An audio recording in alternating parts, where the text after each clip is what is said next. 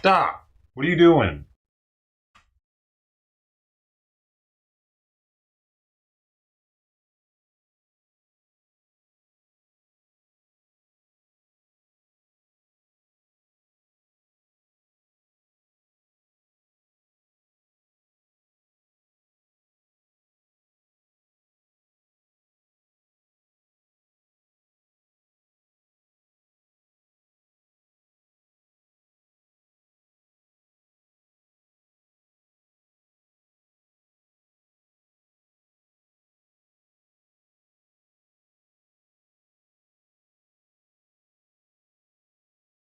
Right. Out.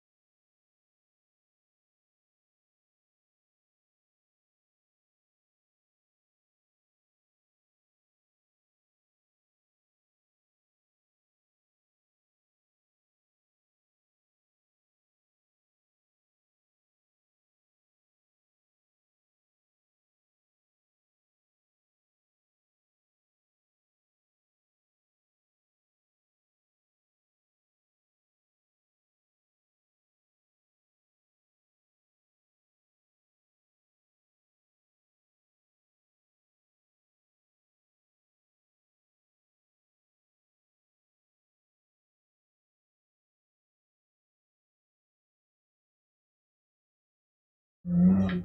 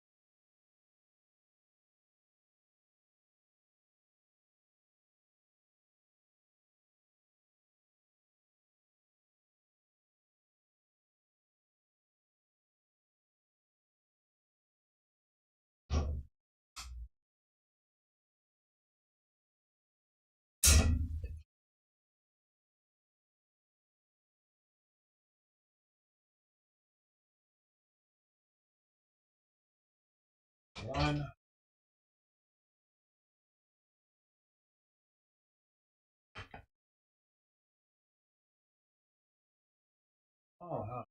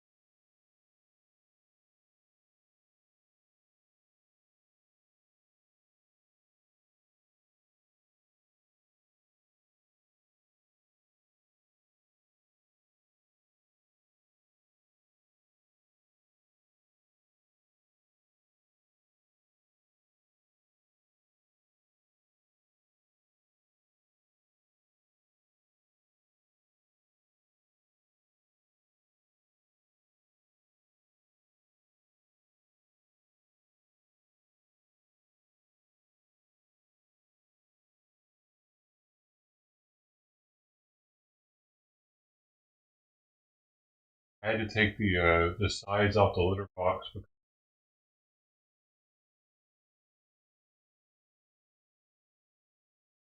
I think she box.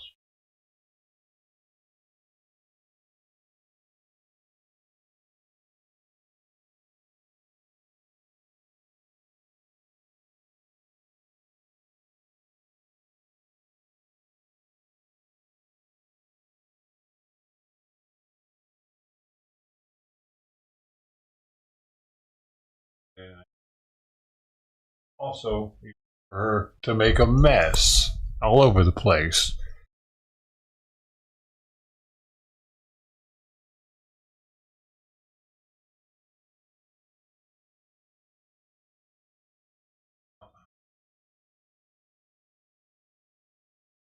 So they've seen me alone, Kitty. How about that?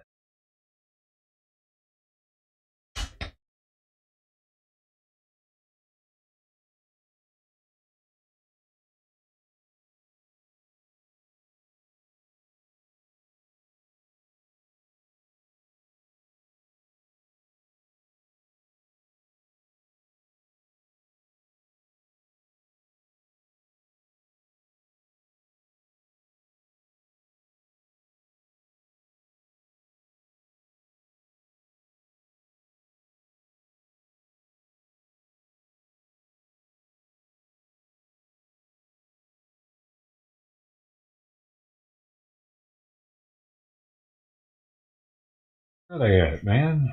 Dude. Hey, Ro, how you doing, man? How you been?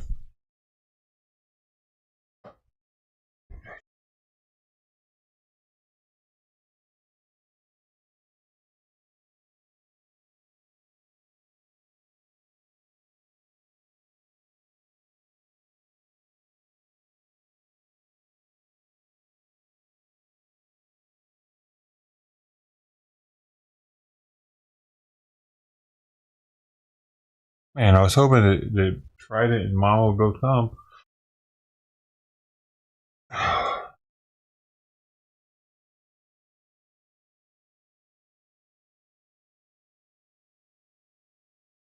Now we just got food sitting there. Lots of it. I even saw one of the tuxedos down in the alley. There's a fly on the water bowl.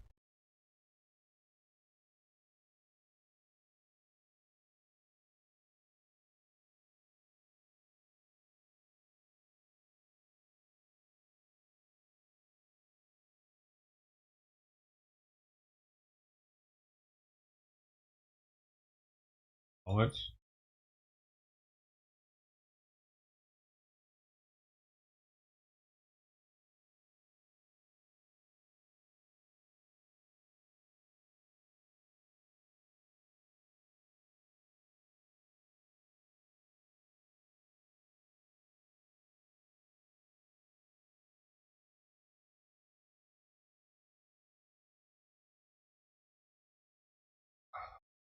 Is meowing. I know, buddy. Fucking 4 more days, man. Hell on earth for me too. Trust me.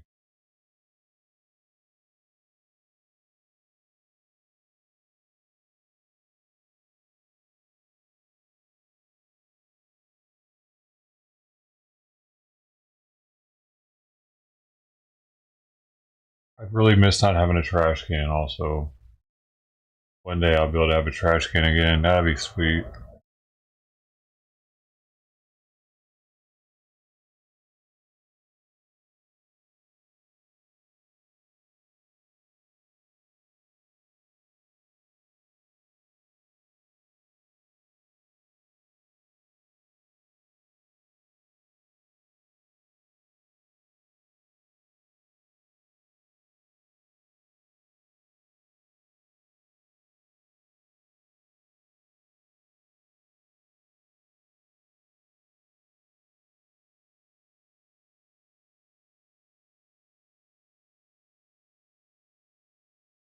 I know, buddy.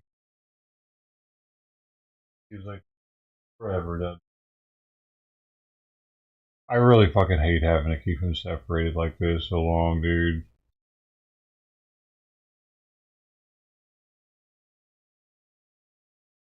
And then she jumps in my lap, and like you know, what I mean, he sees her, and he thinks that I don't love him anymore. You know what I mean? At the same time, I know she's going through a bunch of shit because she's got a big old scar on her belly. Has to wear this stupid cone. This is fucking bad for all three of us, dude. It just sucks. I did not anticipate this sucking near as much as it does, dude. Honestly, I didn't know the cone was a fucking thing. I don't know why I didn't know that. I didn't know I had to keep them separated for a whole fucking week. Uh, why would I know that? They don't tell me that I gotta fucking keep the feral cat for a week if I get her TNR'd. They don't say that. A couple days, you let her fucking go again. But my cats, I gotta keep them separated for a whole goddamn week and put a cone on her and shit. Why didn't I know this already? Fuck. This is horrible, dude. And what it's doing to Simon right now really fucking sucks. He goes through enough as it is with all these medications and picking his food up and shit, shoving shit down his throat 4 times a day.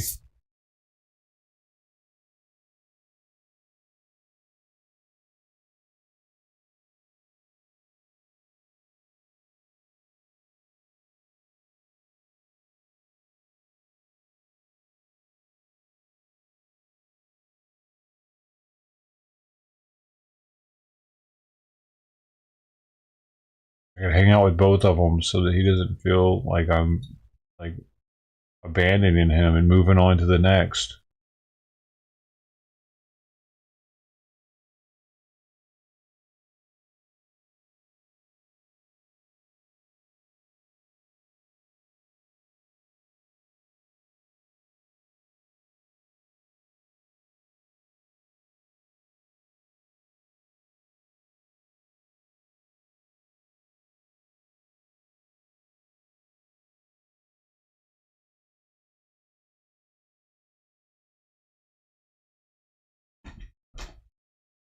He's laying on the blanket that I used to put on my lap for him to lay in my lap.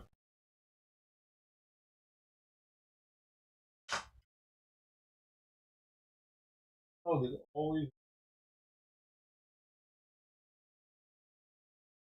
That's the fucking one that took the food that one time.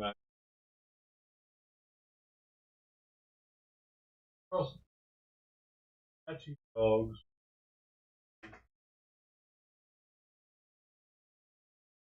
There's a guy across the street that's walking 2 dogs on a leash that almost look identical to the dog that was just running on its own. And I was looking at him. He started staring at me like I wasn't allowed to look at him or something. Yeah, Calico's in the front yard. Dude, hard. Laying there. Flies on her.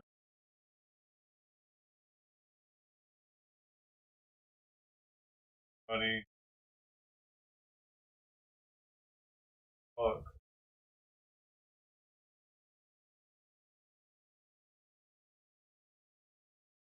Yeah, no, I don't think she's doing it at all, man.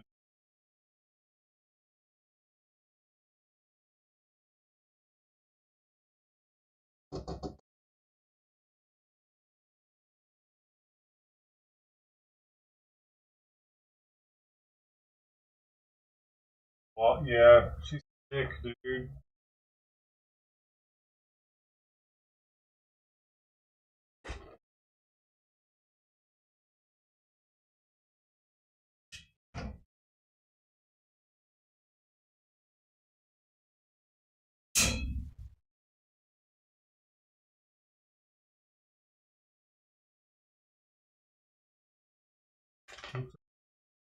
Her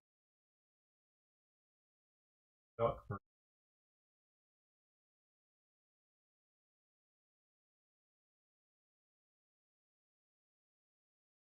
those plates work out. I mean, hello. Really, mama? Dude, somebody has to feed her. More of that.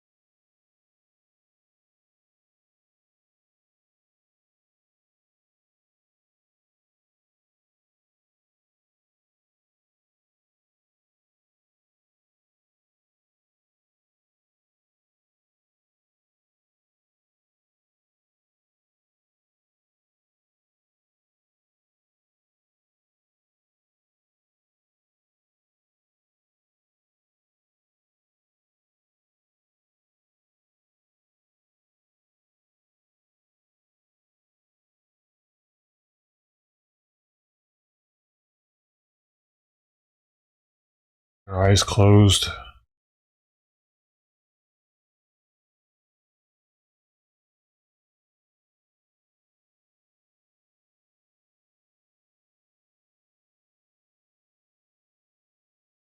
Gotta give her one of these plates if Mama wasn't at it.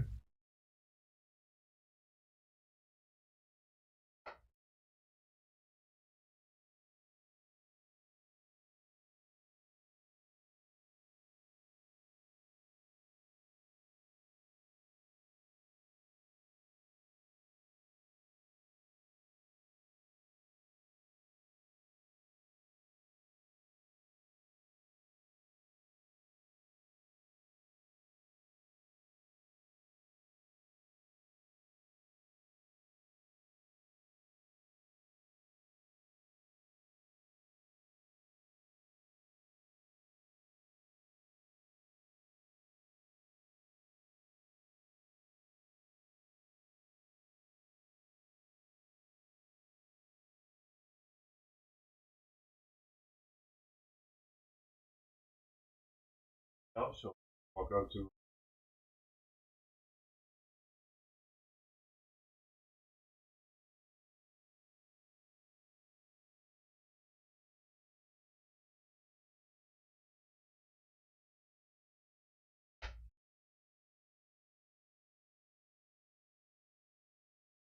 Birdie.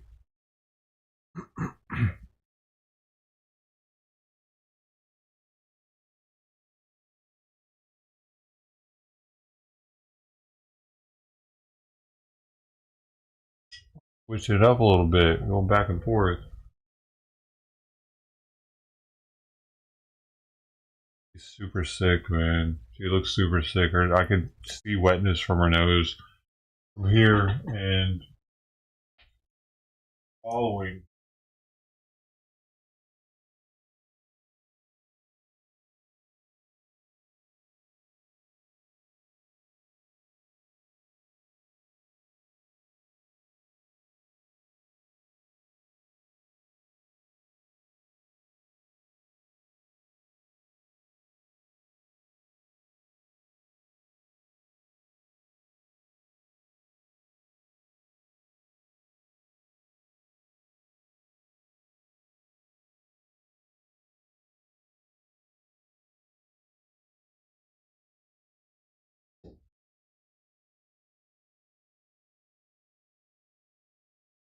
Oh no.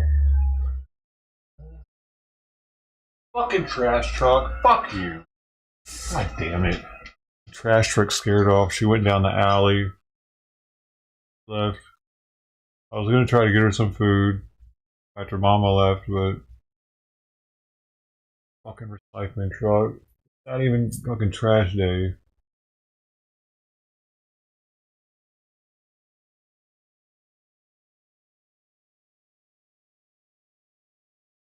What the fuck is he doing on our street, man? Neither side of the street is trash day today. Asshole. Oh, sweet pea. My gosh, that was good. A different kind of extra.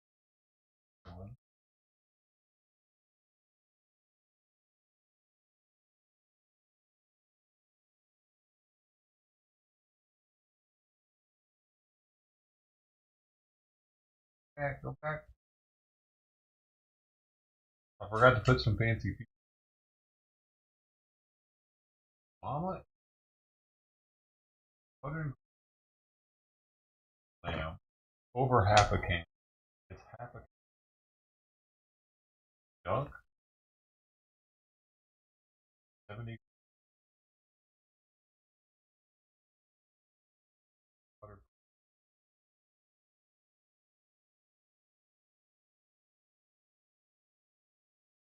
Back and forth.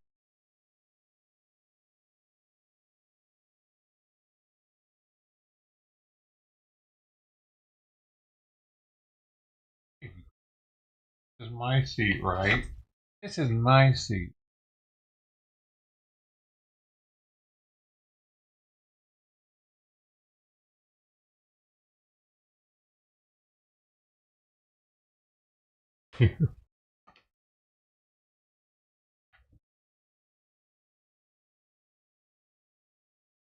What are you doing?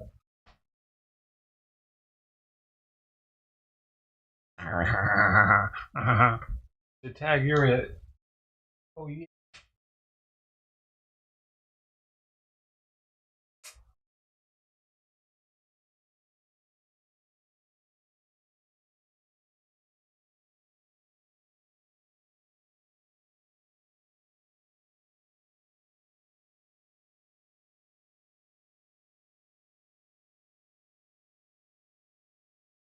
It looks like the smaller plates work out all right too.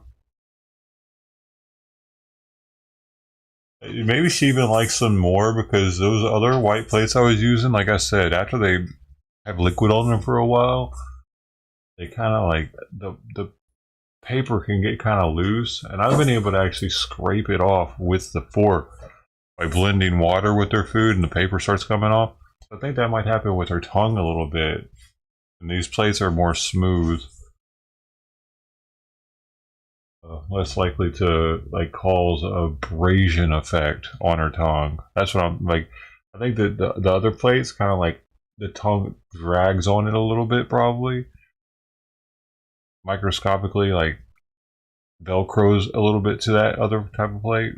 So these, I think she's gonna eat more food off of them.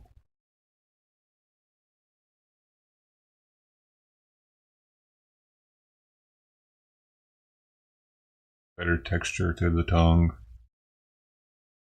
Oh my goodness! Good at jumping around with that. She like slow it. Uses the nurser to help her with it.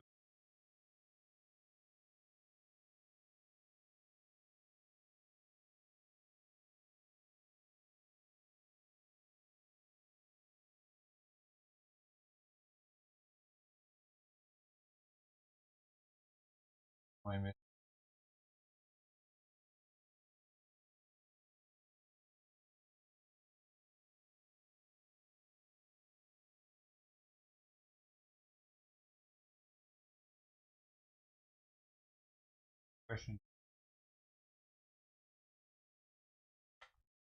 Oh, hey, hey, hey. Or no, no, no. This is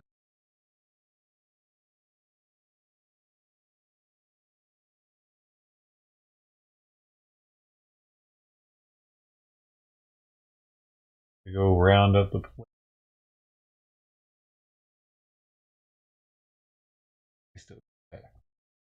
God damn, dude, your fuck has your spit stink so much? My spit doesn't fucking stink hardly at all. It's got a little scent to it. Her spit, oh my god, it's ripe, dude.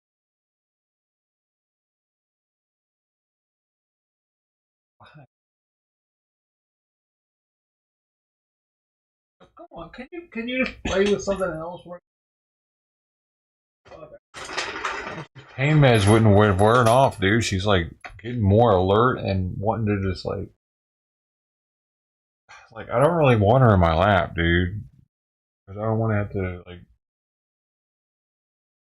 constantly try not to hurt her or try to like because if she falls off or something like I don't know, dude.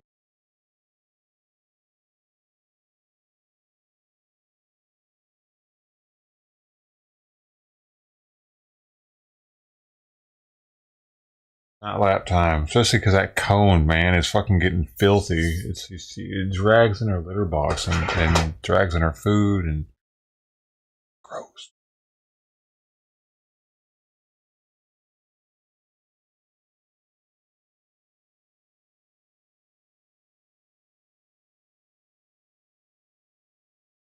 In a little while, she's getting her alertness back to her.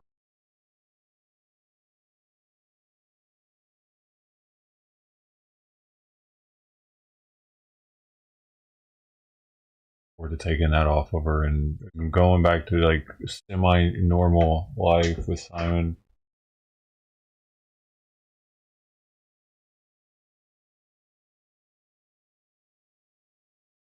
I mean,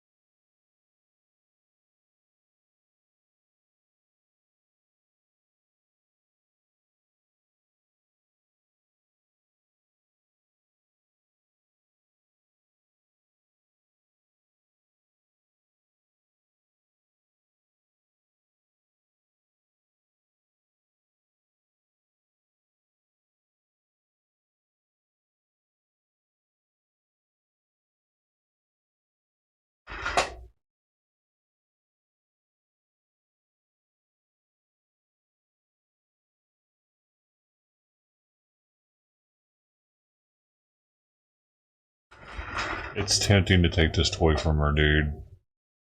Because of the sporadic nature of how she plays with it, it's a little stressful.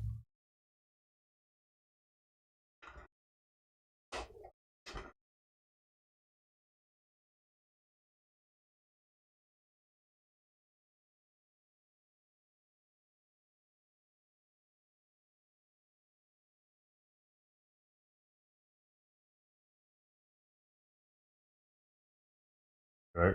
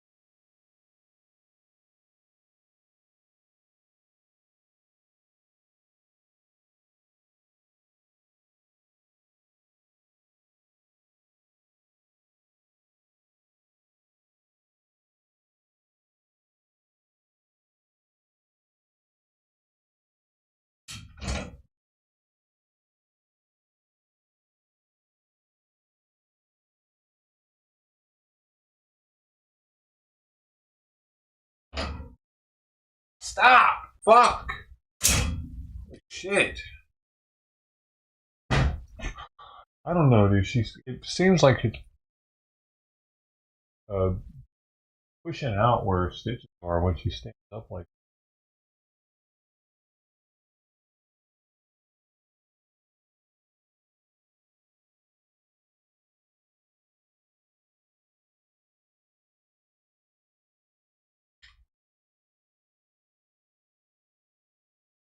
that. Swelling. Okay.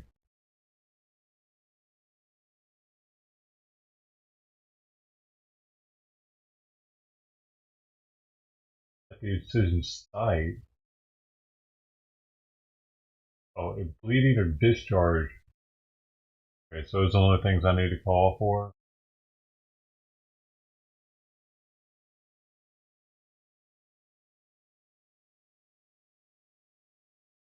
Large swelling.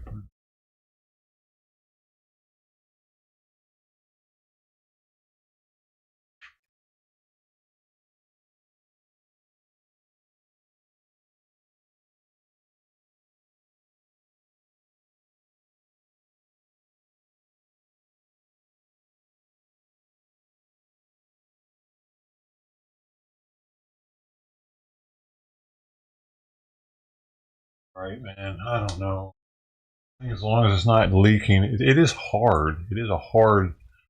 It is a firm. I guess it's supposed to be firm. All right, firm lump. Good. Tuxedo with collar is a little. I think that's got to be somebody's cat. As much as it sniffs and doesn't eat.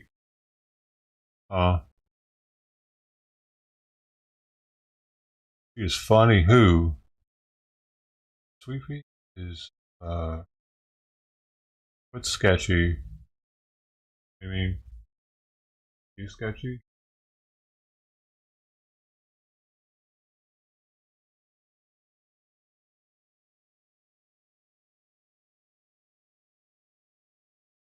Can't jump through there. You can't make it through. Oh my god, dude! You just jumped through my legs. You know, I got my legs crossed with the cone on. All like clawed into my shorts to make her way up here.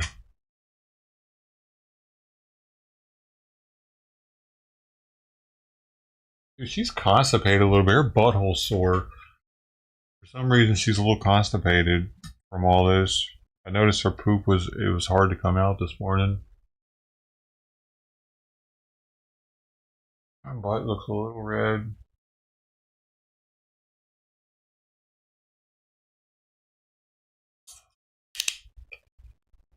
Probably one of the side effects somehow. Really? No, just no. Running up the desk, please. Running up me to jump onto the desk.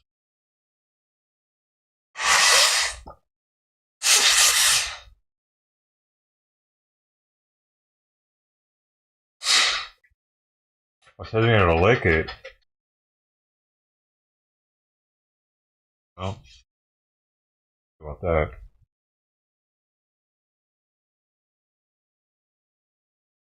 I'm starting to think she's got fucking fleas as much as rashes.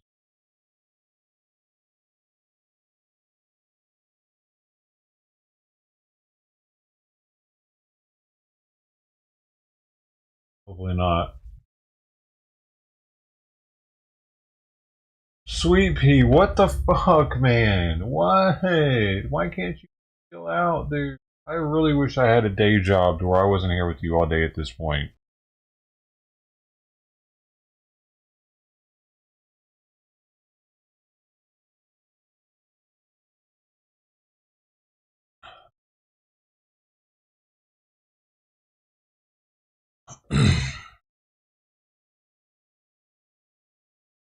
I can't play with her to get this fucking energy out of her, dude, because she needs to just rest.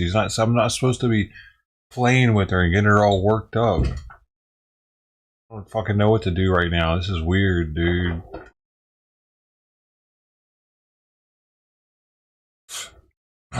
God, I didn't want this in my life. I didn't want all this responsibility, man.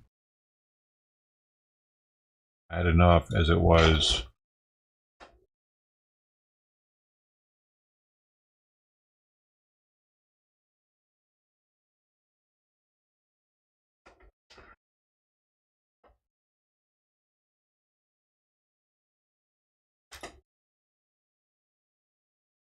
Go out looking for a kitten, you know.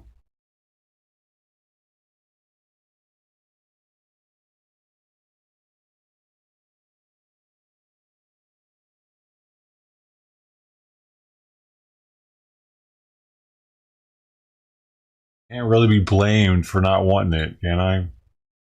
I kind of be blamed for that. I didn't. It's not like I went to the pet store. I was like, "Oh, it's so cute. I want it forever." That didn't happen here. Keeping me up all damn night, meowing underneath the house. Different.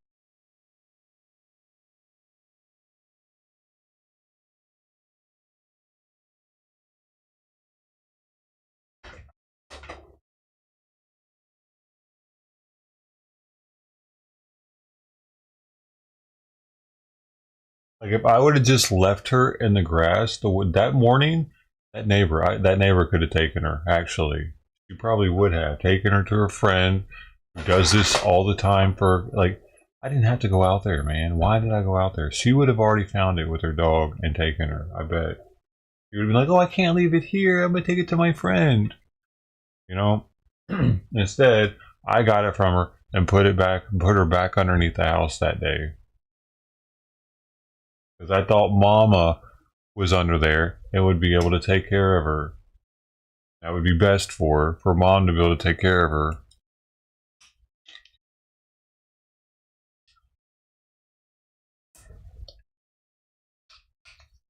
Work out. Mama didn't want her either. Mama didn't want her. She's,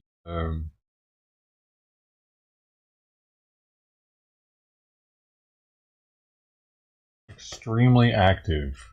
I think that's what it is, dude. I think she's just like Mama was like, "Oh my god, I need a break. It's already been a month of this. I need a break." I still try to give her the love that she needs. You know, I mean, I don't think that I come in here in the morning and I'm just like, "Fuck you, kitten." I pet her and I'm thinking morning to her and trying to get her to get away from the litter box while I'm doing that because I don't want her to inhale a bunch of dust from it. But she'll watch me do the litter box.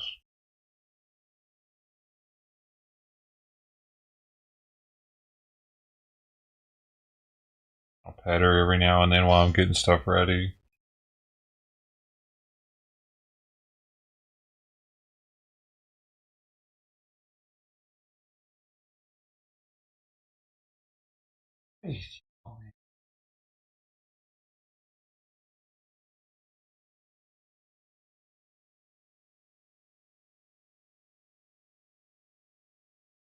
Oh my gosh, you're making my arm stink again. Thank you. Thank you so much for that. Okay, we don't need any more. Go on. Get the fuck out of my lap, dude. If you're gonna attack, fuck. God damn. Like, dude, how is it so nasty? Fuck.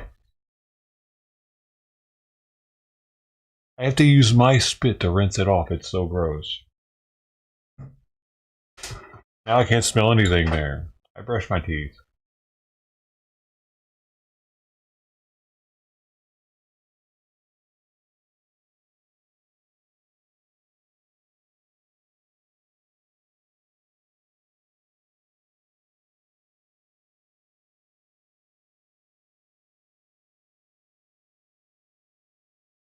Oh.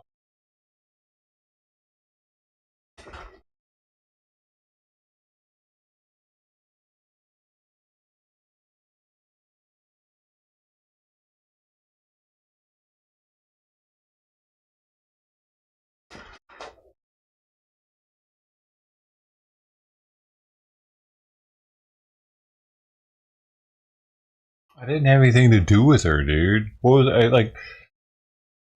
I don't know. I just don't feel right making a Craigslist ad, having multiple people. Like I don't know, dude. Situation. I don't trust Craigslist like I used to, man. Honestly, with all the shit that's happened with it lately, people scamming people on it. I just don't trust it like I used to. Not here. Too close to Compton and shit. Long Beach isn't really known for being the most honest city either, probably.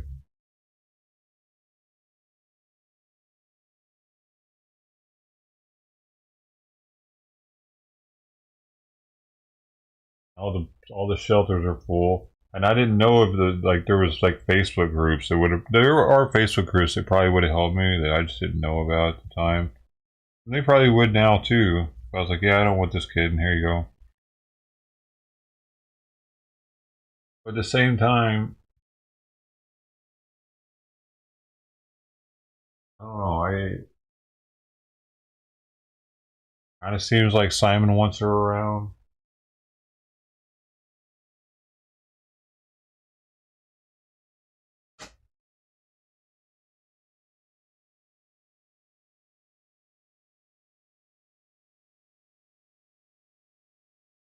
And I need to see how she's going to act after the spay. Maybe they'll kind of get along a little better.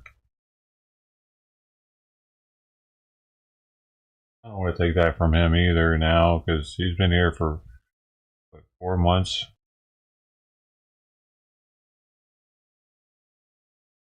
I mean, every freaking day, he'll stand outside of that door. What it's like when I'm doing the morning routine, I keep them separated.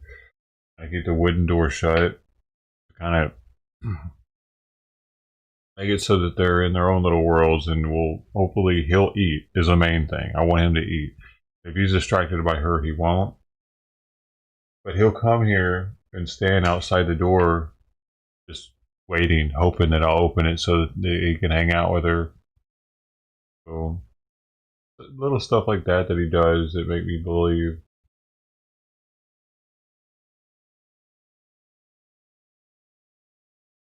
he likes or he wants to have her around because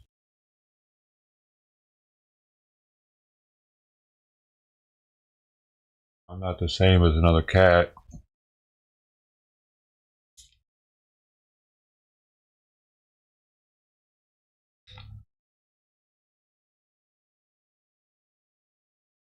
A lot of me keeping her is for Simon.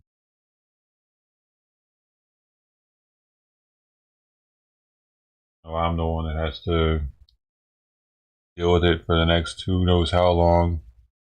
And I don't know how much longer he's going to be around.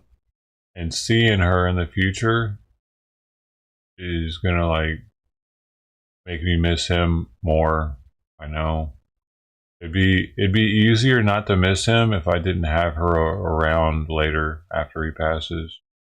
It'd be easier not to like um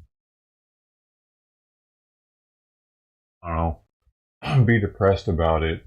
Out of sight, out of mind kind of thing, you know. But seeing her around now, it's gonna remind me of when she used to play with him and shit. It's gonna fuck me up, dude. I'm not gonna do well with it. Just thinking about it messes.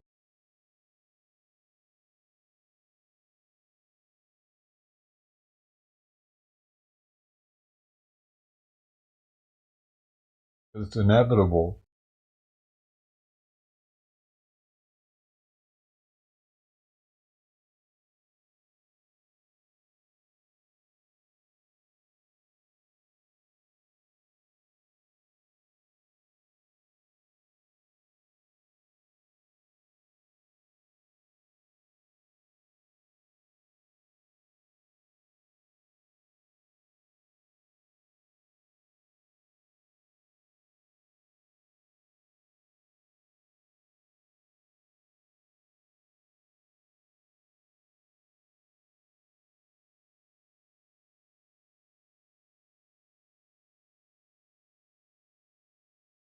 Looking at him right now.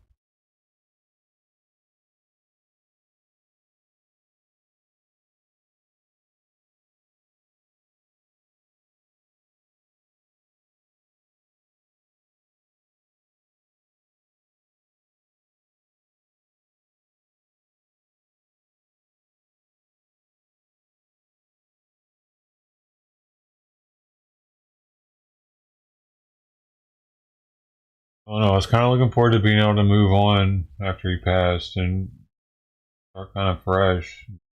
Not harp on it, the sadness of him being gone, but be appreciative that I can like do stuff more freely. I'll be more free. I won't though. I won't be more free when he passes now. I'll just have her to remind me of how he's no longer around. But with the same responsibilities of cat ownership and not being able to go on vacation and not being able to go out for the night and not to worry about the animal.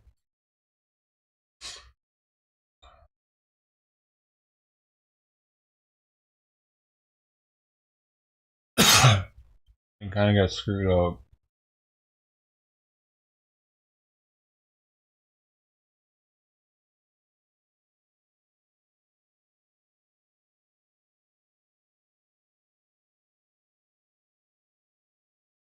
It'd be kind of different if I was already settled down and had a relationship with kids, and we just got the cat, and this is what we do. It's our family. But I feel like it's hindering me from getting any of that. It's holding me back,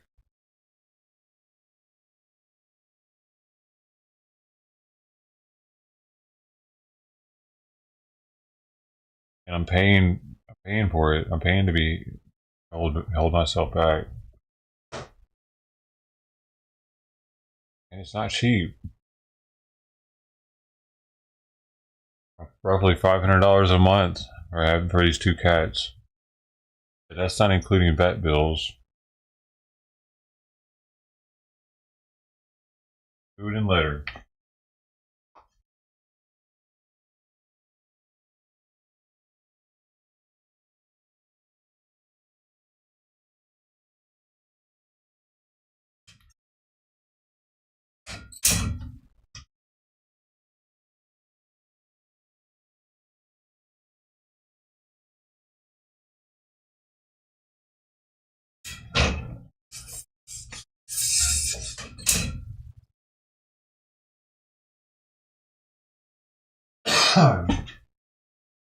Not think of him? What do you mean?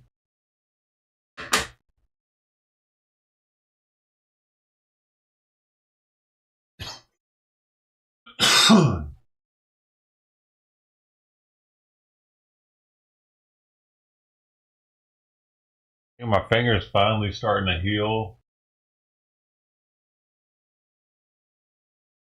Being very careful about bumping it on the cans when I open them. Because when I do this, I pull it up, it like knocks the out of my finger right there. I'm opening so many cans of cat food per day. I think that's how it happened.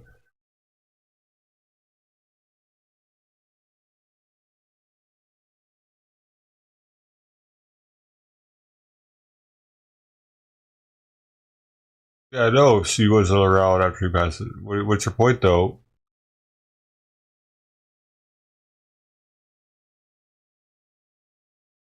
Is that good or bad? Be less stressful, less depressing.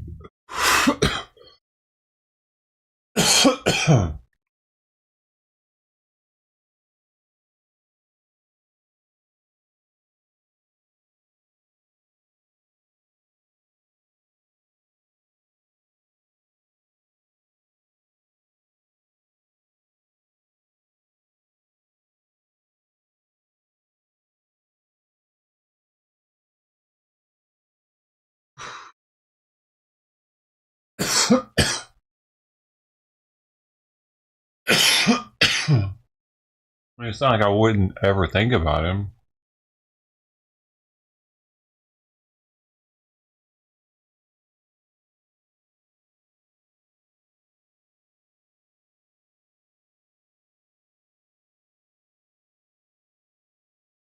It's distracting to think about him all the time after he's gone. Like I have a lot of regrets with Simon, man. It's that's the thing. A lot of shit that I regret.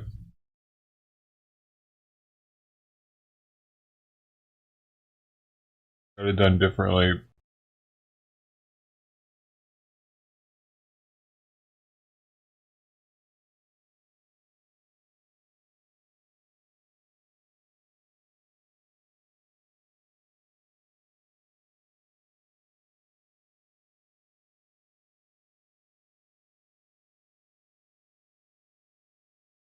Fuck, she's licking it. I didn't even notice. Yep. No, we can't do that. Can't do that anymore. No more fucking cone like that. Nope. Cone stay like this from here on out. I had a feeling she was licking it.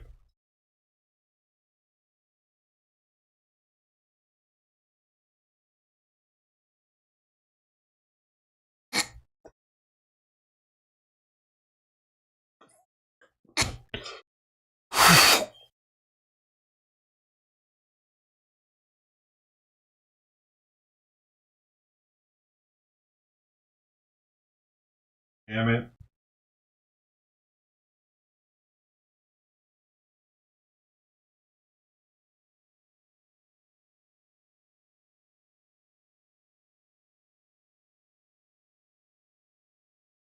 I'm gonna have to keep her cone like that from now on out. No more flipping it back, baby.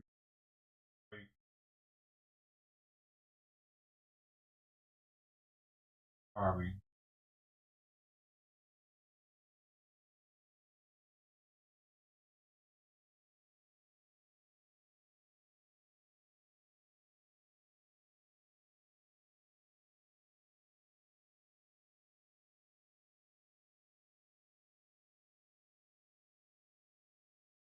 She just licks the cone thinking she's licking her leg.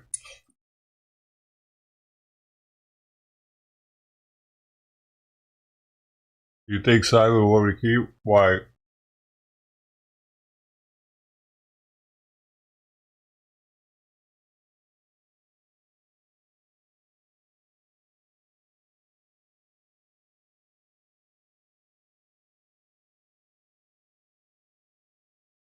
Pretty sure she was. I can't tell her, but I can't get it. Or licking them stitches out would be pretty bad.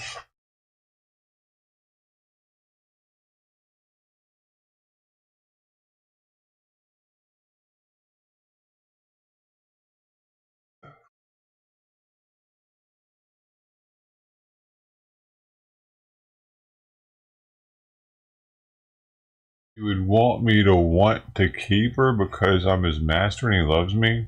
Because that? What?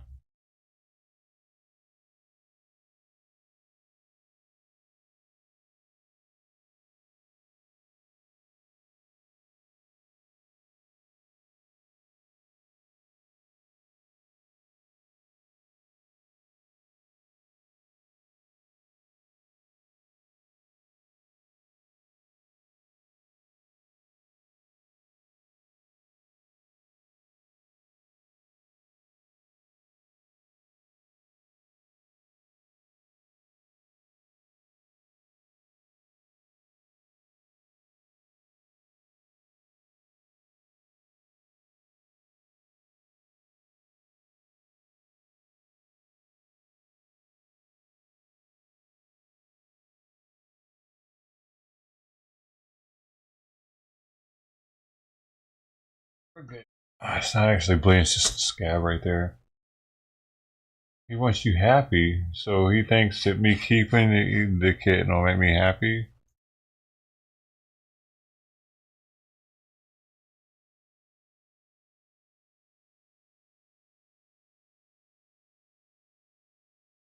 It's six on a line. What do you?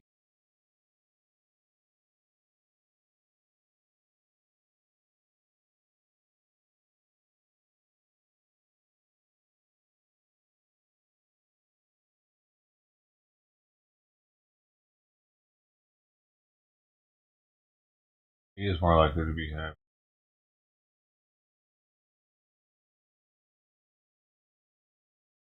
talking about it.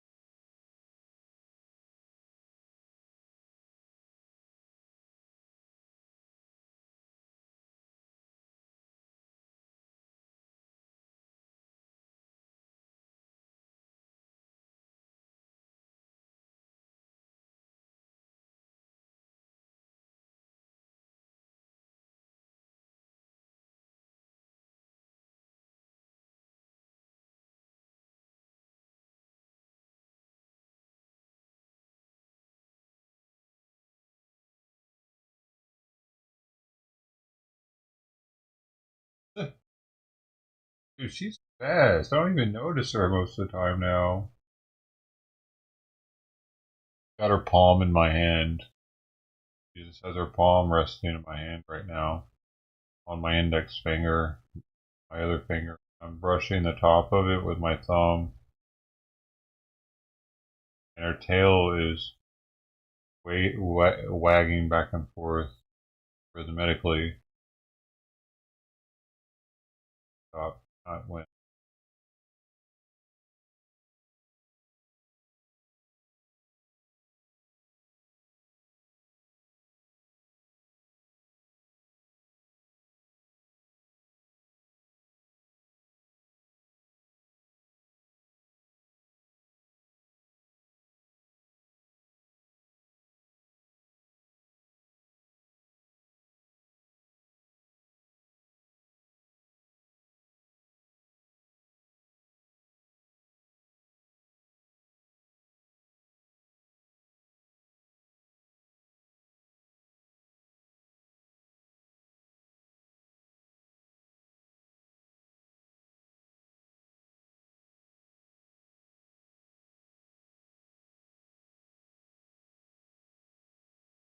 Do.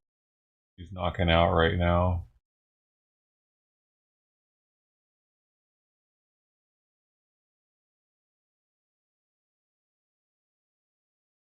Did you hear about the Austrian Taylor Swift show got called off? Chemical substances and technical devices were found at the house of 19-year-old suspect of planning an attack on Taylor Swift's concert in Vienna. Pretty wild, man. Of course Vienna found it, dude. Vienna is, dude, if you didn't know, when I was there, it was known as being the safest uh, city in the world. Even though it has so many immigrants, dude. Uh, I don't know if it's still on that list. See.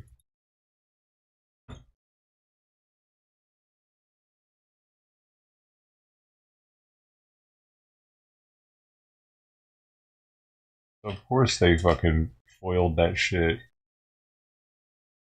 Let's see, world's 15 safest cities. This was in May. Let's see what they say.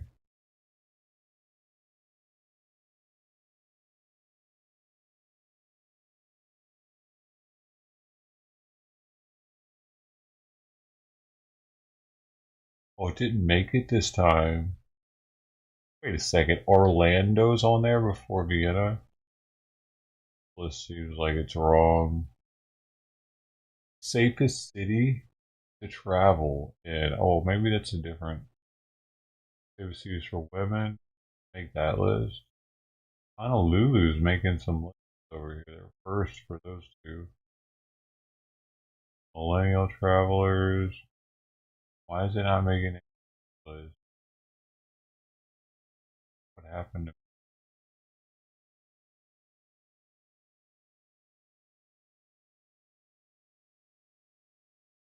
God? Forbes though, so who knows what how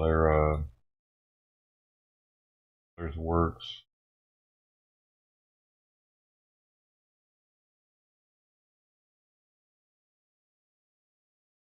So going downhill in Vienna. Maybe it is all the migrants that are causing that to happen.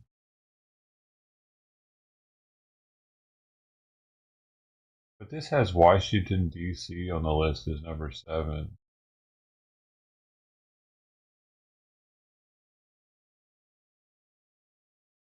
If you didn't even top 24,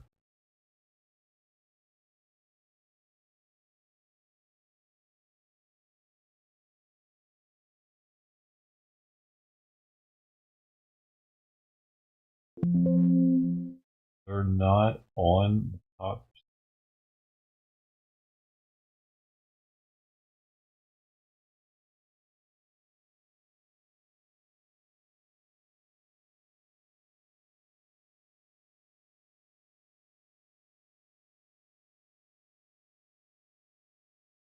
Okay, well they are one, two, three, four. They're fifth on safest countries in the world. Austria.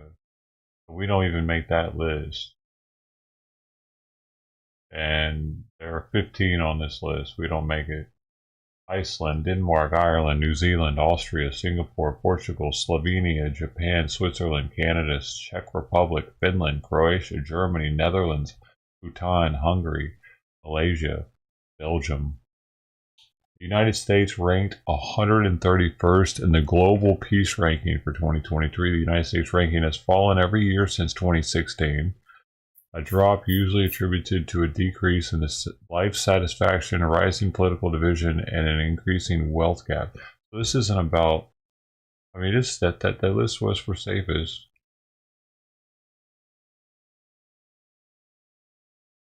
According to 2023 GPI report, the world has become less safe over the past 15 years, with per country scores deteriorating by 5% on average. The report further notes that safety and peacefulness have decreased for 13 of the past 15 years. For example, the results for 2023 revealed deterioration in the average level of global peacefulness by 0.42% between 2022 and 2023, while safety improved in 84 countries, it dropped in 79 countries.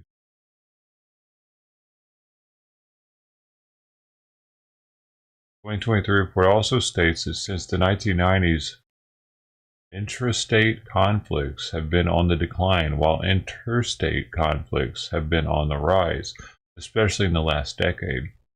The war between Russia and Ukraine is still the major source of devastation.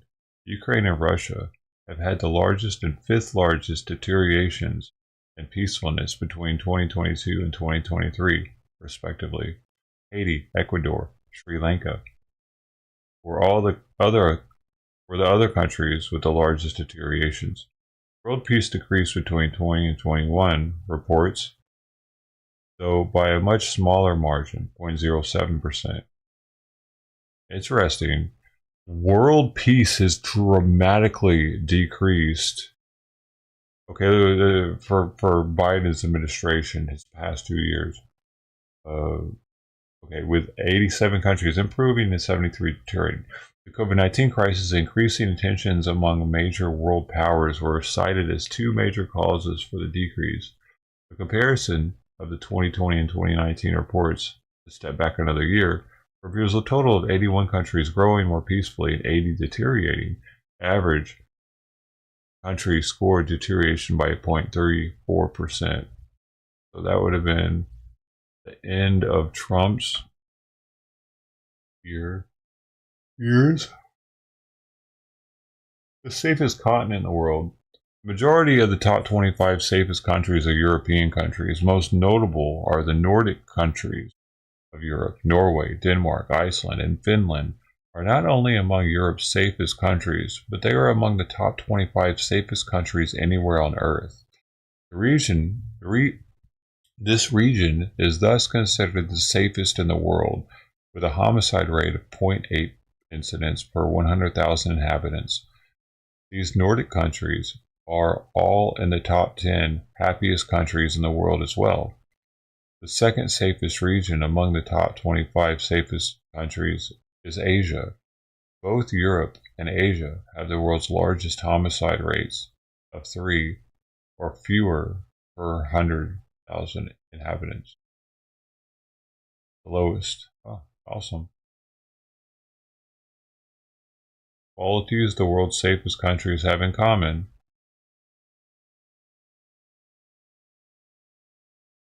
Interesting.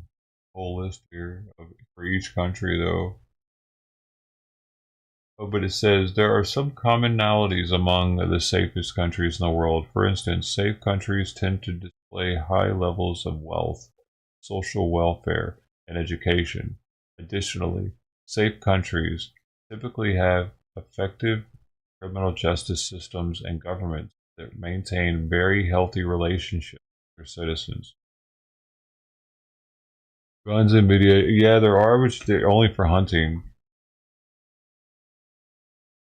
Like, you have to be a hunter to have one.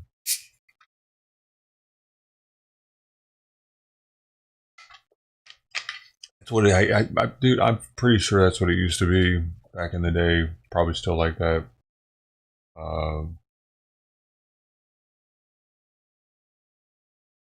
Well, here we go. Look at this.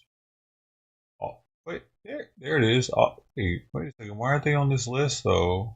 Oh, they are on this list. These countries fifth. Austria. It says. This is why we were talking about this. I'm talking about this, and you're listening. This is the radio show now. Okay, Austria is where the ISIS was about to hit a Taylor Swift concert, and they canceled all the shows. 65,000 fans were going to be there. But Austria ranked as the 5th safest country in the world again in 2023, while violent demonstrations in the wake of ongoing social unrest remain concern.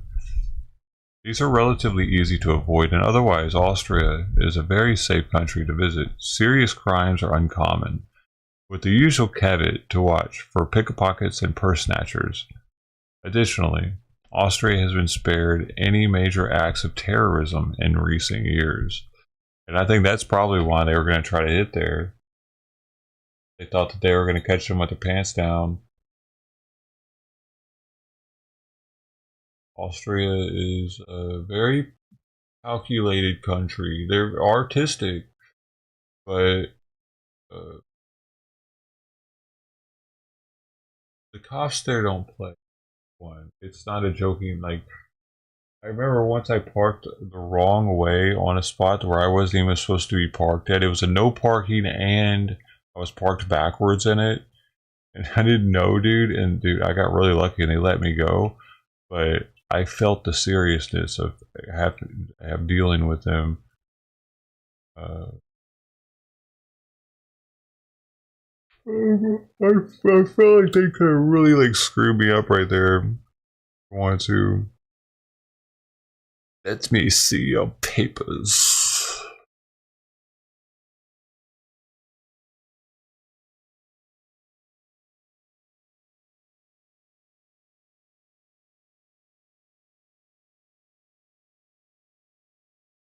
What is this?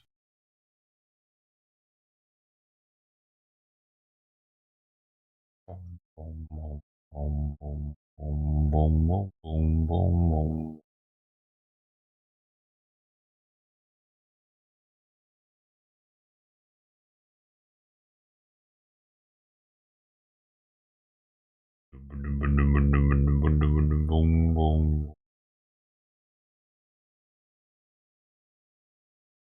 Check this out. We need to ban. Oh fuck! I forgot I didn't have my headset. We need to ban bees, bro.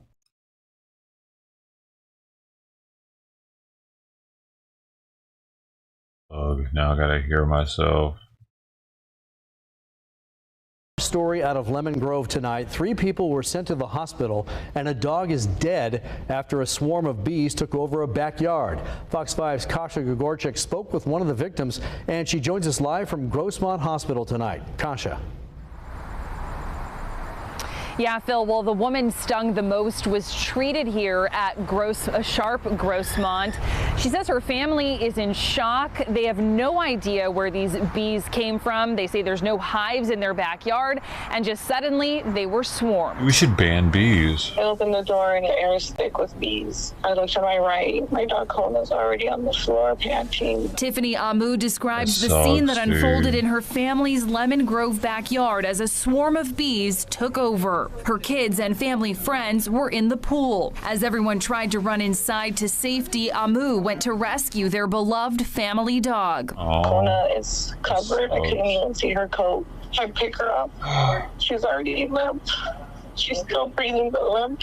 She jumped to the pool and I'm dusting the bees off and I'm covered in bees. I can hear them, they're loud. In the process, Amu was overwhelmed by bees, stung several times herself. She spoke with us over the phone from the hospital. I was calling 911 the whole time and they kept repeating themselves. We don't come for a bee sting now, I'm calling exterminator. And I'm telling them I'm not exaggerating. This is not one or two bee stings. I am in a blanket of bees. I need help. My skin is burning. Please help. 2 other kids were stung about 2 to 3 times and taken to the hospital as well, but quickly released. The other family dog Why were they was stung. taken to the hospital for being stung 2 to 3 times? That's just silly and a waste of fucking a waste of resources. Once. When I came home, they were 2 or 3 times you could take that Amu's kid. father came home and immediately helped take Kona, the 12-year-old boxer, to an animal urgent care, but she did not make it. Kona was a rescue and a registered emotional support dog. 12, I had Peter Pan syndrome, which she never means the joke. She never goes up. She's still spunky. She was still super active and hyper. Heartland Fire and Rescue helped respond and tried to clear the That's bees from the sad. area, but no one knows where they came from. It's just something freaky. I guess they don't, nobody knows what they do until it happens to you. Oh man. Now, I do know that Bees, Tiffany save Amu is now yourselves. thankfully home, continuing to recover. Obviously, they're devastated. You know what I'm talking about? You even know what I'm talking about?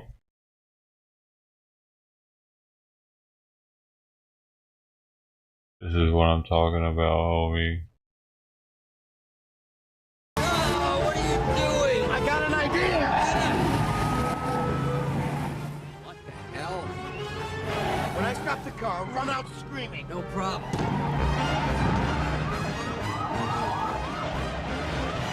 Little trick my dad taught me. Classic. Bees! Bees!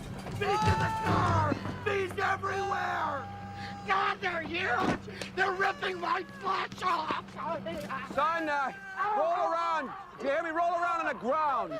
Forget that! I'm starting to swell up! Save yourself! Don't be the hero! Frank, I'm allergic to bees. Me too. They're huge and they sting crazy! We'll come back later and check on you. Yeah, in a while. Save yourself! Your firearms are useless against them!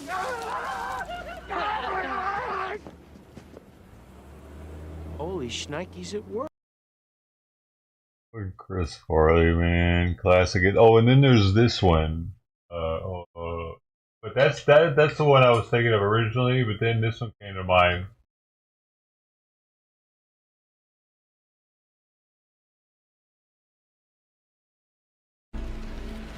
What is that? What is that? What is it? Oh fuck! I can't pop it out because it's not long enough. Hold on.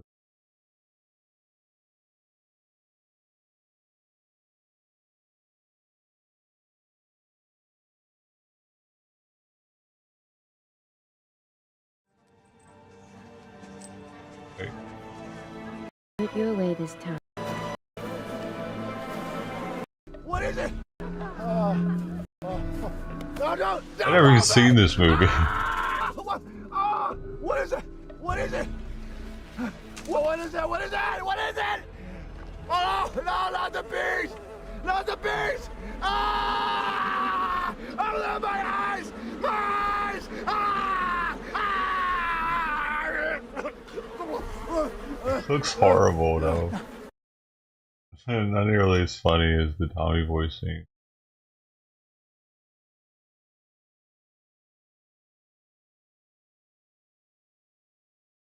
These.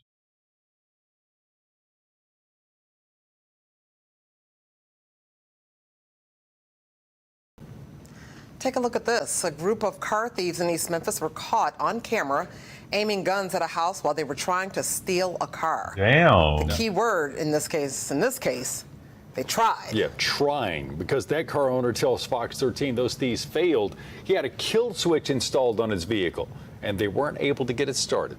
Fox 13's Jack Bilyeu has been looking into kill switches. Dude, I had exactly one in how my they car work. when I was living out there. Jack explained to us here, you're told that they can even prevent thieves from who are using My dad the most had one on his advanced car, technology. too. I mean, they come in with iPads sometimes, I put it in myself. and other USB devices, but these kill switches can keep them from stealing cars. Yeah, Daryl and Dark. Easy to install. Almost 7,000 cars have been stolen so far this year. That's according to the Memphis Police Department. Now, those thieves' methods are getting more and more sophisticated, as you mentioned, using electronics to get into those cars. But the good news is that anti-theft measures are also getting more sophisticated. Now, we caught up with that car owner and the technician who installed his kill switch to find out exactly what they do, how they work, and how they can prevent you It interrupts from becoming the a victim. starter, the ignition switch. I think I was traumatized by the event. Justin Mills Take the wire shared going this to the surveillance ignition footage switch, of you just thieves trying to reroute it steal his car to a from his switch. driveway in East Memphis back in June. 2 people are seen trying to start the car while 2 others have guns trained on the house, but the car won't start. Eventually, they get out and push it out of the driveway. They weren't able to get it started. They pushed it a half a mile away around a corner in the next neighborhood. Mills says he found his car the next day with only minor damage. He credits a kill switch he had installed 2 years ago with preventing the theft. The kill switch is the number one thing that I would put on my car. I will put them on every car after this. We sat down with the technician who installed that kill switch, Carl Anderson of Lee's Custom LEDs and Designs. He says over the last few years, he went from a handful of clients a week to dozens of clients a week. I've been doing it for about 10 years now, and it just recently started to take off with the rise of theft in the Mid-South area. Anderson explained how kill switches work. They're connected to your car's electronics, then hidden somewhere in the cabin that only the driver knows. When done properly, a thief won't even be able to see that one's been installed. When the driver gets out, they flip the switch, and the car won't turn over. They can take your keys out your hand, but they cannot start their car. If your switch is off, they cannot start the car under no circumstances. It's like you're just taking the battery with you as you walk. The switch can also be connected to a fob, meaning the car's owner can remotely kill the car even if it's already running. Kill switches can also protect against more advanced methods of theft, including key fob reprogrammers. Those devices are meant to help locksmiths and car dealerships create new key fobs, but they're being used by thieves to steal cars. Oh shit! Generate universal key. So after that, all they need to do is physically plug it into the car. With the kill switch activated, though, the reprogrammer is not able to connect to the car's I didn't onboard know computer, that. and therefore it can't be used to steal it. No, it can't start. It can't connect. Oh, wow, you don't even hear the beep. Yeah, it won't. It's no power to it. Now, it'll run you about $150 to get a kill switch professionally installed in your car, but that price may vary depending on the type of car you drive and how complicated that switch is. Daryl? That is Fox 13's Jack Bilyeu live tonight. Jack, thank you for that. I was outside the door right now, just meowing, meowing, meowing, meowing, meowing, meowing. Meow and meow and meow and meow and meow and meow and meow meow meow meow meow meow meow meow meow meow meow meow meow meow meow meow. Now to the new change you may have already spotted on your last trip to Costco. The chain is cracking down and trying to.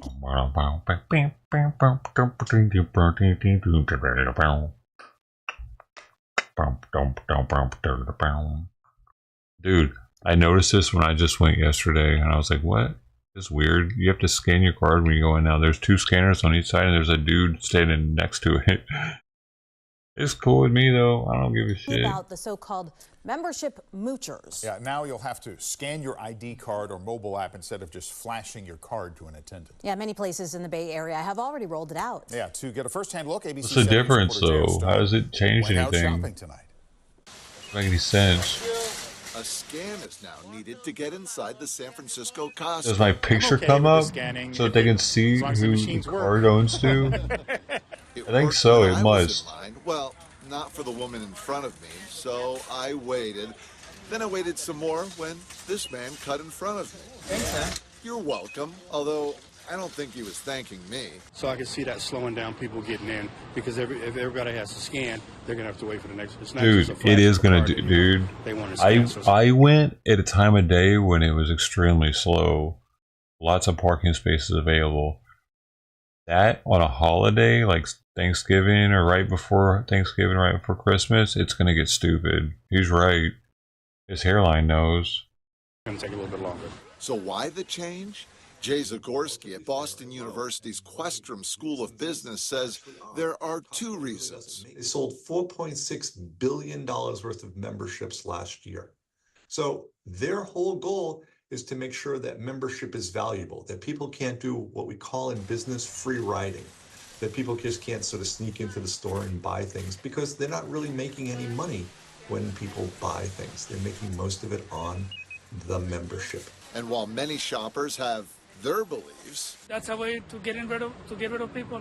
They probably just did it to reduce the number of employees they have standing at the door. Zagorski says no, there is something to that. There's still an employee there. What Costco would like to do is redeploy people from the input side, from walking into Costco to the checkout side. A way to speed up the process of leaving the store, which can slow down when items are being checked. Costco will only say that these new machines will be implemented at store locations across the country in the coming months. In San Francisco, J.R. Stone, ABC 7 News. Are they going to make it so like you can't get in unless you scan it though? Will doors open up once you scan it? Because that'll definitely slow shit down. Soaring California electric bills could. Turning now to your energy bill. To hurry the hell up. The up. legislative session closing at the end of the month. A huge rumor is swirling in the halls of the Capitol. Is Governor Newsom going to introduce legislation to try and curb PG&E and spending and lower rates for all electric bills? ABC 10's Devin Truby has been working to confirm new information all day. She's live in the studio. So, Devin, what can you tell us now? Well, Chris, I can confirm there's some kind of bill being worked on at least. An energy advocacy group confirms they've been in meetings and heard briefings on possible legislation. We could see an actual proposal by the end of this week or early next. I spoke to energy experts to find out what lawmakers would need to do for you to actually pay less. With about 3 weeks left in this session, energy advocacy groups confirm they met to discuss Newsom introducing legislation to lower energy bills. PG&E recording record profit. We're experiencing record bills. Mark Toney with Turn, an energy advocacy group, says he's been in briefings about the legislation and expects to see something in writing by next week. He would not comment on the discussions, but he and other advocacy groups wrote a letter asking for energy efficiency programs not to be cut. No limits on how much the utilities can ask for or how many times a year, and there are no limits to how much the Public Utilities Commission can grant in a rate increase. Like this year, when PG&E bills jumped 30%. Customer advocates agree utility companies like PG&E need their spending curbed. Former California PUC President Loretta Lynch says you don't need legislation to do this. The governor appoints CPUC. Lynch says the governor could simply appoint regulators. The scuttlebutt is that they're going to save $1 billion. Just last week, the PUC authorized $1.2 billion in extra costs for the Oakland headquarters move of just PG&E. Wildfire mitigation, also a pricey project, could be reduced. The PUC allowed PG&E to underground over 1,300 miles of transmission lines at a cost of over $6 million a line, when a just as safe alternative exists, which is covering the conductor, and that only costs $300,000 to $600,000 a mile. We reached out to Governor Newsom's office, who says they have nothing to share at this time. PG&E also did not respond to our request. ABC 10 called multiple members of the Senate Energy Utilities Committee. None had heard about the proposed changes. Now, this will have to happen in a 3-week time period. California Energy Commission says they won't comment on pending legislation, therefore confirming there is legislation to us. Chris. Indeed. Keep us posted as you learn more. Devin, thank you.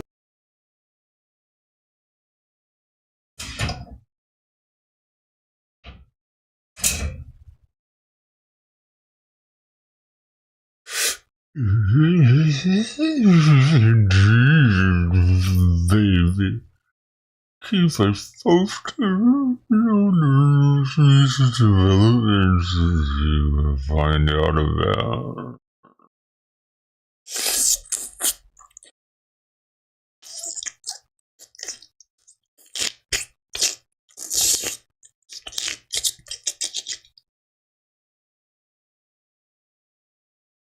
Now get out of my offices.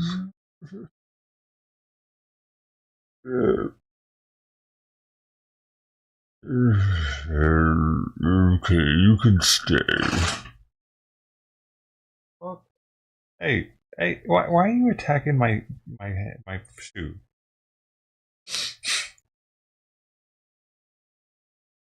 What? Hey.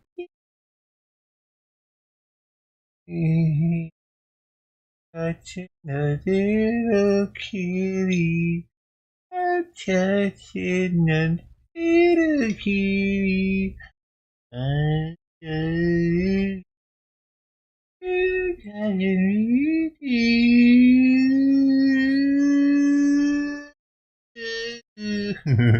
She likes my song. Either that, she's about to attack my face.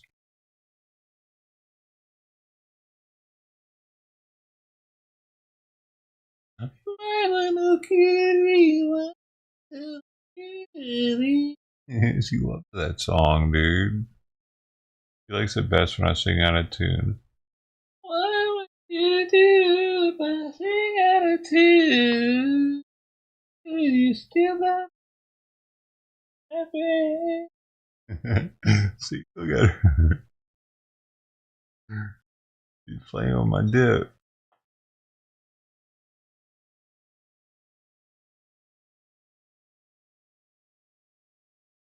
Sing my song.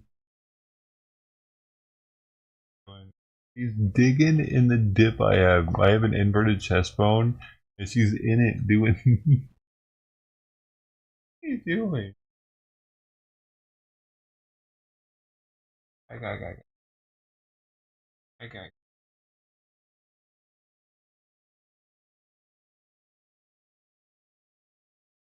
I'm sorry, son. Oh my gosh.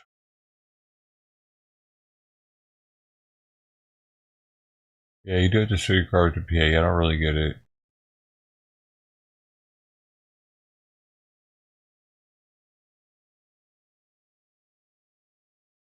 There's a pain behind these eyes. So he's on antibiotics, he's on pain meds, like, he's my baby, you know, he's my son. Lacey's dog. I pick him up like this, he's fighting through every step. He was recently hit by a car. See that huge gash on his leg? That's actually double that size. The lady hit my dog, she slowed down and then just gunned it. Ran right over him, and then she left after. Lacey just moved to this camp where it happened on Southeast Knapp Street between Mount Scott Boulevard and 105th Avenue. This row of RVs, a sign. It's been around for years. It was out of the way and just somewhere to go. Let's play Queens. Angie runs a nearby daycare. She's watched the camp grow. Over the last 3 years, it has definitely gotten progressively worse. We have just garbage and just stuff peeling into the street, and it's getting out of hand. Now the tension between the neighbors and the homeless people are running high. We were here for 20 minutes and we saw it firsthand. I don't care if it's backed up. You guys back this up all the time. This is wrong. It's wrong. And later,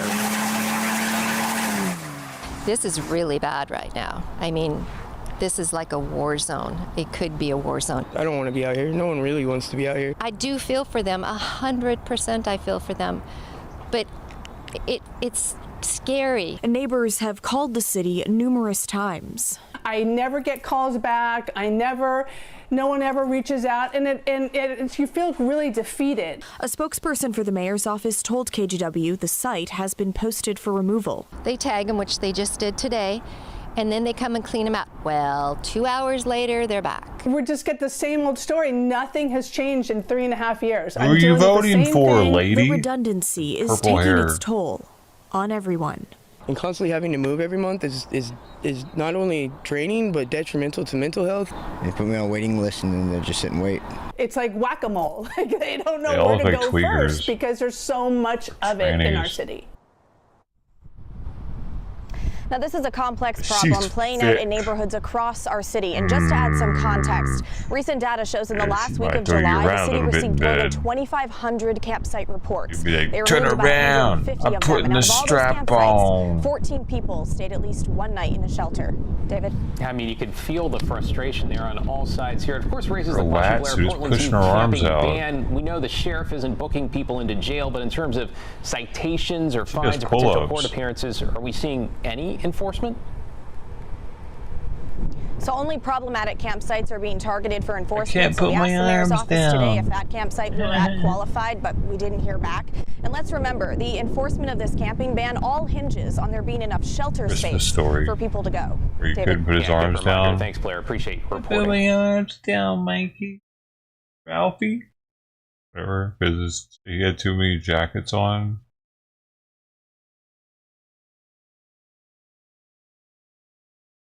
And they dared him to stick his tongue on the pole.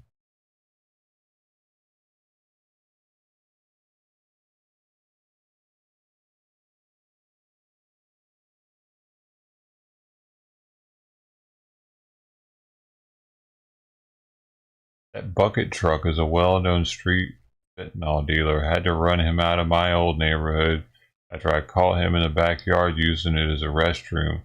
I had to be out of that godforsaken town. Wow.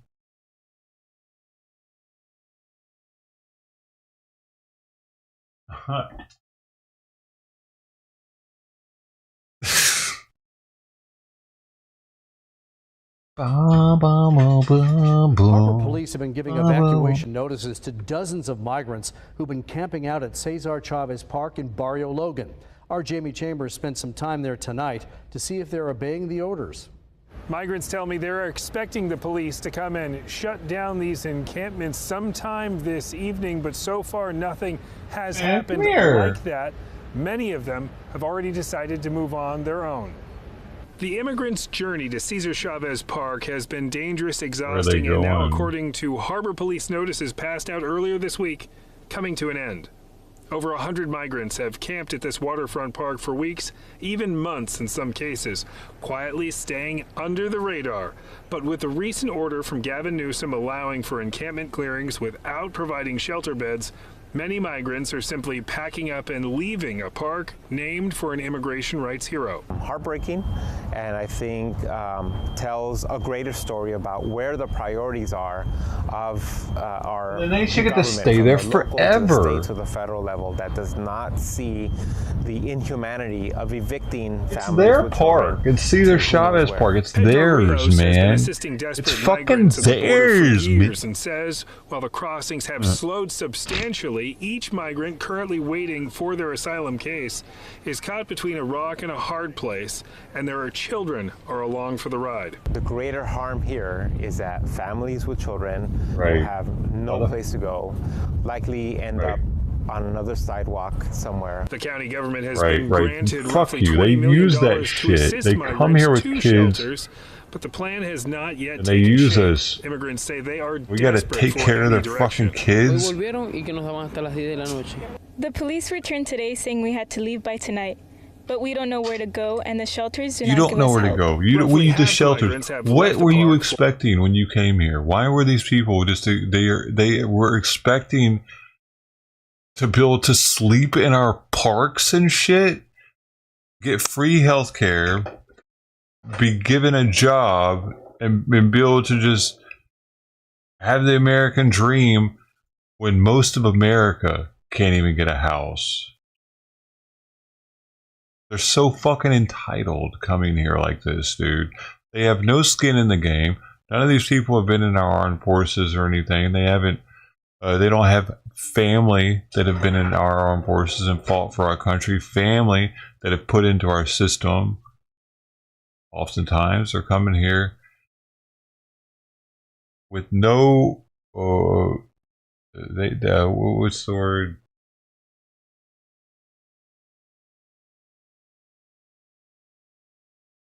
No investment into our country. Their families, they'll say, and you know what's funny? They'll come here and they'll be like, "Hey, the migrants, we built the country." It's like, not you though, not you and your fucking family.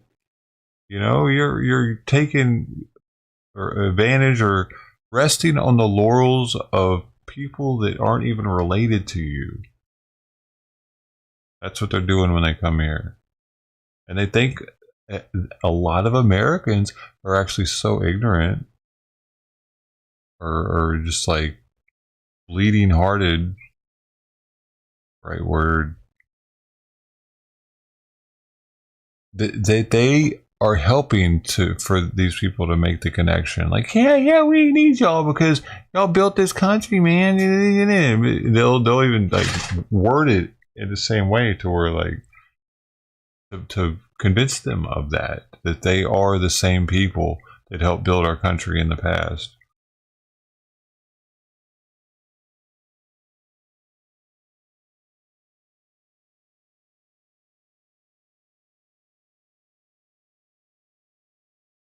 I think those people in the past did it legally. They did it the right way.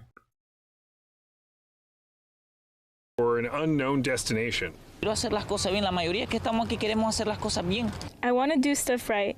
All of the people here want to do things the right way. But it is hard because many the first thing you do when you come here is break the law and do it not the right way. people come and point out the bad and the negative, right. But they don't know our story and why we're here. You're here to fucking make money off of our country.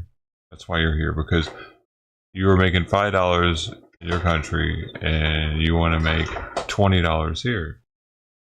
Experts all agree. That's why you're, and all the free health care you can't get in your country. You're not willing to fight for getting in your country, amongst other things that they're not willing to fight for their country. That's why they're here.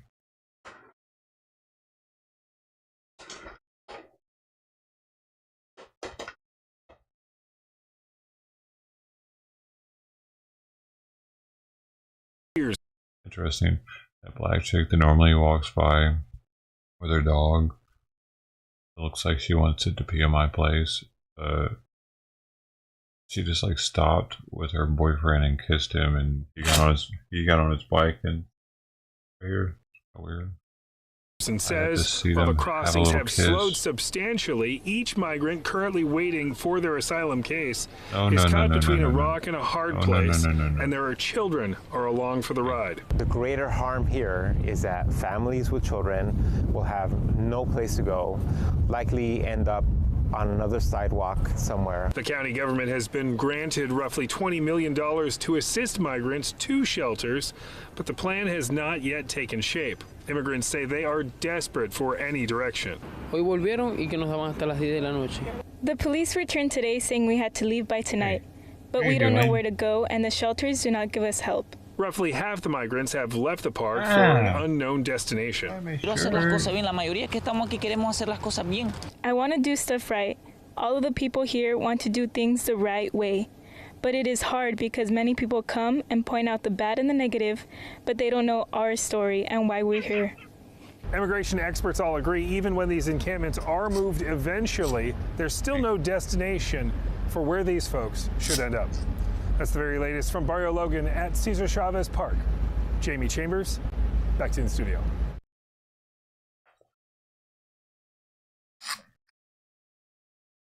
She can't bite me now. With the cone, she's trying so hard to bite me. Dude. Ow! Bitch! Alright, you bit me. Go on. No, you finally did it. Out of here.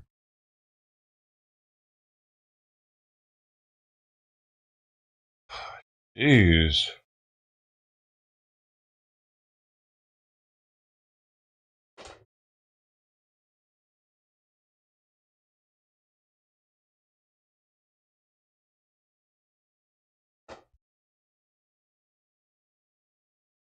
New at 10, the city of LA has spent years converting roads to accommodate bike lanes. Now those lanes are getting filled with trash from encampments, leaving some bicyclists to swerve into traffic to avoid the debris.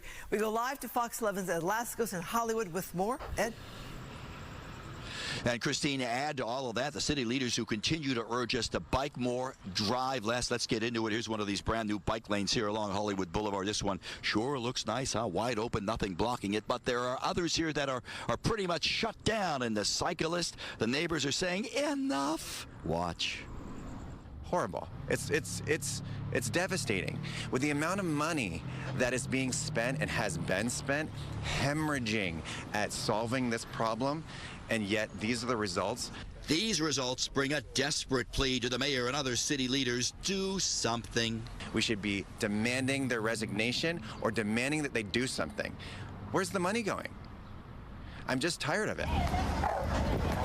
Hollywood and Wilton, near the 101. Just look at this, would you? Homeless encampments not only taking over the sidewalks, but now even spreading out, taking over and blocking the bike lanes. It's unusable with the trash from the encampments that are in the bike lane. And then it also causes, with the encampment blocking the sidewalk, pedestrians have to use the bike lane as well. All this in a city that spent millions on these brand new bike lanes, urging you to bike instead of drive, but seemingly not clearing the way past a homeless nightmare, forcing cyclists like Keith and even these e-bikers here to all steer clear of the safe bike lanes, instead heading right out into the dangerous traffic.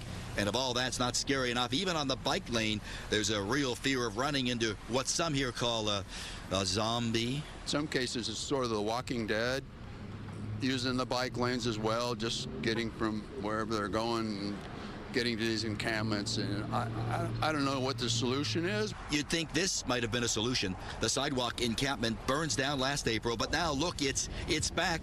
Bigger, very same spot, and it's bigger and smellier than ever. Hypodermic needles, the human feces, the absolute mounds of garbage and squalor is horrible.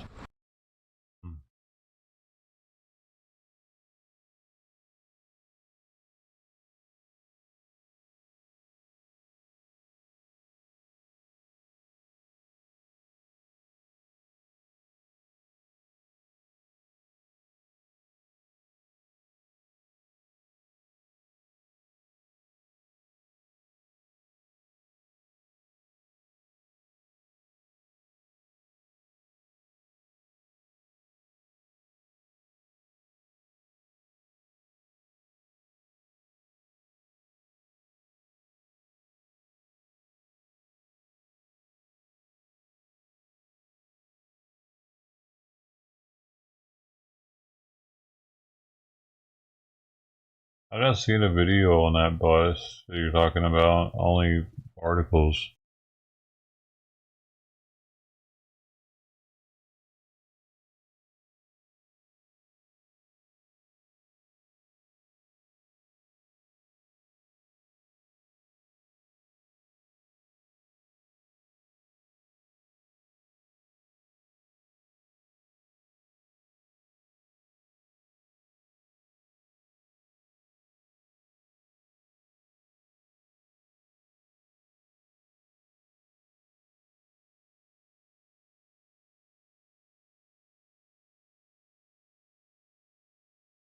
Like up litter into her cone, dude. And then carrying it around with her.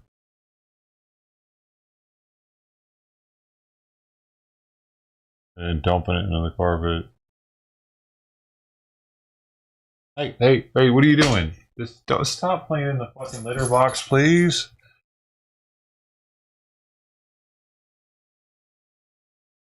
Especially at a time like this.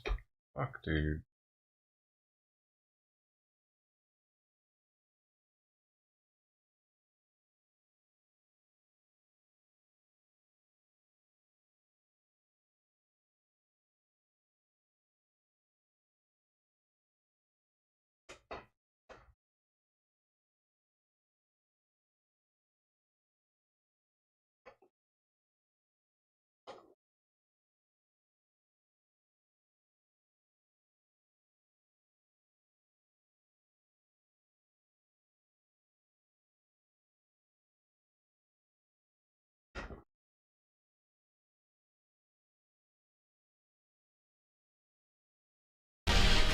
As we celebrate the Olympic spirit of competition tonight, we're tapping I've seen this dude in public before at the grocery store. It's actually in their name. Soul and Spirits crowned Tennessee Brewery of the Year 2 years in a row. And tonight, Griffin Demaray takes us to the tap room as they try for a three-peat.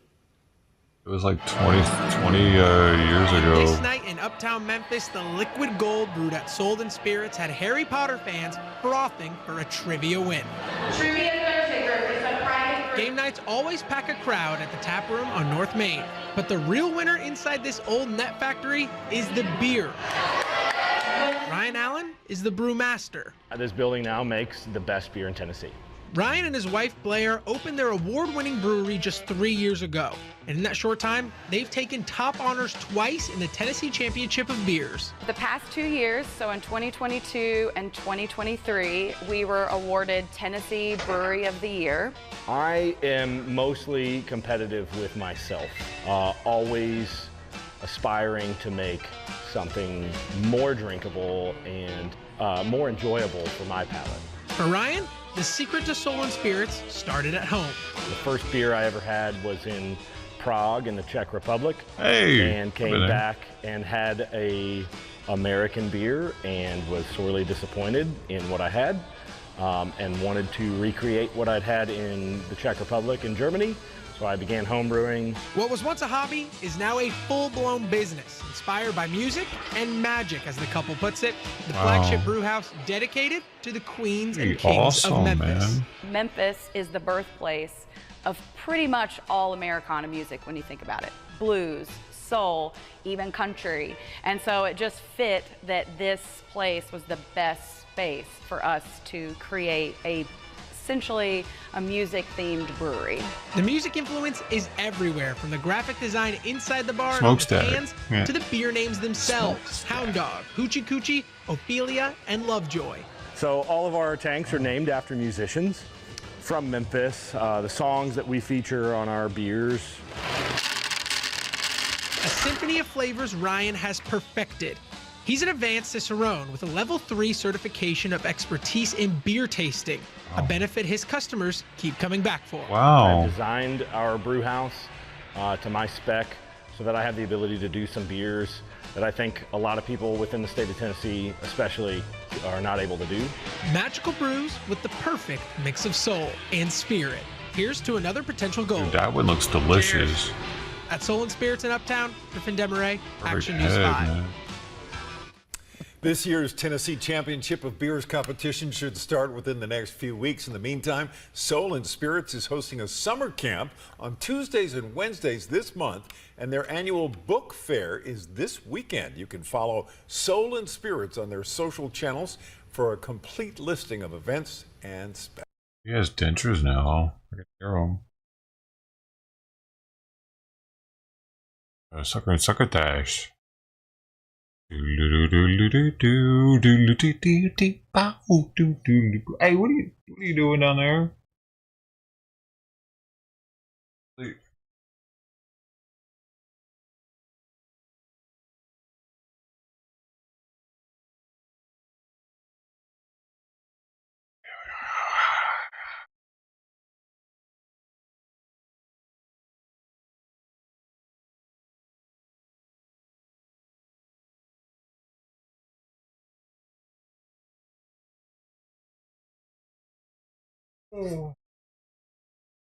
Ginger, thank you. Wild animals sometimes seen in the neighborhoods and in the Burbank Hills. But you rarely see a bear being chased by coyotes. KTLA's Alina Bovian live in Burbank with the wild video. Alina, yeah, you don't see that every day. Not in Burbank. Good morning. Good morning. Yeah, who knew? It's the wild kingdom in this specific cul-de-sac here in Burbank. You know, we spoke to a couple of people who live in this neighborhood, and they say they almost never see a bear here. It's pretty unusual, right? But now it's even more unusual considering we have a bear mixed up with coyotes. So take a look at this video. This was given to us by a woman who lives in this neighborhood. This is from her Ring camera, and it's this cul-de-sac here in the Burbank Hills, and it shows a bear, an adult bear, roaming around. That's then all an of a adult? sudden you see a feisty little coyote trying to chase it away, and apparently it's not just one coyote but two coyotes teaming up against this bear. From this video, it looks like it's an adult bear, possibly a male, likely coming down from the foothills searching for some food, especially in light of the heat wave we've had recently. So it's not that uncommon for bears to come down, but it is uncommon in this neighborhood, specifically in Burbank. According to a woman who sent us this video, she says they might see a bear once a year or so, but this wild encounter between bears and coyotes is certainly a unique sighting. It happened about a week ago, and back out here live, the only real concern for people who live in this neighborhood, they say, is for small dogs and for children. And according to someone else who lives here, he says recently they saw a mountain lion. So going back to the point, it really is just the wild kingdom here in the Burbank Hills. I'll send it back to you. Amazing. All right, Alina, thank you. Melina.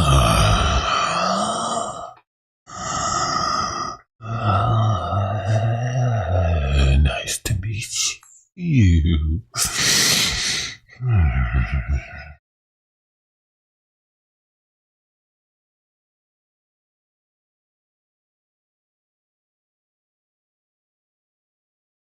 U.S. officials are on high alert as a notoriously violent prison gang is spreading from coast to coast. Tren de Aragua, or TDA, was born out of Venezuela in a prison and has been linked to crime like this jewelry store heist in Colorado.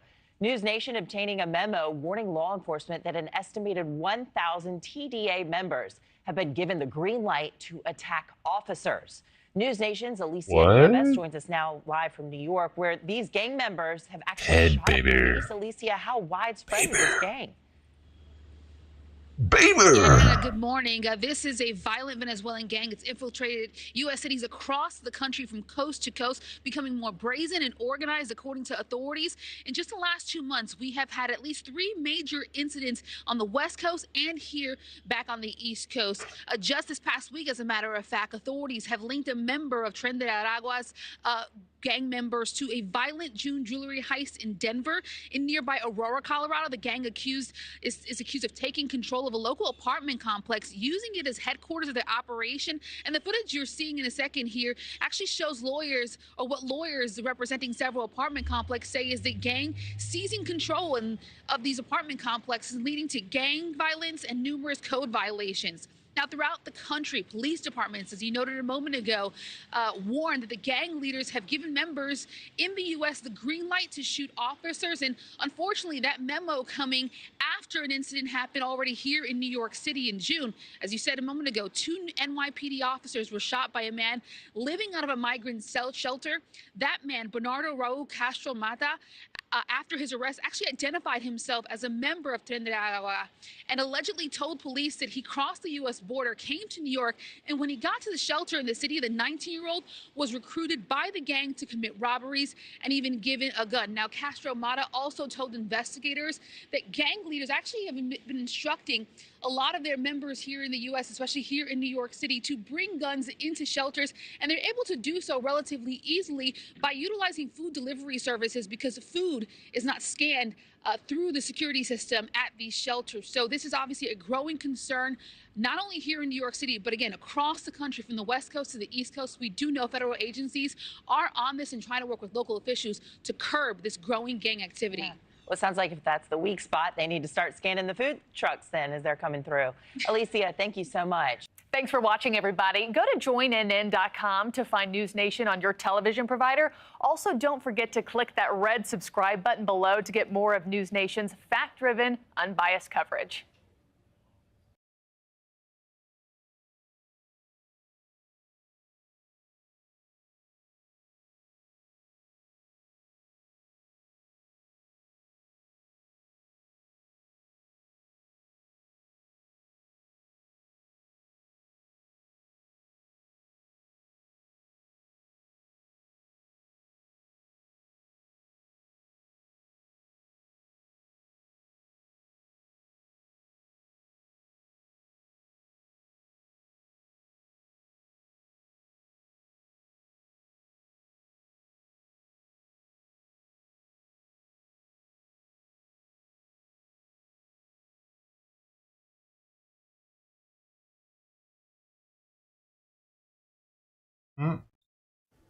Employees at a Gwinnett County business are being credited with helping police seize thousands of dollars of drugs hidden inside of a guitar amplifier. That's right.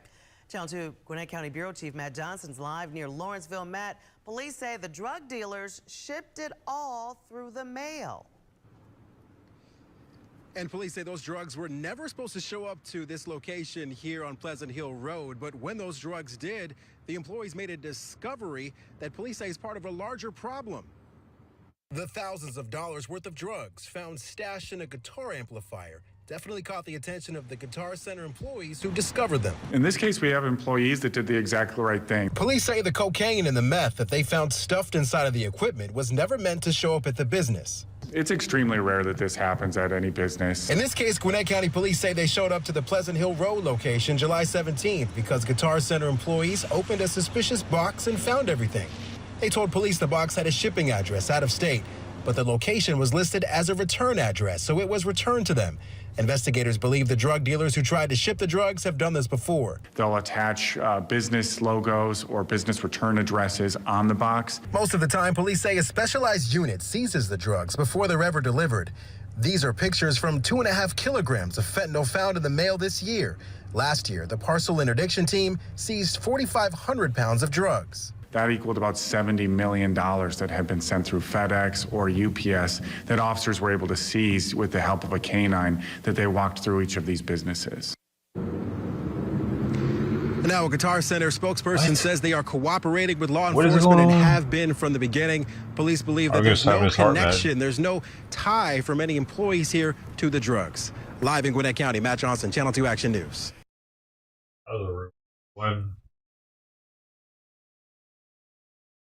Gotta make something you need to.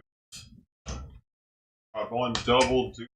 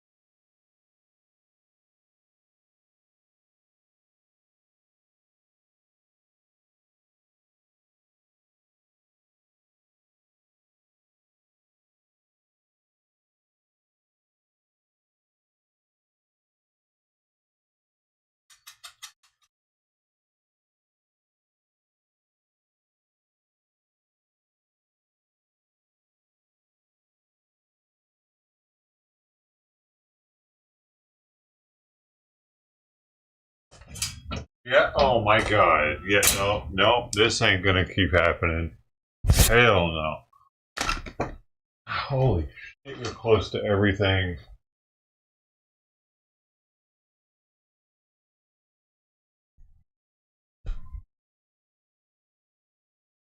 You're so close to knocking the Puffco over.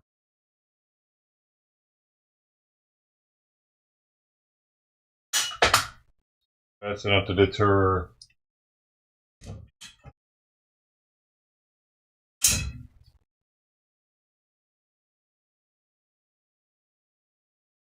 Ja, wat even. Nou.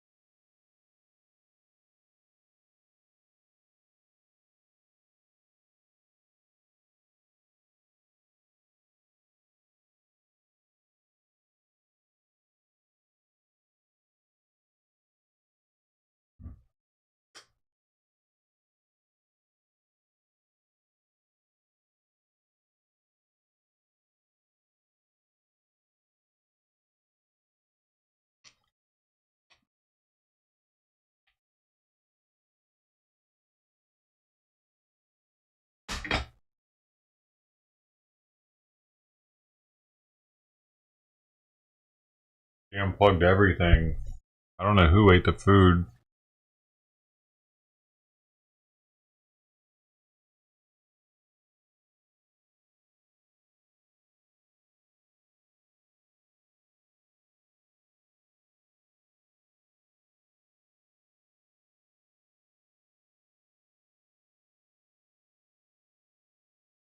Guess one of the cats ate the food while we weren't looking.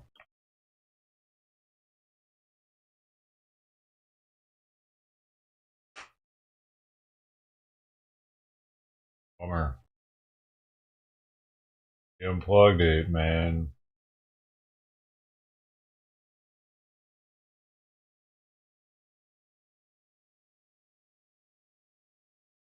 I came in, everything was off. PS5, this, everything. She unplugged the main power source to the entire setup.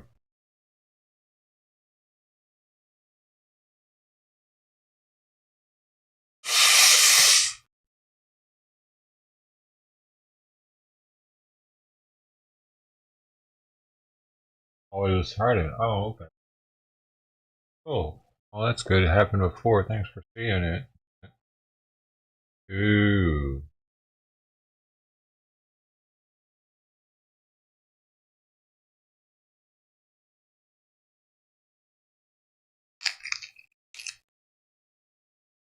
Welcome back.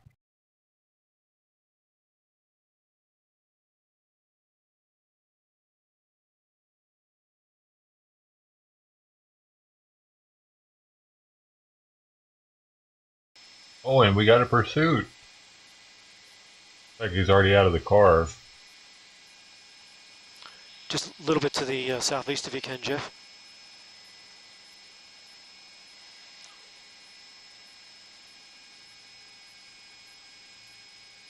Oh, game over. Yes, Sandra, some good news here. We CHP officers did a wait and see here. They, I believe the homeowners directed them to this backyard. This is the driver of those vehicle that was in that pursuit that has been given up, taken into custody. Officers had their long guns out there, pointed at him, hands behind them onto his knees and onto his stomach. That's one suspect's been taken into custody. Unfortunately, the passenger of the vehicle, as we saw before, had them on the news earlier, ran up this street here, and we believe into this backyard. That gentleman is still at large, although the dogs are still barking, so it could only just be a matter of time before that passenger is in custody now. Sandra? All right, Justin, great work. And wow, the end of the pursuit that started in Lancaster, the initial want was for speeding, and obviously things turned out different here. But CHP officials getting these suspects in custody. Thank you so much. We're going to take a break and we'll be right back. Man, I missed it.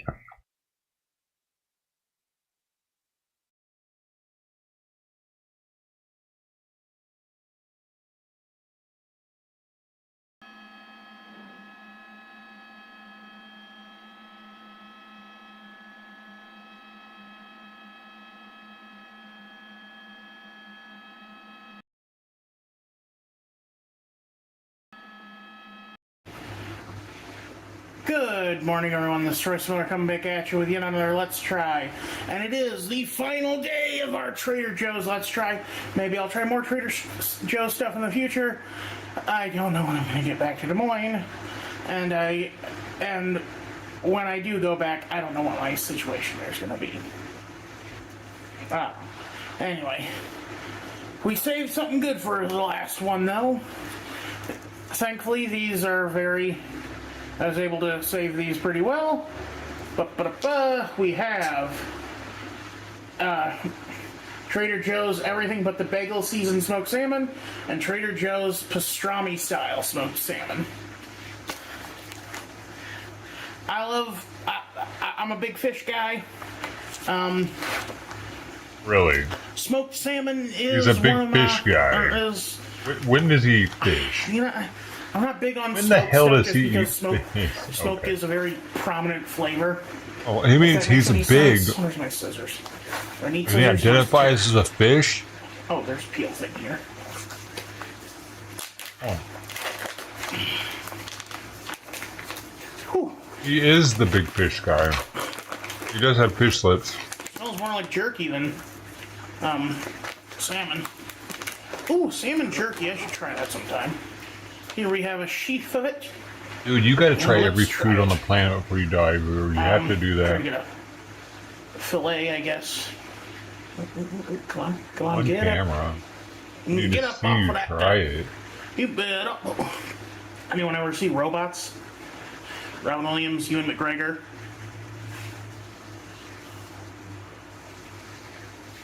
Honestly, all I'm smelling is the smoke. Not even smelling the everything season or the fish.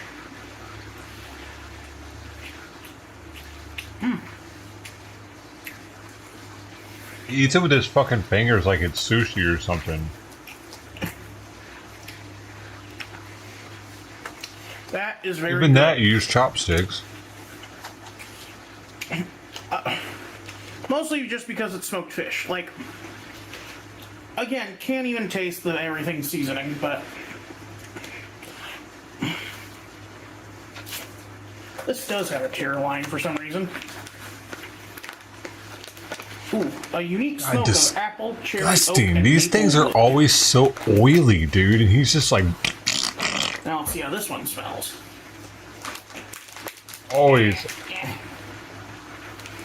covered in I'm oil. not getting any smell off of it. That's weird.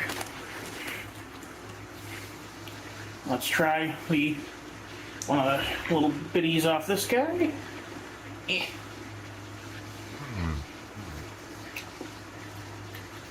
Ooh. Mmm. The seasoning much stronger here, and it tastes phenomenal.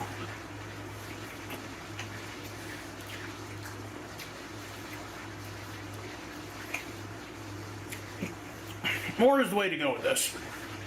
Now, obviously, the thing smoked salmon is most associated with is bagels and lox.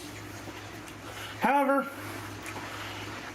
I don't usually have bagels around. I'm not a big bagel eater. That sounds like a weirdly anti-Semitic thing that people would say. Like, you know, they can't use the traditional anti-Semitic slurs, so they use, like, made-up ones like bagel eater. Anyway. That said, I do have something that is pretty Jewish. Rye bread that I have toasted and smeared with cream cheese.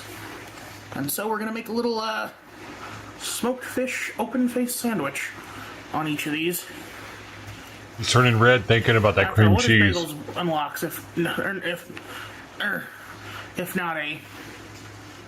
not just a smoked fish sandwich. I wish I had some capers and pickled onions. Or what do you put on bagels and lox traditionally? I mean, I've never been to a Jewish deli. Apparently there was. Maybe you are There's one in anti-Semitic. Des Moines that my grandma loved because they had really good matzo ball soup. Mm.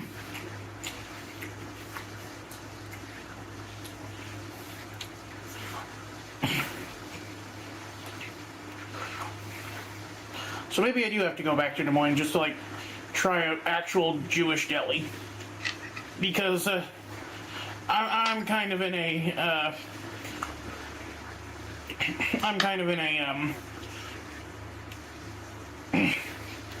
we'll just say cul-de-sac area.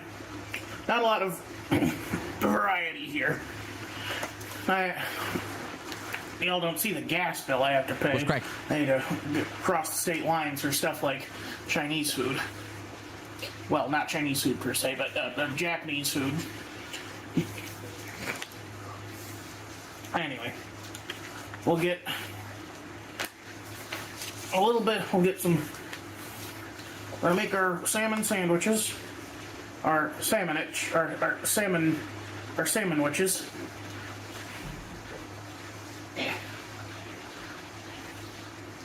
It's interesting to see the difference in cook too, because like the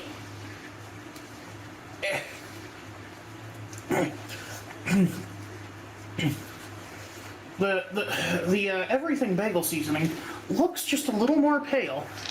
It could just be because the crust on the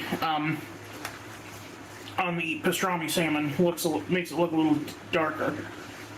Anyway, a little toast on the bottom. toaster wasn't big enough to get the whole thing in, so I had to toast each side separately.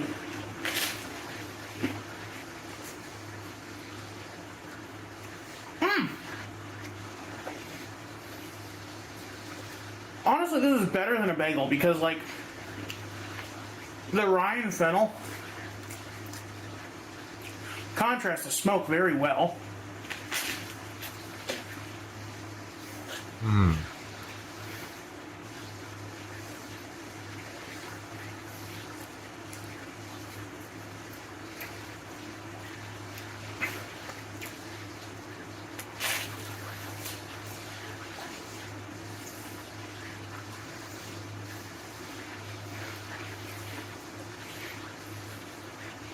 That's be gone in less than a minute.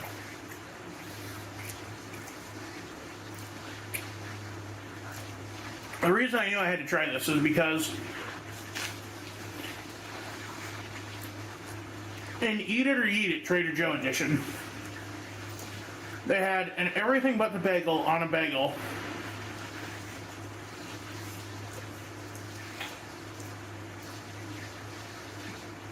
As one of the dishes. So it was everything but the bagel seasoned salmon, everything but the bagel seasoned yogurt dip, everything but the bagel seasoned crackers, you know. All that on a bagel.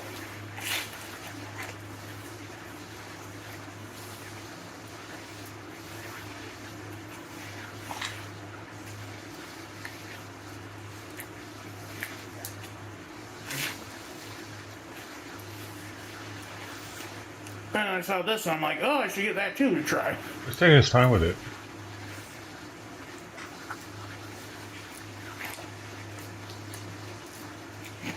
And it worked out arguably better than this does because, like, this, like, the everything bagel seasoning on salmon is a great concept, but it is a little bland. Somehow the rye is, the fennel and rye is the most potent flavor here.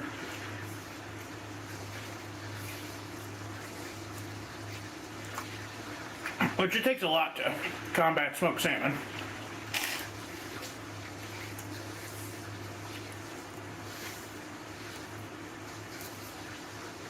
My Grandpa George used to get whole smoked salmon from, like smaller salmon, but whole smoked salmon from Baker's, which is a grocery chain in Nebraska that was bought by Kroger about 10 or so years ago. My mouth is burning now. Maybe 20 years ago. Because they were selling Kroger products when I was a kid. Anyway.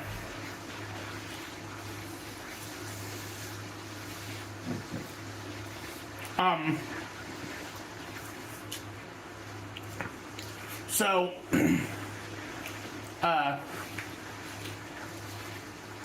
what was I saying?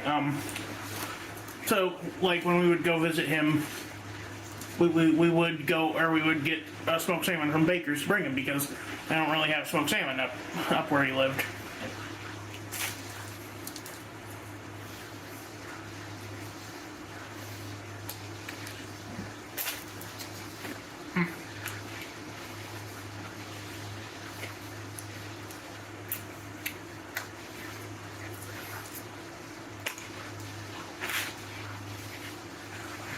I hope this isn't too unhealthy.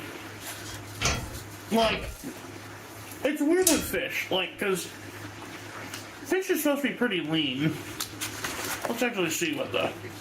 It's the sodium.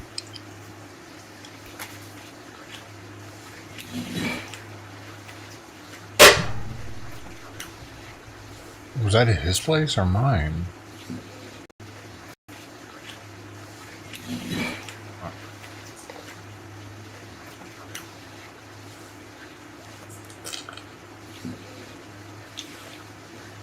Per serving, 80 grams of, or 80 calories. That's all he's looking at is the calories? About 4 servings total.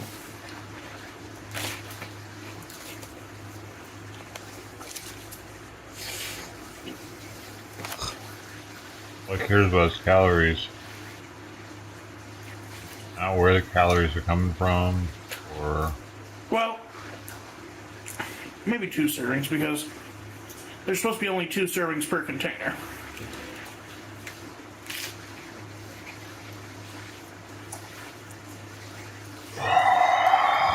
but you're not counting the cheese and the bread. Well, 3 servings because I did have a piece of each first. I just serving size of 2 pieces. I'm a There's warrior. 160 for the.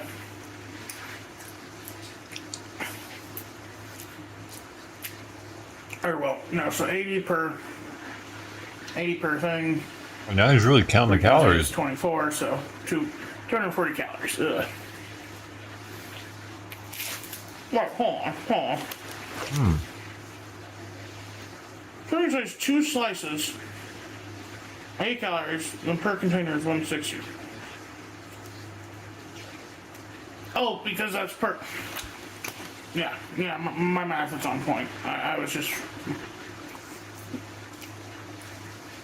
Well, honestly, the cream cheese is probably worse. It was hard to spread that. Like, I broke a plastic knife doing it. I did have to use a real knife for it.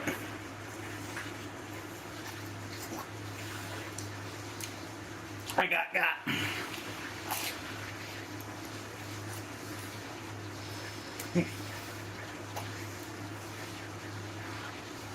Also, moral of the story here, just eat smoked salmon. It's good.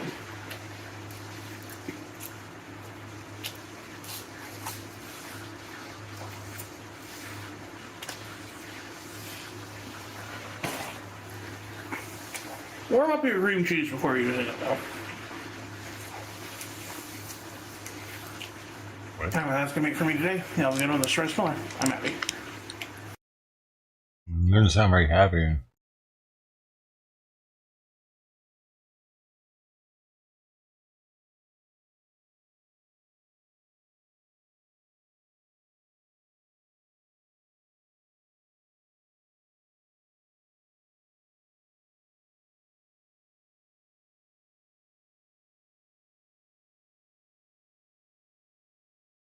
Nellie was arrested.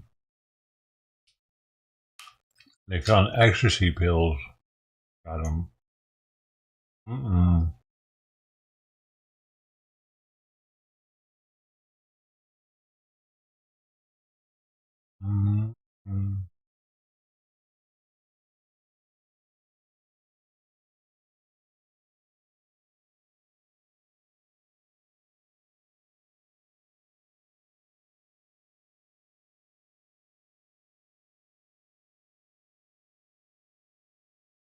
What are you doing? Hey.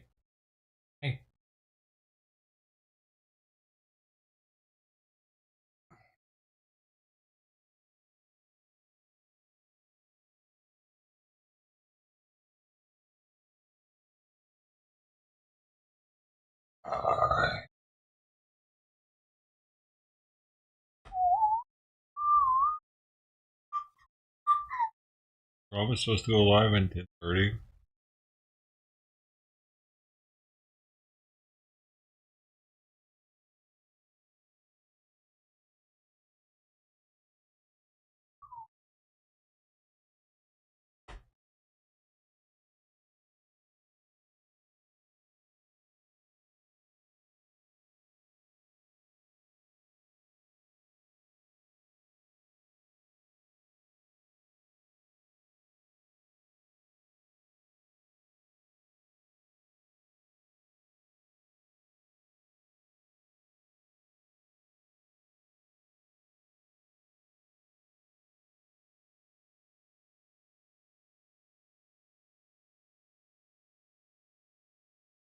San Diego.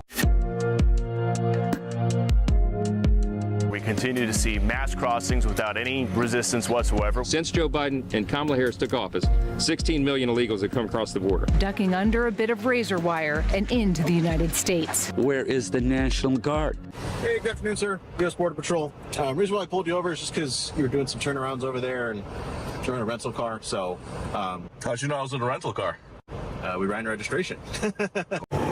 Homeland Security was all over the place when I recently visited the San Diego border town of Jacumba Hot Springs. Where am I going to find all the crossings? Because that's what I'm here for. Everywhere. Yeah. Everywhere? Everywhere. I even got stopped and thoroughly searched. That's because this area is a favorite for illegal immigrants crossing into the U.S. A looming election likely helped change President Biden's mind. Take the necessary steps. But the Biden administration says a recent move to secure the southern border is now slowing down the flow of asylum seekers. Just today, Border Patrol agents. Look what's left of the makeshift camps, once packed with migrants at all hours of the day. But when I went by, not a single one in sight. Who knows where they're at now? Somewhere in the U.S. Highly unlikely any of them were sent back. It's now a wasteland of abandoned structures, clothing, and trash. It's an invasion. It's an invasion. We're being invaded every day. But neighbor Pete Sarup says they're still coming from all over the world. They're paying the cartel thousands per transport. And brazenly crossing every single day, using the cover of darkness. Have you been down to the wall? Not fully. I mean, let's go down there. And the migrants usually end up on his property, where he lives and operates an online wellness store. Broad daylight. He says the commotion in his backyard usually means it's time to record. Over the fence. It's the only way to prove this is still happening. No big deal. No big deal. Just hop in the fence. Look at this video he shot, showing Chinese nationals climbing the fence. Casually crossing an international border. Then calmly waiting to be picked up and processed. On my property. What's going on here? There's one Border Patrol agent and about 60 people. Since there are not enough border agents, Sarup and others have also formed a neighborhood watch group, and at times they've tried stopping people from coming over. Here's your border. Here's Biden's border. These makeshift ladders made out of rebar, and this is all it takes to hop the fence? Yeah. But it doesn't always work out in their favor, and it's clearly a safety risk. During this latest run-in, the situation went from yelling, "Hey, get the back!" to punches being thrown. Border Patrol are trying to do their job. And this neighbor getting bloodied up by migrants who eventually got away. How hard would it be to repair that? Then there's the iron wall that stretches several miles along the U.S.-Mexico border. Sarup says it's porous and compromised. And yet, it's been open like this for days, right? We went to see the section of the wall featured prominently on 60 Minutes earlier this year. I haven't been over there in a couple weeks, but and assumed the government sealed it off after all the media scrutiny. We wondered how all of these migrants knew about this particular entryway into California. Do you want to step out real quick? Check it out? Sure. Officials had several months to fix it, but it's still wide open. There it is. I can go over right now. When I approached to take a closer look, how you doing, sir? A Mexican border guard shined a flashlight in my face. Any crossings today? Warning me not to walk through. While the Biden administration but he probably lets people to tout walk. Positive change. They're trafficking. Did you see that? Sarup says this Look at is a that. massive security. He was dragging something behind him to cover up his tracks, to make it look like, to cover up all tracks maybe, so that they know if someone's driven through there. Positive change.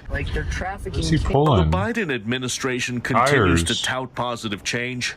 They're trafficking kids. Sarup says this is a What massive. did he say, though? Border guard shined a flashlight in my face. I was going to say, I bet he lets people come through one way only. Any crossings today? Warning me not to walk through. While the Biden administration continues to tout positive change, They're trafficking kids. Sarup says this is a massive security failure. These agents didn't join the Border Patrol to usher people into the country. They joined to Now they are. defend our borders. Now they know what That's they're doing. altered the identity of his community. All the new border agents know exactly what they're signing up for. Complete. To be administration. No, baby girl, come on. Please, I'm be the dad, baby girl. Clown world. Exposing everything that's wrong with U.S. immigration policy. And until it's fixed, he says this once quiet and peaceful American neighborhood will remain vulnerable. It's absurd. It's America last over and over and over again.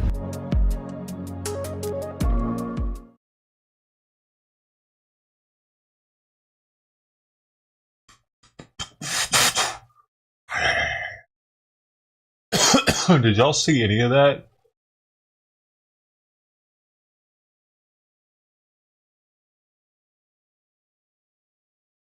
Oh, it's okay.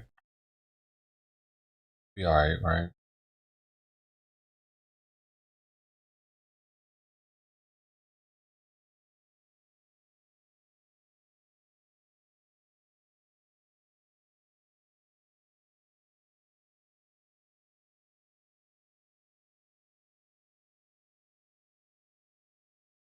Oh. Several people recovering after a shooting in the Bronx. Now, police, they're My still bad, I'm searching for the sorry. gunman and also a motive. Let's get right to Good Day's Lizette Nunez. She is live at that scene this morning in the No Fordham good at section this. of the Bronx with the latest. Lizette?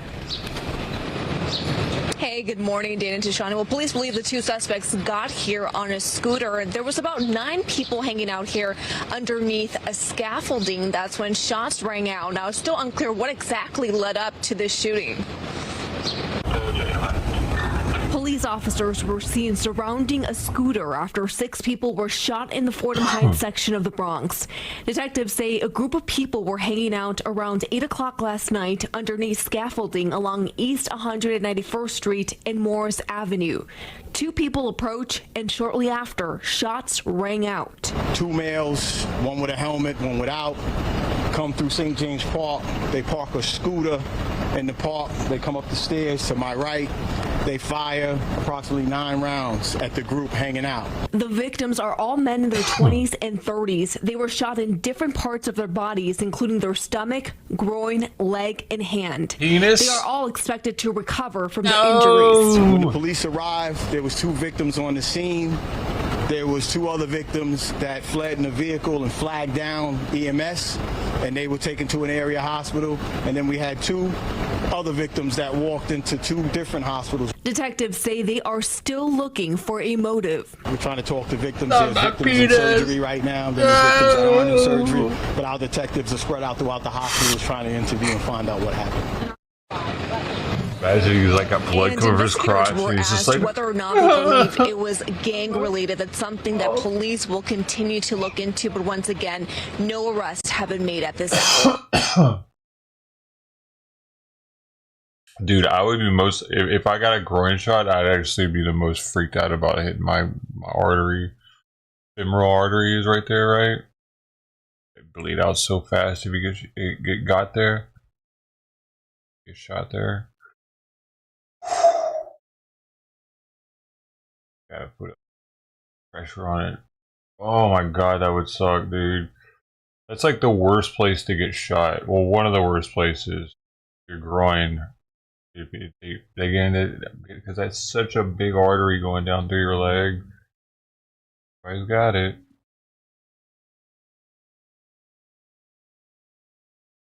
And it could be hard to cut off the circulation too because of its location.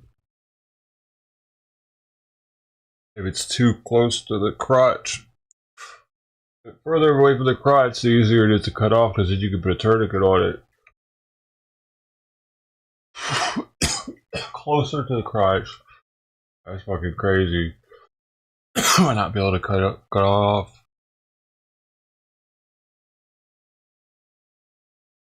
Females, you got it too, so it's not a penis thing.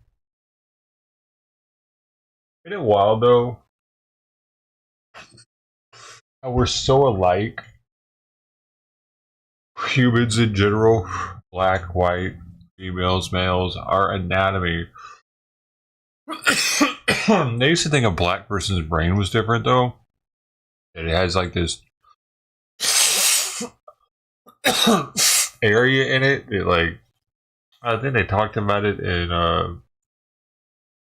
Django, right? Where it makes them more subservient or some shit. Or something. It makes them more something, supposedly they say. They thought for a long time. Have they proven now that there is no recognizable difference between brain matter in different races? Have we proven that? I'm gonna look into it.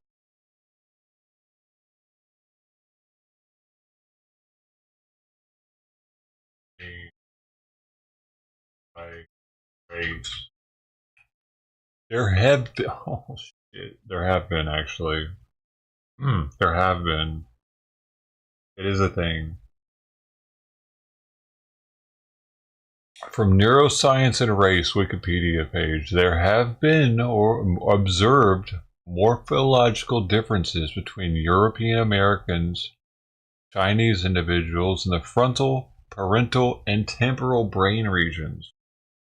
These differences are thought to be due to the effects of language differences on brain development. Wow. There it is, man. There it fucking is. So is the thing with the black brain right then? They actually have something going on? We just pretend like we're all the same, or what? What's going on here?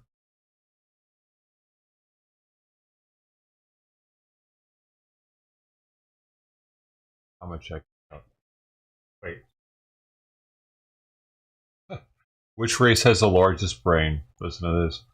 The world's largest survey of brain sizes conducted by American scientists 3 decades ago using more than 20,000 modern human skulls from around the globe found that the average cranial volume among East Asians was 1,415 cubic centimeters, compared with 1,362 for Europeans and only 1,268 for Africans.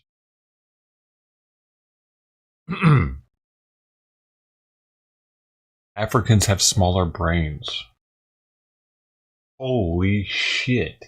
How is this not mainstream news? It was done 30 years ago. We knew that Asians had bigger brains than Europeans, and Europeans have bigger brains than Africans. We knew that 30 years ago, man. And for some reason, we claim to believe that we're all the same when we see that the wealth distribution in America is by this same metric.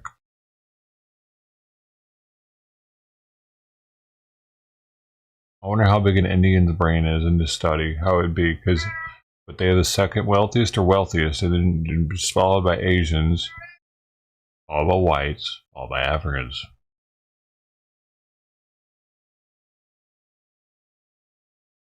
Is this the stuff nobody wants to talk about?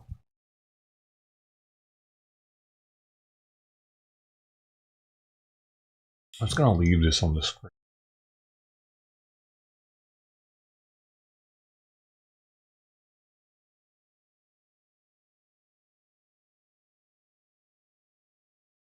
He said because that goes riots. The thing is, we probably know even more now than we did 30 years ago. How much more do we know about the differences of our brains, race to race? That's kind of major. And this wasn't a small study. 20,000 skulls were used. They weren't playing around. Nowadays, you'll get a study with like 100 participants in it, and the right or the left will be calling it like it's gospel. Like it is a proven thing at this point. We had 100 people. We had 20 people. Super small sample size. SSFF. Quadruple S. Super small sample size. Super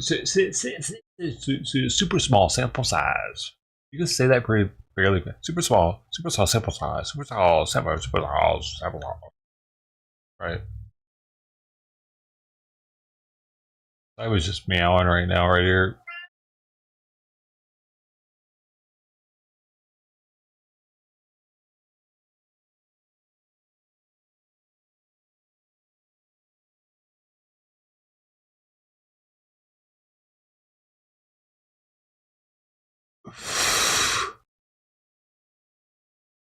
I got him to stop by switching to this screen.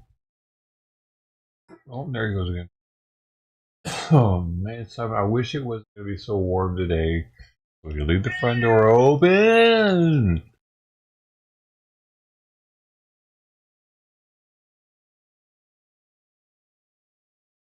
This must be very unusual for you, buddy. Alright.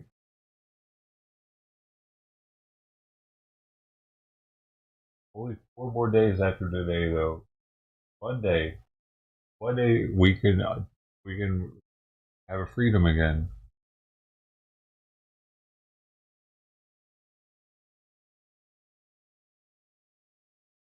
So it's concluding today, only 4 more days, right? Because Tuesday was the first day, Wednesday, Thursday, Friday, Saturday, Sunday. That's a week. wait, yeah. Yeah, because Monday to Tuesday, Tuesday, Wednesday, Thursday, Friday, Saturday, Sunday. Yeah. Wait. Are we gonna be shorter than that? Sunday afternoon, I can let them hang out. Cause, right? I have to read that sheet again. Definitely says a week, but I don't know when the first day starts. The next day or the day the surgery happened. Dude, the sun is hitting this Prius's taillight right now across the street so perfectly. I feel like it's a fucking laser beam. Do you see how bright it is on my face right now? It's, oh shit. Now I'm seeing dots because I looked at it so long. I'm seeing dots on the screen, multiple. Can you tell how much brighter it is because of that, or is it? Man, that's fucking crazy. I gotta close the blinds or something right now. Turn on the wave. Yeah. Wait, does that work? I think that helps. God dang. Yeah, I'm seeing like the dot every time I blink from it, and it's across the street. It's a Prius headlights, man. What are they doing? Why would they have that kind of material? It's this like super chromy. Like it looks like chrome inside of the taillight. I don't know. They don't need what they got going on. There's another one there. We got 2 Priuses, one part staggered with a regular car in between them. A red one. Look at this shit, bro. This is patriotic as fuck. We got a red Prius followed by a white. What is that? I think it.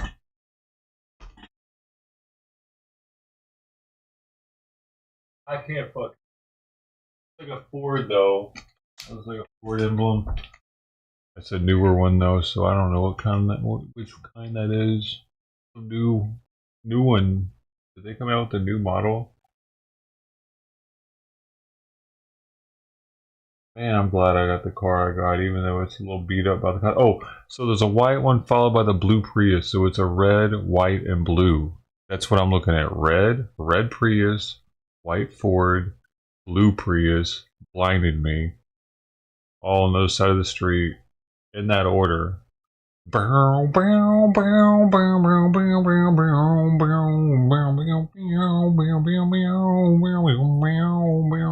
What's interesting is we do now have an ally with Japan, a pretty strong ally with Japan after we said Oppenheimer.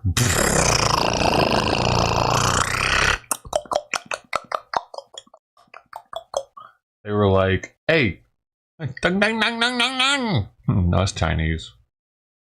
Konnichiwa. Now, let us make good cause for you. Because we're probably their biggest client. It's very interesting, isn't it? That they are now known for having higher quality cars than America. That last longer. Not that it's just like they're probably higher quality.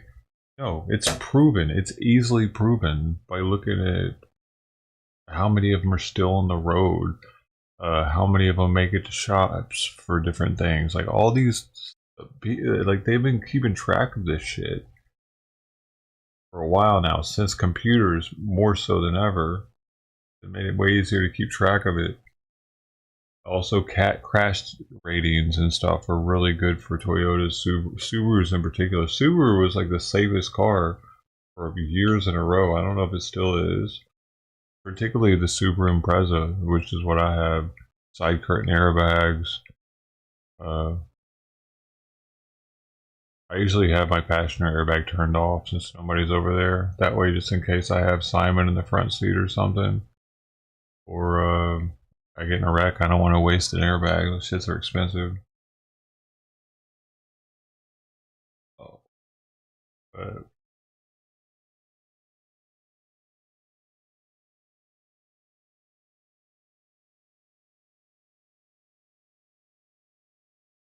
he's just meowing, bro. Meow meow.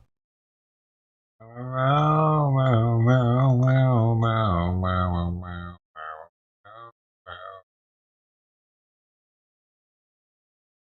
Food will be out in. Damn it. Oh, it's gotta be so weird for him. I guess I could open the door for him, just distract him. It's gonna let out all the cold air though. Dang it, Simon.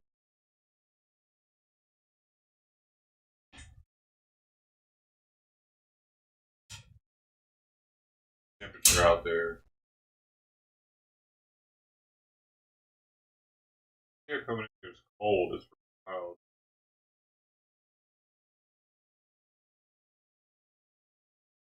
I'm outside. Cooler. I think it's cooler in here.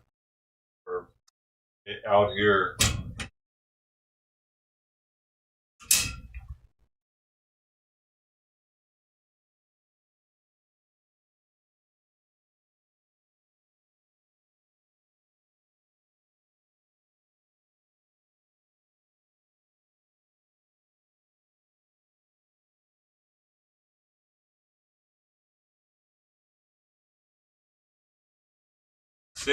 It's 65 in my bedroom from AC being on. I moved that thermometer into here. Let's see what it says. See what it says. Bro. Are you good? East Asians have the biggest brains, though, by the way.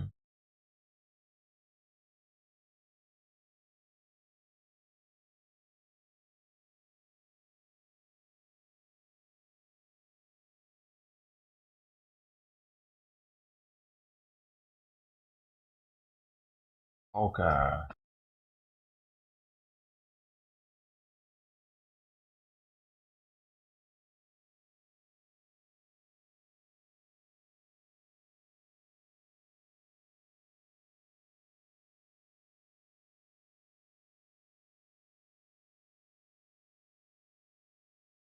Huh. Dozens of... There's hundreds of people here to see the F-22 Raptors inbound to RAF Lakenheath in the UK from Alaska.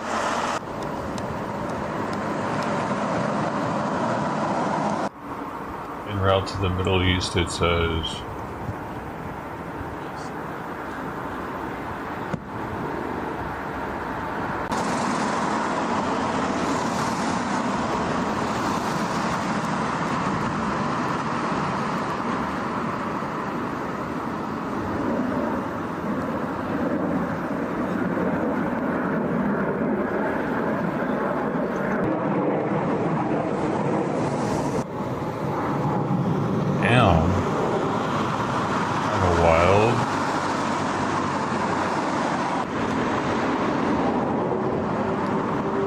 Costing this country a lot of money to have to do this, travel like this, you know. It looks cool, but it's not cheap.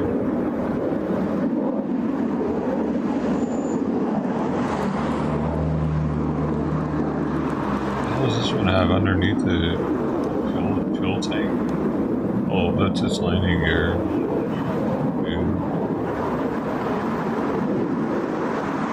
America, baby. Fucking America plane. So apparently, is that us? Yeah, it's gotta be us, dude. It's our planes.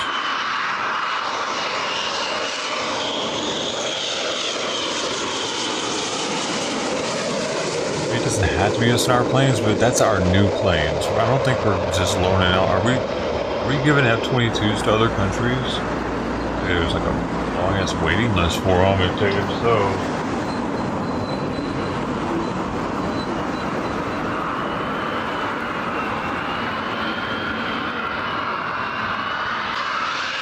Yeah, we've never sold an F-22 Raptor to a foreign country. No, these are our babies. Just looked into it. First landing in UK before they make their way onward. Pretty freaking sweet, man. Fuck America. Come on, the trucker. These are our most technologically advanced fighters.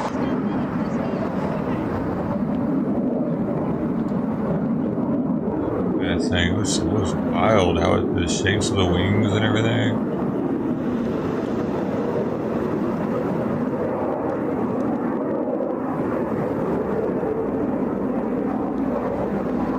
I don't know, they might make one of these that's a hover, with hover ability too. A certain variant.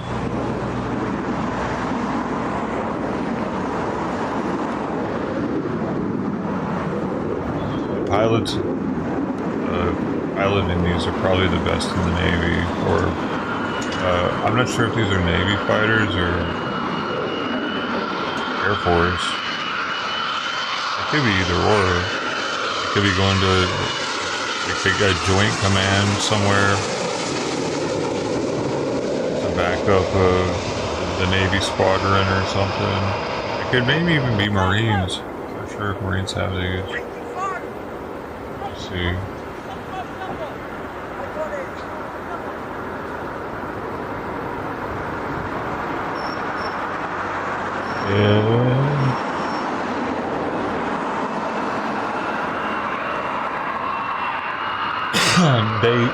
Wait.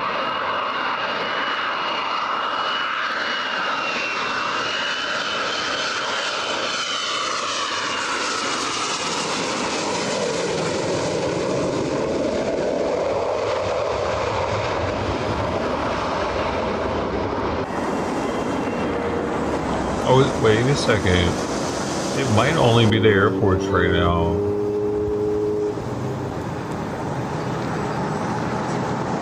Primary user, United States Air Force. You rarely hear about the Air Force doing anything nowadays. Some of the fun.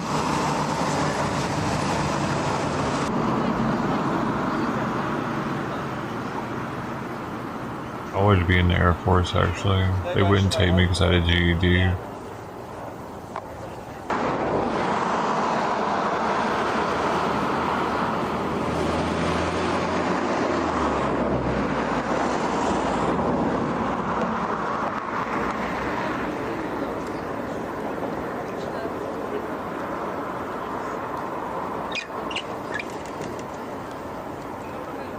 Can't tell who all is using them.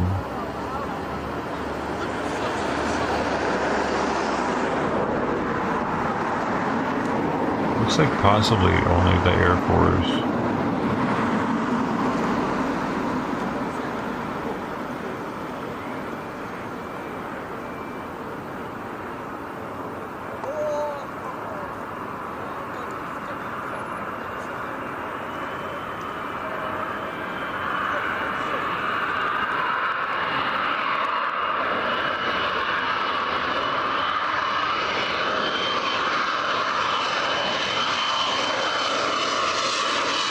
That's cool that we're not letting any other countries use these, though. They must be badass.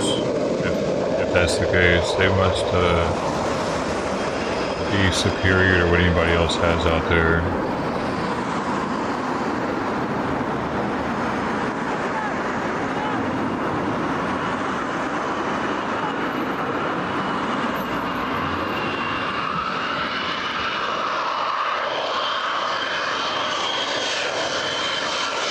Oh, they can't operate from carriers.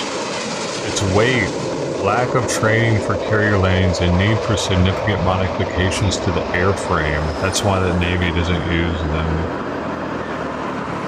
They're too heavy.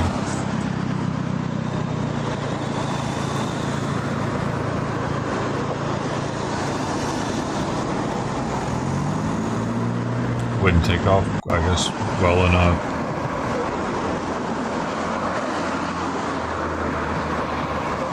So there's one of the KC-46 tankers on its way into RAF Mildenhall, having dragged them across from Alaska. Because that is a really good source of information. A lot of people contribute to it. This one for the you guys, but it says 5 of the first 6 have all been hit. What is this? Oh, they're doing a flyover.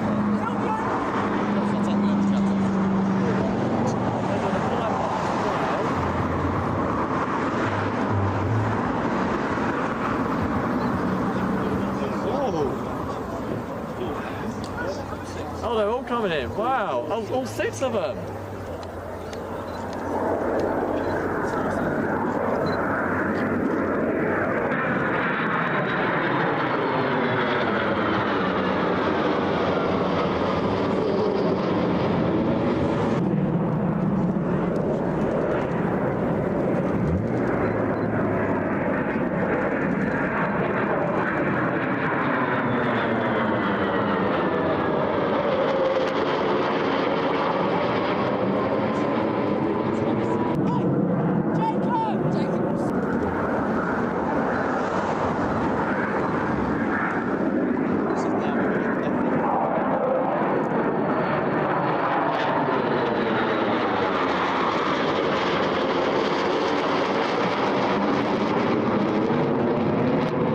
It has a radar cross-section the size of marble.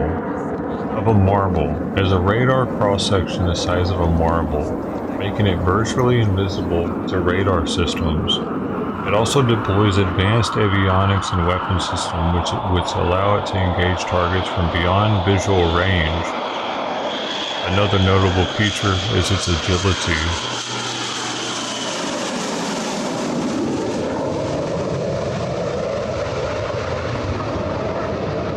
That one looks like it was a hover version.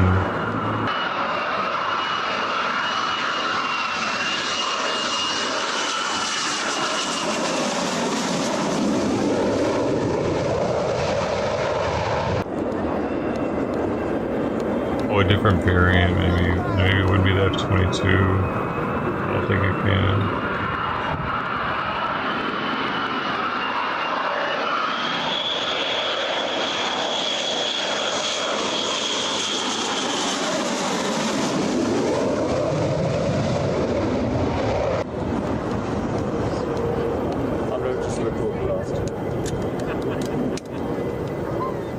So many of them, dude. Oh.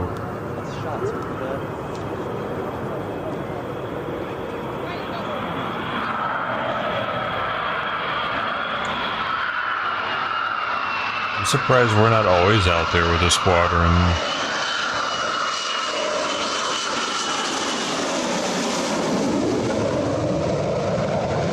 What was that?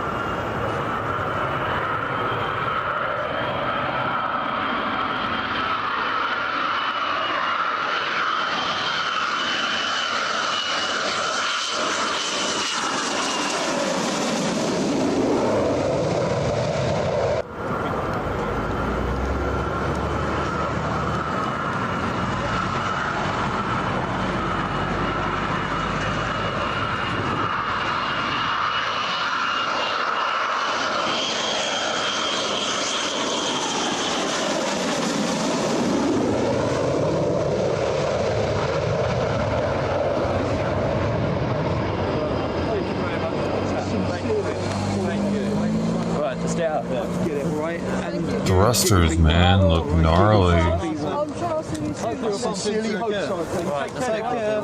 Shape of them.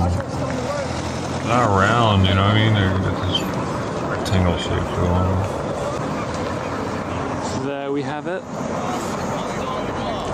2 flights of 6 F-22 Raptors stopped over at RAF Lakenheath in the UK, and they should be deploying onwards to the Middle East.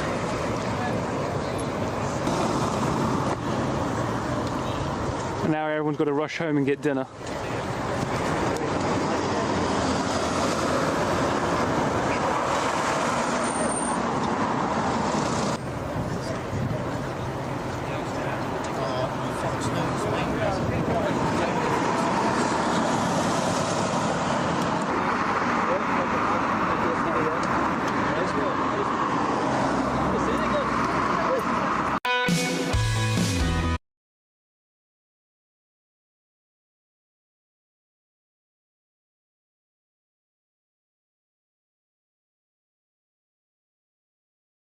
And they just want to get that. This is still happening? And this is happening out at the El Dorado and, excuse my memory for a second. Who does? Oh, no, right. El Dorado and El Cajon streets out in Selma. You can see the large CHP presence here. They've called in reinforcements here to help with this search and doing these large blocks, I would refer to as an industrial block here in Selma, mixed use storage with houses, and CHP making a thorough search of this backyard. This is the area where the last suspect was last seen, and you can see them there. Interestingly, they've got one CHP officer with his pistol pointed into the boat. The other suspects, red paint and symbols of hate, found with their backs to him, almost just in case the gentleman is behind them. They must be making some. Obviously, we cannot hear what they're saying. Would assume they're trying to make some announcement down there. You got to give it to these CHP guys. They're not giving up. They really want to get this guy, and there you are. They're doing their best to find this suspect. Again, he was a passenger. The vehicle originally was wanted for speeding. So, as Pilot Jeff, former Monty police officer, explained, the DA usually doesn't charge passengers of vehicles that have been speeding. So the likelihood this gentleman won't come out because he could possibly be wanted for something else. And even so, I'm sure CHP officers just want to have a chat to him anyway, just to see who he is, what his history is, and maybe ask him, hey, why did you just come out, mate? Here they are. They're pulling back the tarpaulin, trying to get a better view where this gentleman, if he is still here, could be hiding.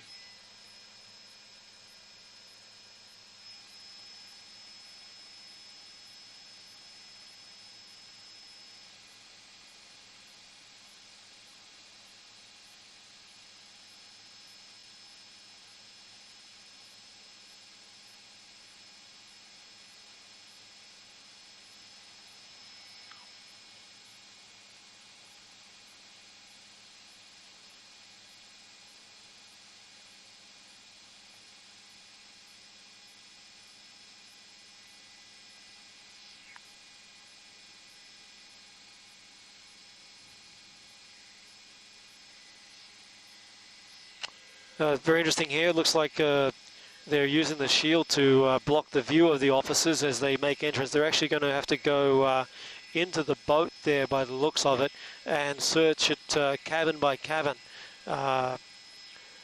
Brave move there by that officer. He's going in there blind, so to speak, unable to see what's hidden or anybody that's hidden.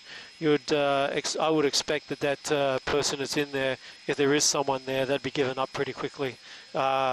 Last thing you want is to have two armed officers coming at you and not complying. Innocent a dog and obviously, there's a very dangerous situation here for the officers. They have no idea if that person is still there, who that person is, and whether they're armed. So they're treating it very cautiously. A very dangerous situation. Their visibility is blocked. Our visibility is blocked. There is a CHP airship overhead, no doubt giving them information about if they do see anybody leaving the area. At this stage, the CHP airship was over the scene when it first went down, so we didn't see anybody, which gives us indication that that third passenger, the suspect in that vehicle, is still here, possibly under this tree, as was the last location that we saw him when we were up here in Skyfox.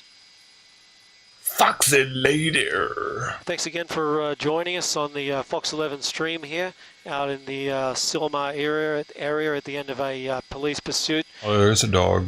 Big shout out to my good mate Stu. You may be wondering where Stu is. Stu's actually got a couple of days off on vacation, so I hope he's having a good, relaxing time. No doubt probably got the phone on watching this, as pursuits are in his blood. Anybody that knows Stu, good guy, very close friend of mine. And a big shout out to the Stu crew, all those guys, all these friends that follow him online through Moy on their Facebook group, Stu Crew Live. Good guys, and Marcel too. So g'day out there, Moy, everybody who's still watching this out there online on their stream. So we're out here in the Selmar area. Believe the suspect could be taking refuge in this boat if he is still here. CHP officers have made a good search of this whole area, and this could possibly be the last location that they're going to look. So fingers crossed that their efforts don't come up short here this afternoon as they make their, I apologize, still this morning. It feels like this afternoon when you get up at 3 a.m. But hopefully their efforts are rewarded here at least to take the suspect into custody and just have a word with him and try to articulate why the gentleman didn't come out, if he still is in this area. Again, Pilot Jeff behind the controls of Skyfox this afternoon, doing a great job. Currently we're doing an orbit. Just to give you a bit of a situational view, large backyards out here, what I'd refer to, as I said before, industrial blocks of mixed use. You have a house at the front of the block, and then these large storage areas in the back, which this gentleman here, as you can see the CHP airship there, still in the air, just going through screen, giving a support to the units on the ground. We have about 3 or 4 officers out front of the house, just in case the suspect does come running and is able to make his way back out onto the main street. Making our way as we come around here, get a better view into the rear of that boat. The officers, by the looks of it, have disappeared into that vessel, and would indicate, as I said, it looks to me like a 30 to 35 foot cabin cruiser. Lots of hiding spots there with a galley and a head, and no doubt a saloon where people could be where you could sleep. Nice little boat to take out to Catalina Island if you're into that sort of thing. I might get you, just have a chat to Pilot Jeff. I might get just a hold here, please, Jeffrey.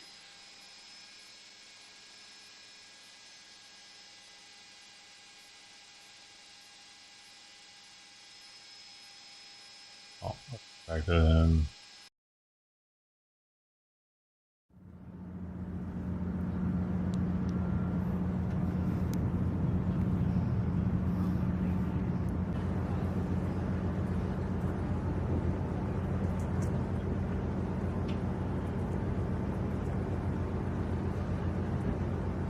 Navy giving the Marines a ride.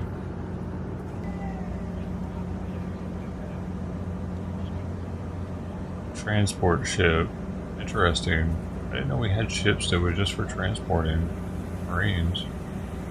I did not know that. And it transports all their gear too. Look at that. Their choppers.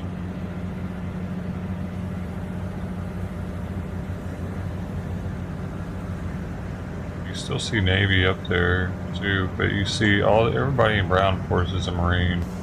Man, white is a Navy. This is probably a Marine chopper. That thing's a beast, man. Damn. You're landing that on the back of a ship, are you? Maybe an amphibious ship, not on the back of a destroyer, though. Maybe. It looks massive.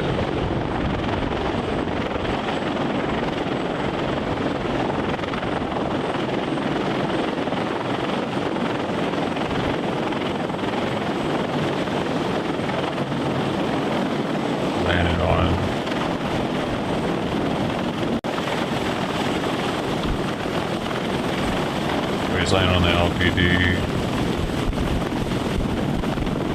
It's pretty cool though. We did one of these landings. I don't remember what size chopper it was. It wasn't microscopic though. On the back of a destroyer.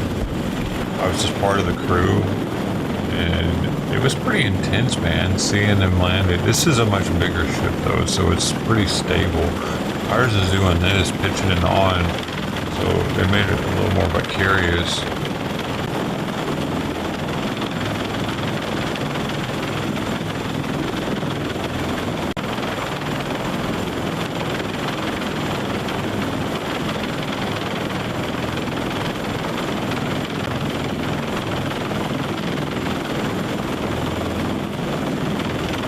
It's pretty wild that we could even do that, land helicopters and planes on ships. A ship can take all that weight.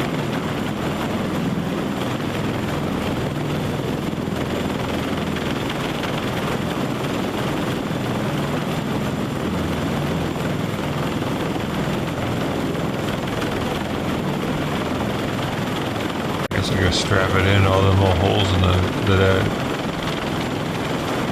I think this is the refueling nozzle, so it can refuel while in flight.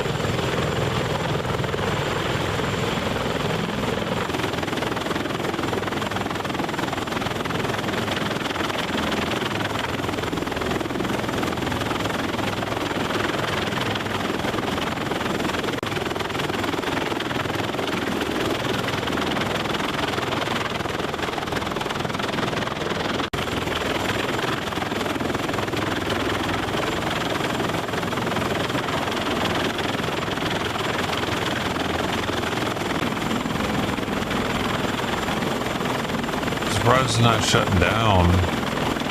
Are they just getting supplies off of it?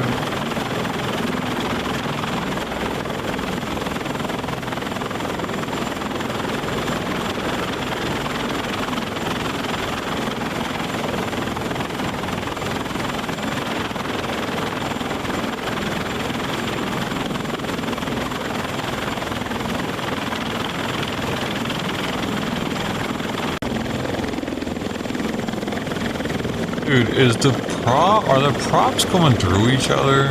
Or are they just short of one another?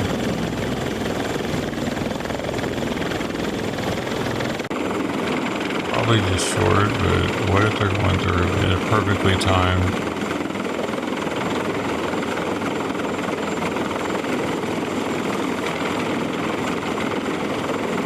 What is that?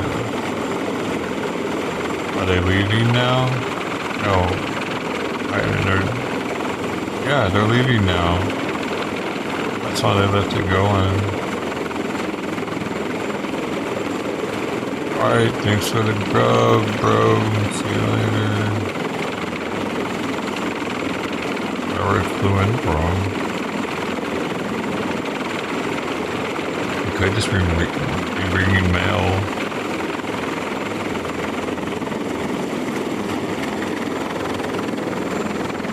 Hut.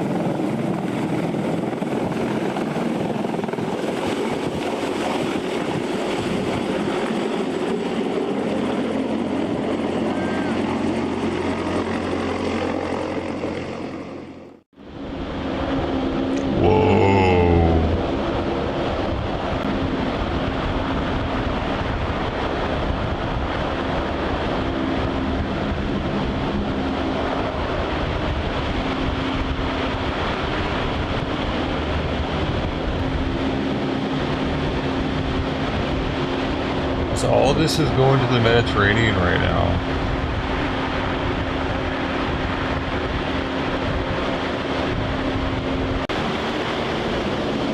It says all this is, yeah, arrived in the Mediterranean.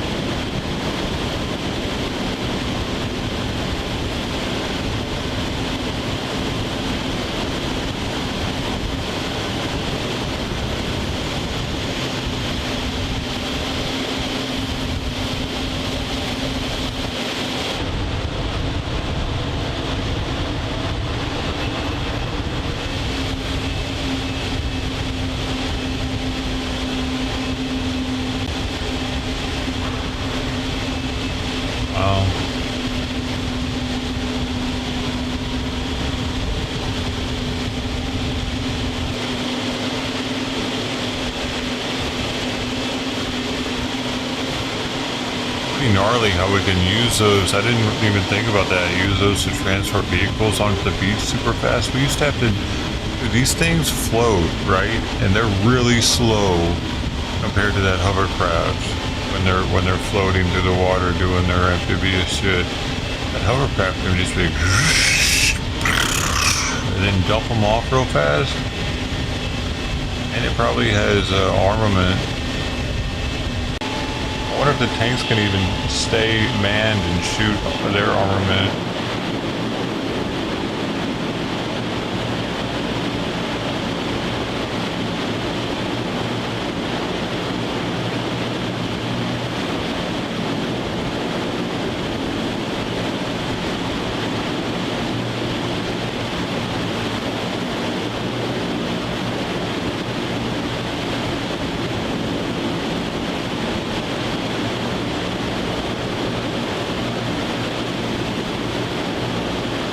This is where the driver's sitting? And bobbing around in there.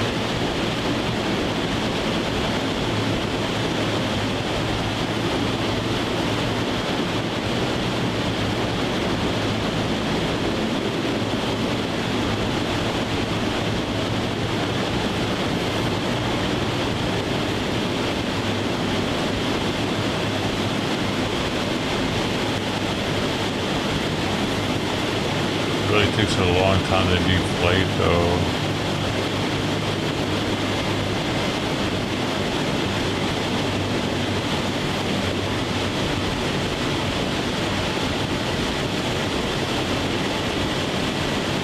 Or they can push that front ramp down.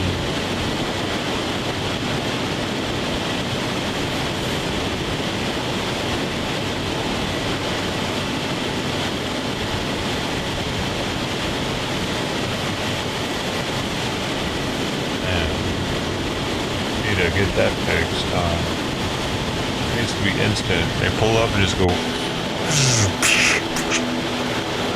roll it. Oh, they can fit two of them in there? Wow, I was thinking for a second, damn, they can only fit one. That's kind of like, it's cool and all, but they sure do need two of them. And there it is.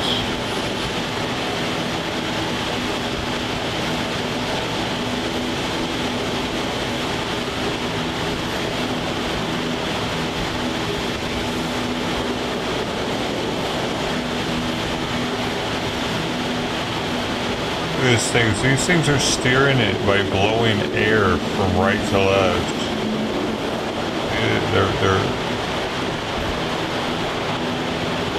It's steered by air thrust, like a space shuttle in outer space.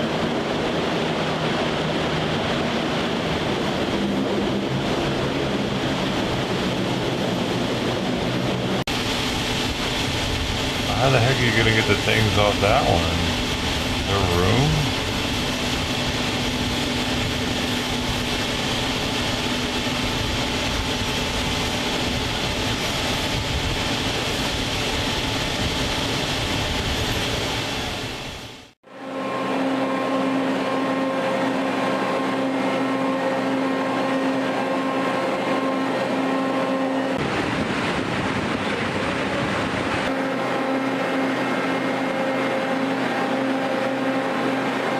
Equipment looks pretty old.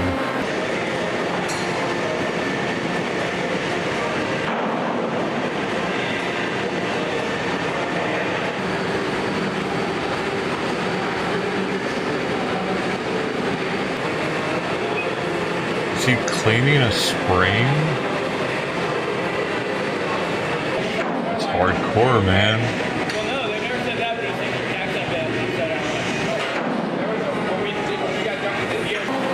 He must have been getting punished or something. Clean all the springs. Tell me when you're done. Yeah, I see experts. You can do that, dude. That's how it is in the military. You get punished by getting stupid shit to do for work.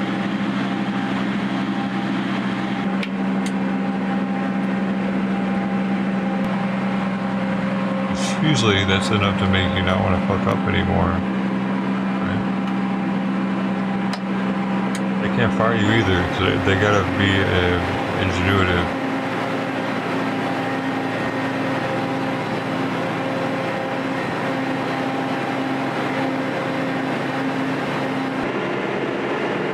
Everything looks so old, but it's because it takes so long for our gear to get approved by Congress or whoever the approvers are, that a lot of the stuff you're working with in the Navy or Marines, 20-year-old technology.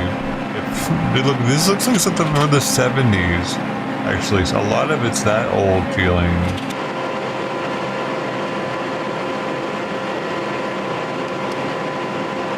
A lot of the sonar, I bet, is still the same technology that they were using when I was in 70s technology, maybe even earlier for some of it. If the hard drives were this big around, 5-layer discs, like massive. It wasn't even that big. I wish I could remember an exact gigabyte size of it or whatever.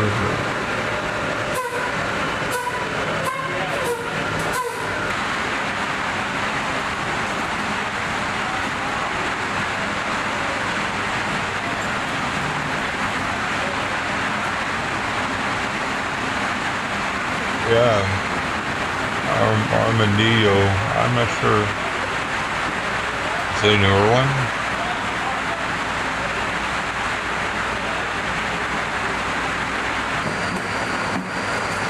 Oh, where are all the women at? But the commercials make it seem like the women are going to be fighting the battles.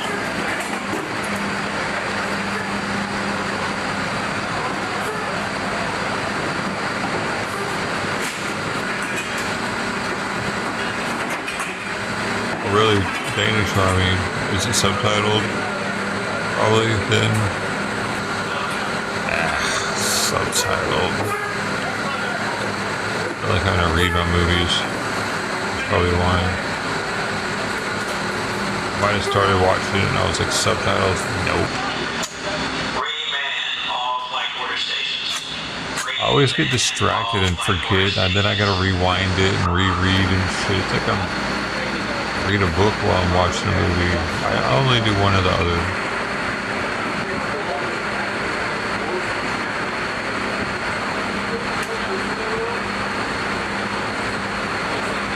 Like what happens is I'll be watching and then I don't know if it's because I'm baked or whatever, but I'll just start thinking that I can understand what they're saying by their body language and how their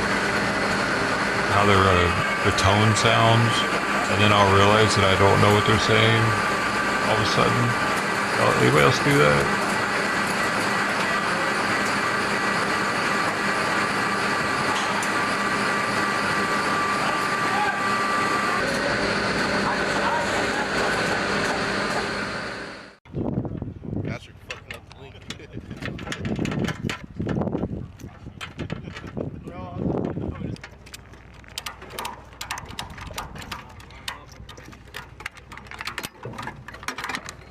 this training?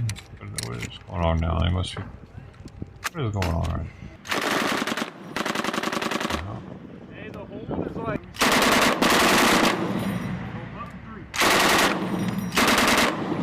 Just putting lead into the ocean. It's kind of crazy that like this is allowed. But they're probably full metal jackets though. Hopefully they're full metal jackets, so they stay with the brass outside. I don't know what's the metals on the jacket.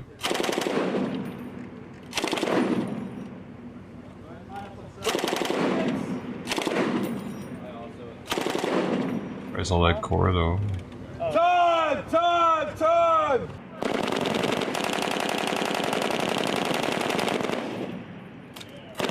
That's probably like $50.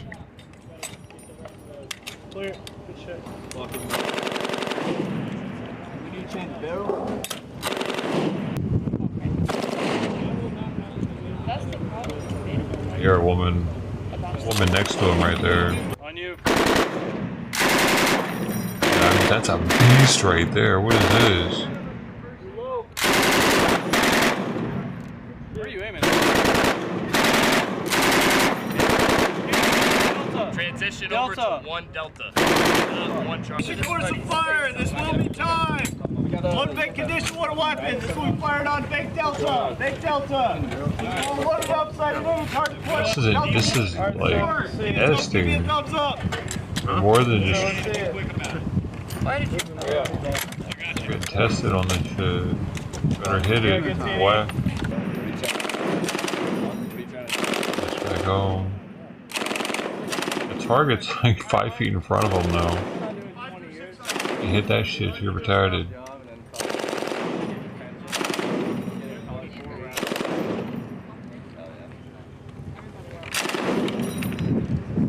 No time limit. 12 rounds. Targets 1 through 4. It's on you guys. Targets. I want to see how well they're doing while they're doing it.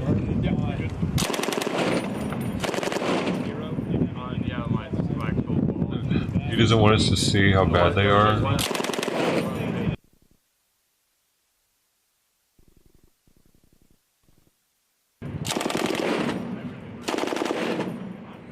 Okay, 10 feet.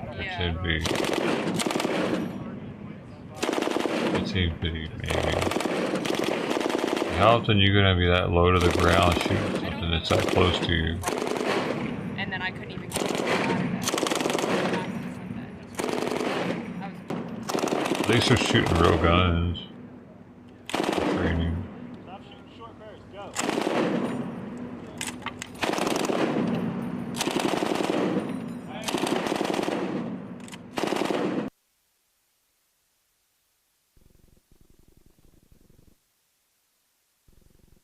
The tombstones, but everyone's like spaced out. You have to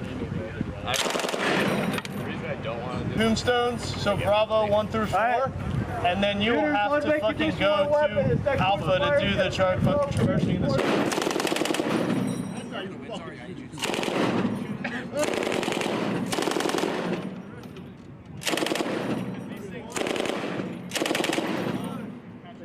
Yeah.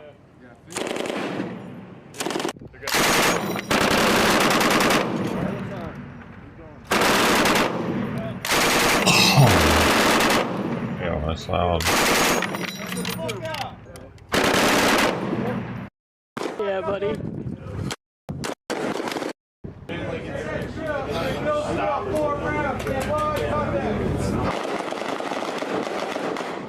What? Can't tap right there. You bro? What's observed?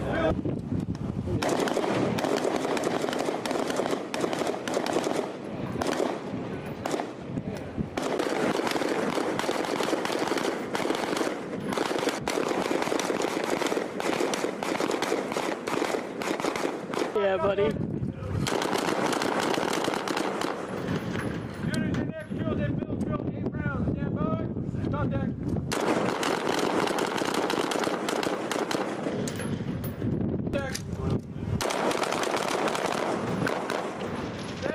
Stand by.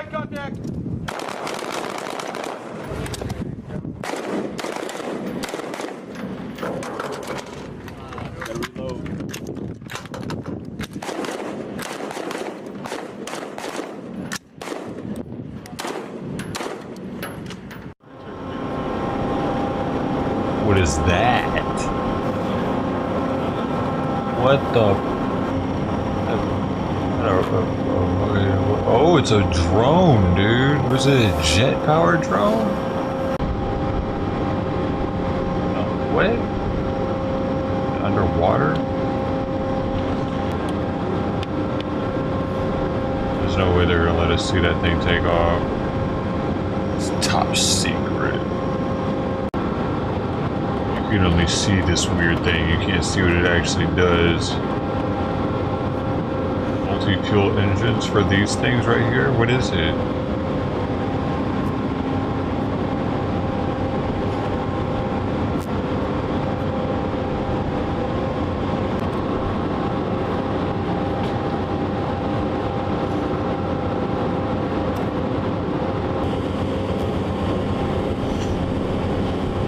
They don't say what it is.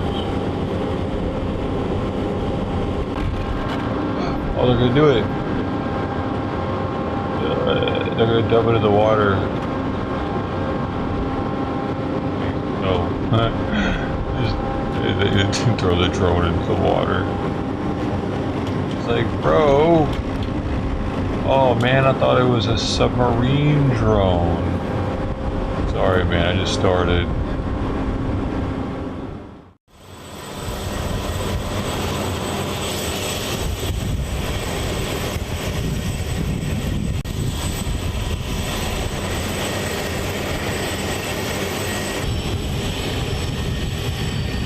Check it out. You gotta check it out. Just moving a little bit. Not really though.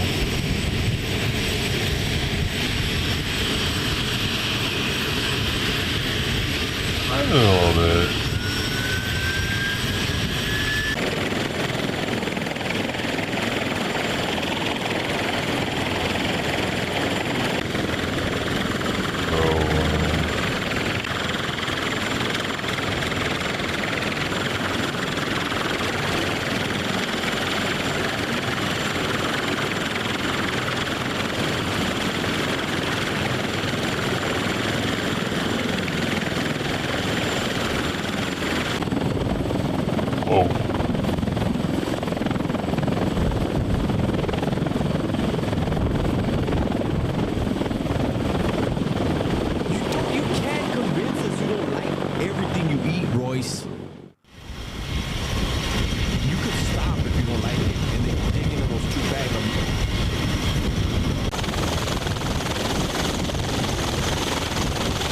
Travis speaking. What are you saying?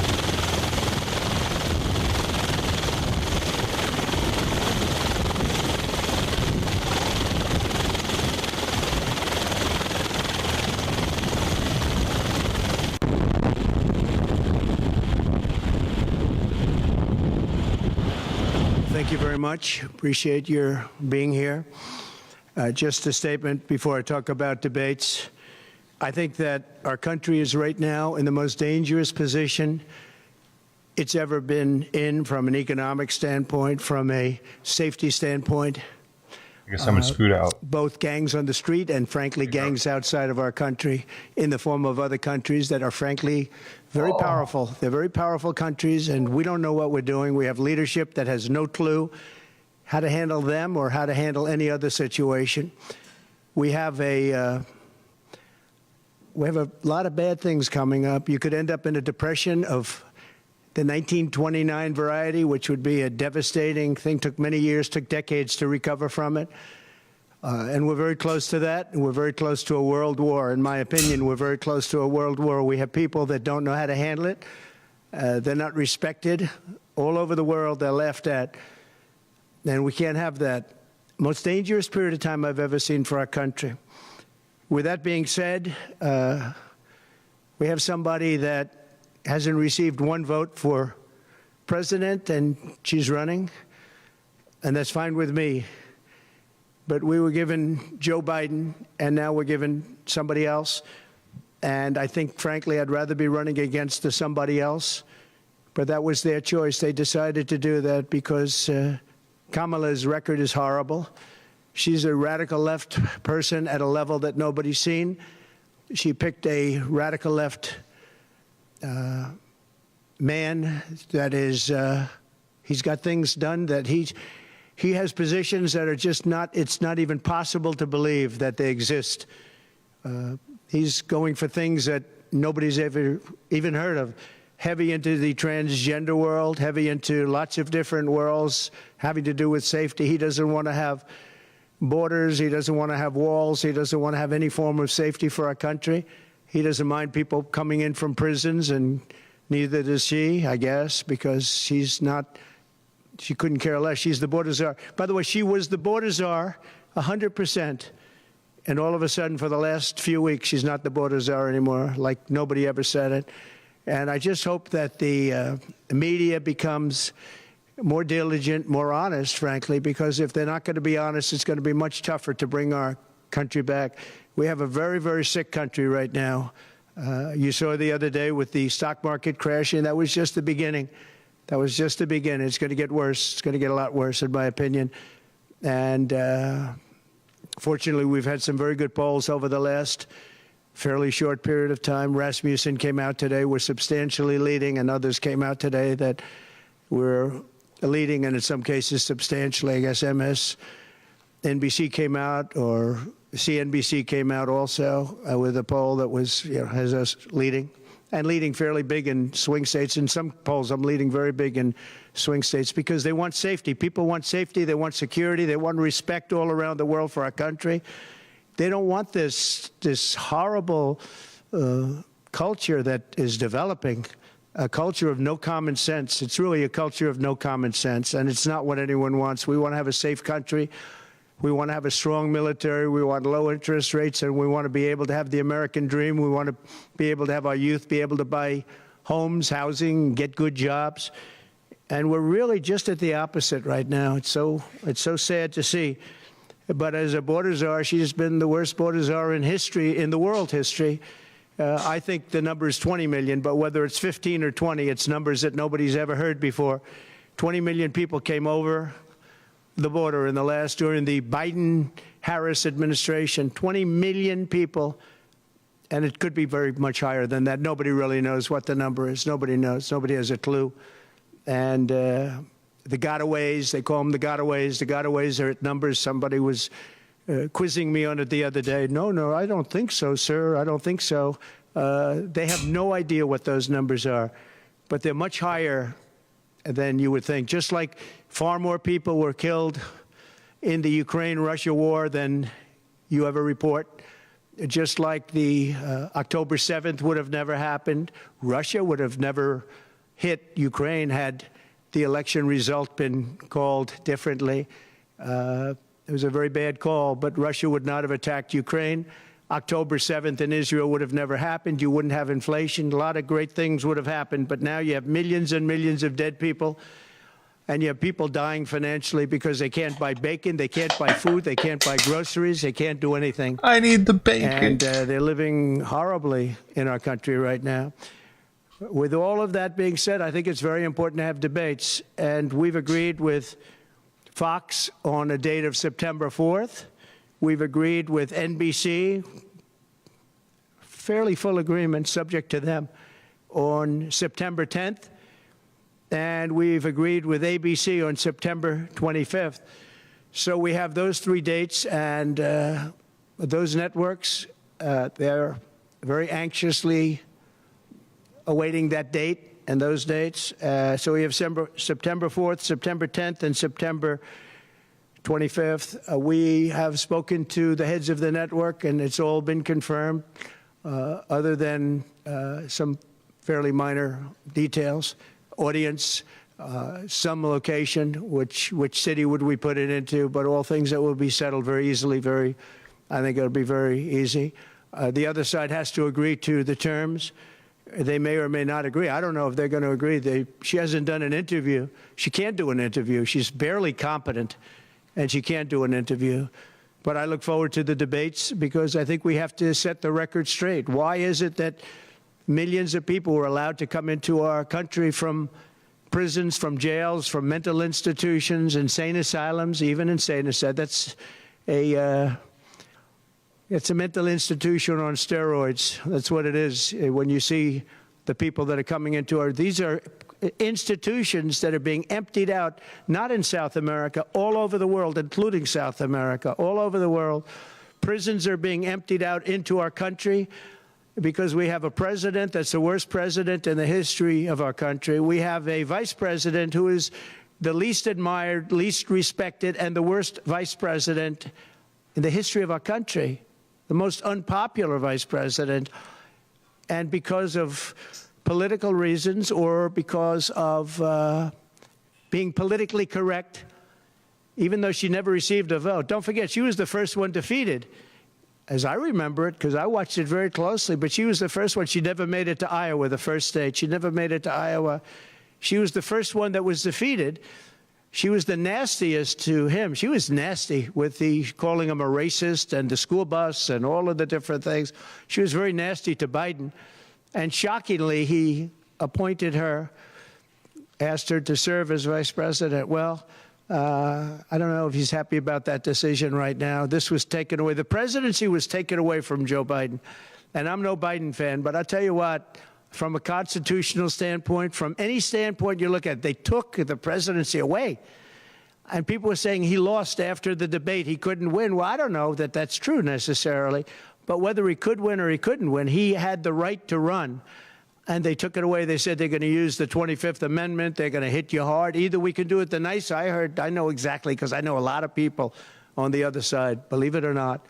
And they said, we'll do it the nice way or we'll do it the hard way. And he said, all right. So that, I mean, they've really taken, what they've done is pretty incredible. And now I'm running against somebody else, and we're leading. We're leading. So I'm not complaining. I'm saying it's for a country with a constitution that we cherish. We cherish this constitution. To have done it this way is pretty severe, pretty horrible. You would have thought they would have gone out to a vote. They would have had a primary system. They would have done something. But to just take it away from him like he was a child. And he's a very angry man right now, I can tell you that. He's not happy with Obama, and he's not happy with Nancy Pelosi, crazy Nancy. She is crazy, too. She's not happy with any of the people that told him that you've got to leave. He's very unhappy, very angry, and I think he also blames her. He's trying to put up a good face, but it's a very bad thing in terms of a country when you do that. I'm not a fan of his, as you probably have noticed, and he had a rough debate. But that doesn't mean that you just take it away like that. Or you go out to a vote, you do something. He had 14 million votes. She had no votes. She got no votes. And I think she's crashing. I think when people find out, and I think people are starting to find out what a bad job she did, what a bad job she did on the border. She's trying to say she had nothing to do with the border. She had everything. She was appointed to head the border. And then they said, border czar, oh, she loved that name. She loved that name. But she never went there. She went to a location once along the border, but that was a location that you would love to go and have dinner with your husband or whoever. That was a location that was not part of the problem. That was not really going to the border. So essentially, she never went to the border. And if you listen to Tom Homan, if you listen to the great border people, Brandon Judd from Border Patrol, if you listen to Paul, I mean, so many different people. I speak to them all the time. And I did when I was president. We had the best border in the history of our country. Now we have the worst border in the history of the world. Millions of people coming in. And our country cannot sustain it. Our country is going down because of this, because of incompetent people. So I just look forward to these debates. I think it's very important that we have them. I hope she agrees to them September 4th, September 10th, September 25th. And I think they'll be very revealing. I think they'll be very revealing. Do you have any questions, please?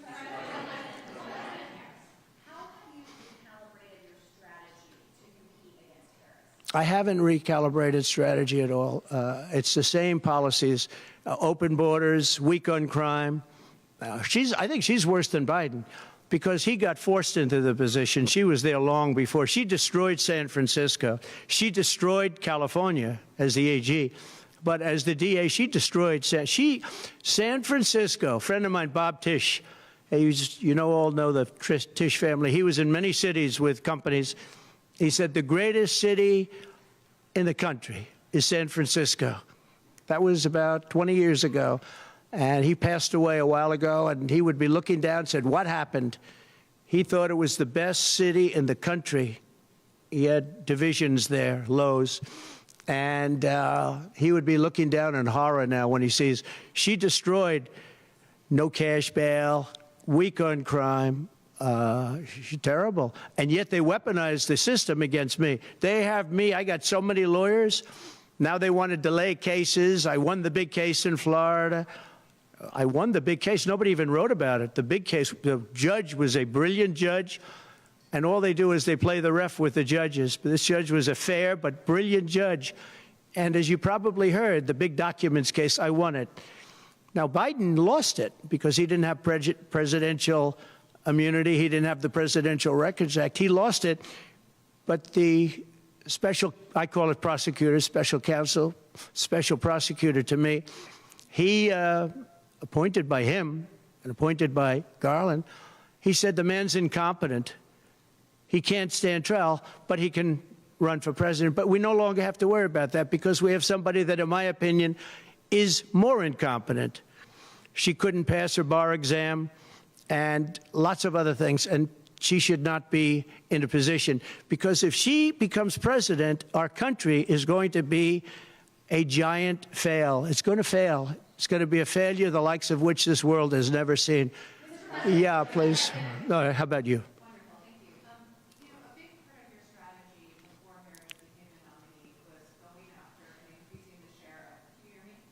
You have to speak louder. Okay, great. A big part of the strategy for your campaign before Harris became the nominee was appealing to black voters. That's Yeah. something you were really going after. In polls, we really see Harris gaining ground with that group. And I'm wondering how you are going to go after black voters now that she's the nominee and really winning them over. Well, it changes around a little bit. I'm getting other voters. Perhaps, you know, I was doing very well with black voters, and I still am. I seem to be doing very well with black males. This is according to polls, as you know. It's possible that I won't do as well with black women, but I do seem to be doing very well with other segments, extremely well with Hispanic. Jewish voters way up. White males way up. White males have gone through the roof. White males way up. Now, I don't know. All we're doing is giving you the stats that you have. It could be that I'll be affected somewhat with black females, where we're doing pretty well. And I think ultimately they'll like me better because I'm going to give them security, safety, and jobs. I'm going to give them a good economy. We have a very bad economy right now. We could literally be on the throes of a depression, not recession, a depression. And they can't have that. They can't have that. So I think I'm going to do well with everybody, especially when the facts are out. Yeah, please, in the back.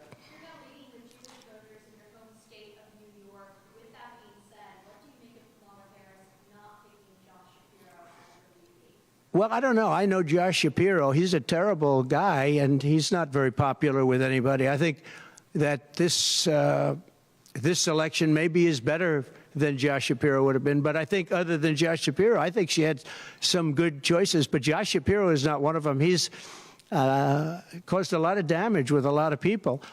And I don't think he would have been better. I think he would have been maybe the equivalent, maybe not as good. But they had some people that they were looking at that were good, far superior to her. They actually had a story where they had everybody, including, they had like 10 people that she was looking at and her. And they said she was the worst of all. In other words, she was the worst out of the 10 people and her.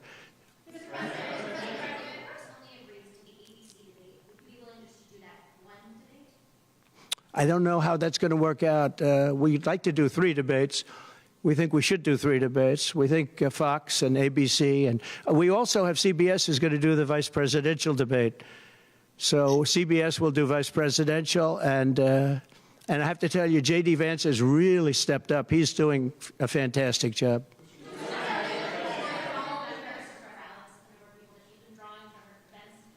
Say it. Are you worried at all about the size of Harris's crowds? Oh, give me a break. Listen. I had 107,000 people in New Jersey. You didn't report it.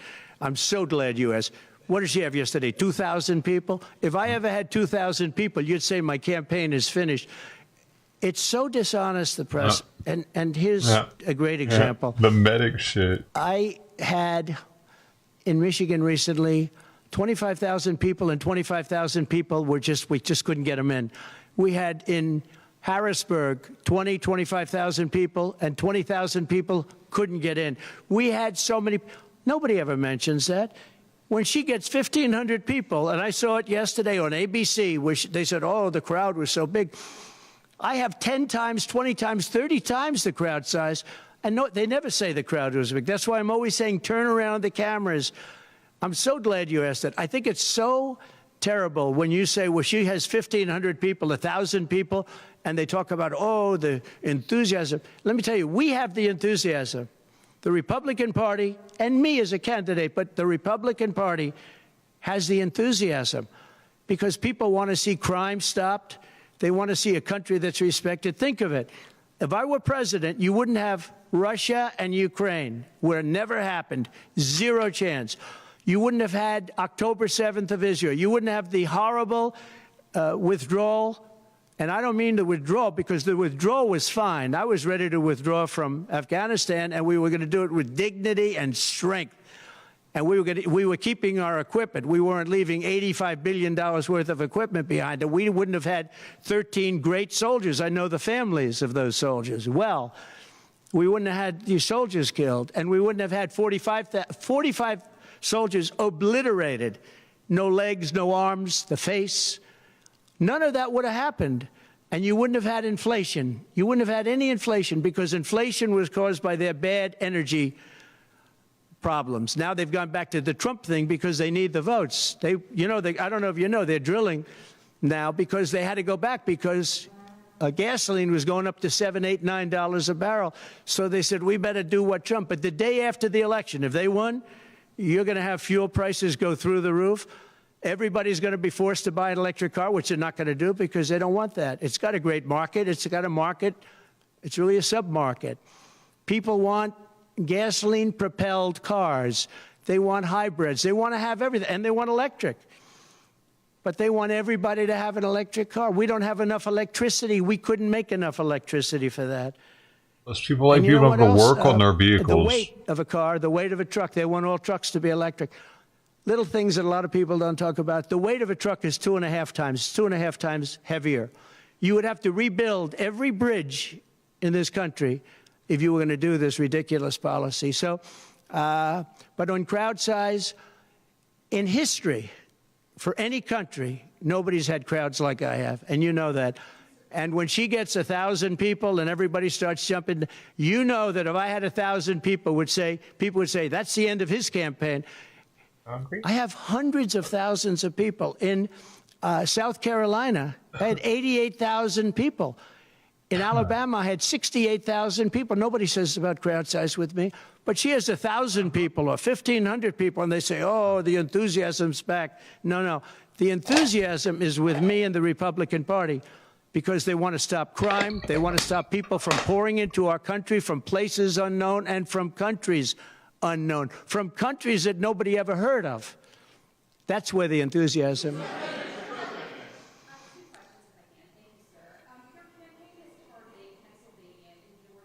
Yeah.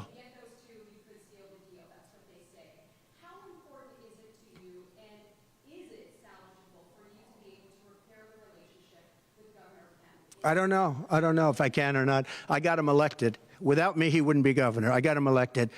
He was doing terribly. I got him elected. DeSantis. With that being said, I hope we can repair it. But if we don't, the people are still the people, and they're going to vote. We're leading in Georgia by a lot. We're leading in Pennsylvania by a lot. So, but I don't know. Now, in Pennsylvania, I have great relationships. In Georgia, I do too, but unfortunately not with the governor. I've never understood it. When you get somebody elected, they're supposed to like you. He's not exactly, for some reason, and you'll have to ask him about that. Yeah, I'd love to see it get repaired. I think that if we don't win Georgia, Georgia is a big win, is a big state. So I won Alabama by a record. Nobody's ever gotten that many votes. I won South Carolina by a record. You don't win Alabama and South Carolina by records and lose Georgia. It doesn't happen. And the people of Georgia understand that. There was tremendous anxiety and problems in Georgia. A lot of people say, what happened? And we have to, all we want is honest elections. If we have honest elections in Georgia, we have honest elections in Pennsylvania, We're going to win them by a lot.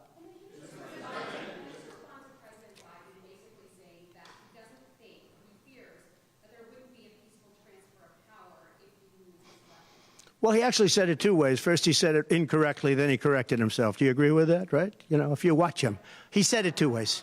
No. I mean, he said it two ways because he doesn't really know what he's saying. Why didn't he bring it up at the debate? You know, he had a chance for 90 minutes to bring it up at the debate. He could have talked about that at the debate, and he didn't do it. Everyone said, oh, he said this and he said that. He's just, you know, they give him something to read off. He read it very badly because he actually said it the opposite. Then he had to go back and correct himself. He said the opposite. He should have brought this up at the debate. If he had a problem, of course there'll be a peaceful transfer. And there was last time, and there'll be a peaceful transfer. I just hope we're going to have honest elections. That's all, okay?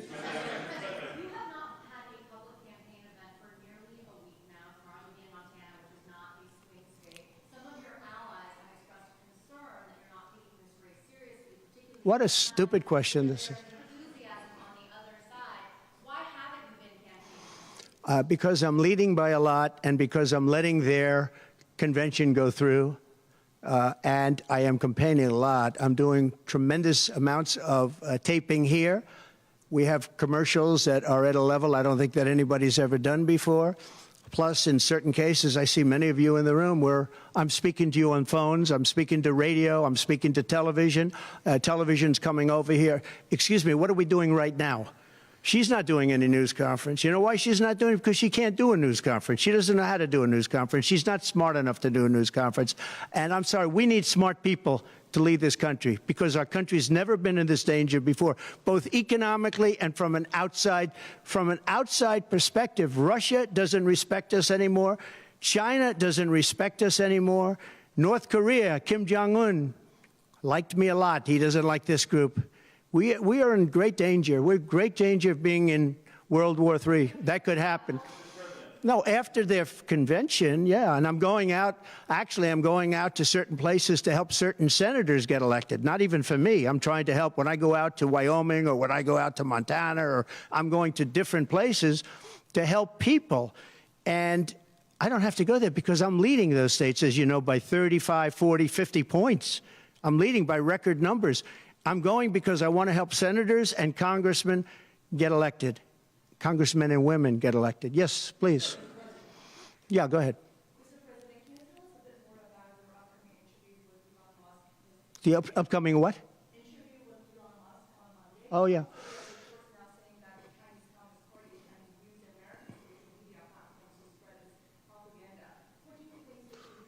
Yeah, the Elon Musk. So, yeah, sure. So Elon called me.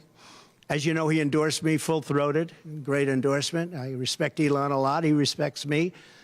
And not easy for him to endorse, to be honest with you. You know, it takes courage to endorse people. Many people have courage and many people don't. He does have courage. And Elon endorsed me, and he asked me whether or not I'd do a show on Monday, and I think it's going to be Monday night. And I believe he's the host of the show. So it'll be very interesting. A lot of people are talking about it. I look forward to it. That'll be done on Monday night. On X for free? Well, you have a lot of misinformation spread about China. Pretty good. And you have a lot of misinformation spread about a lot of different places. I think I'm going to get along great with China. President Xi of China and I were very good friends. We met right here, right in that, except we had a beautiful sofa there, as opposed to what we have right now. Right now we have you. But President Xi and I had a very good relationship until COVID. And I held him responsible for COVID. It broke up our relationship. But I think we're going to have a great relationship. And I think it's going to be mutually beneficial. But we cannot have it where China is taking advantage of the United States. And that's what they were doing, as you very well know. Yes, please.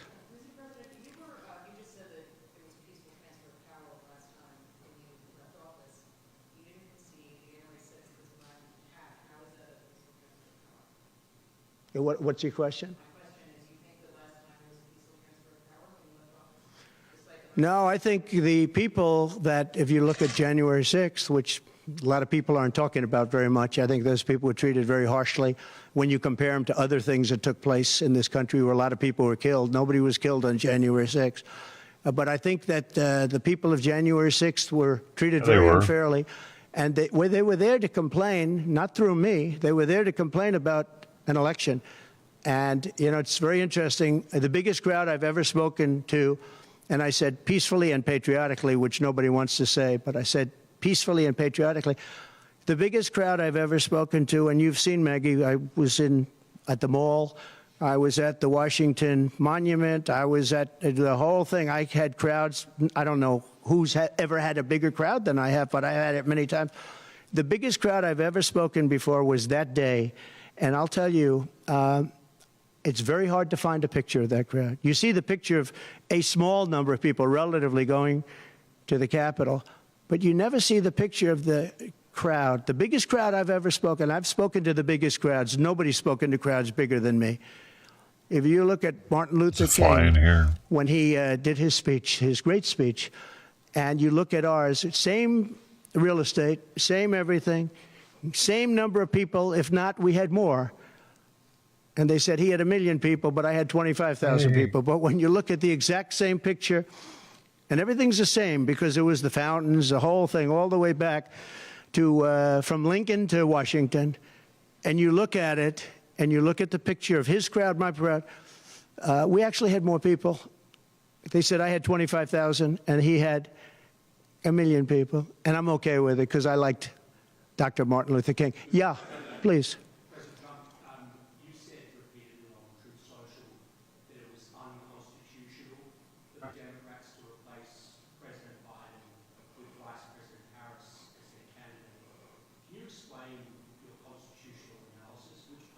Yeah, sure. We have a Constitution. It's a very important document, and we live by it. She has no votes, and I'm very happy to run against her. I'm not complaining from that standpoint. And I hate to be defending him, but he did not want to leave. He wanted to see if he could win.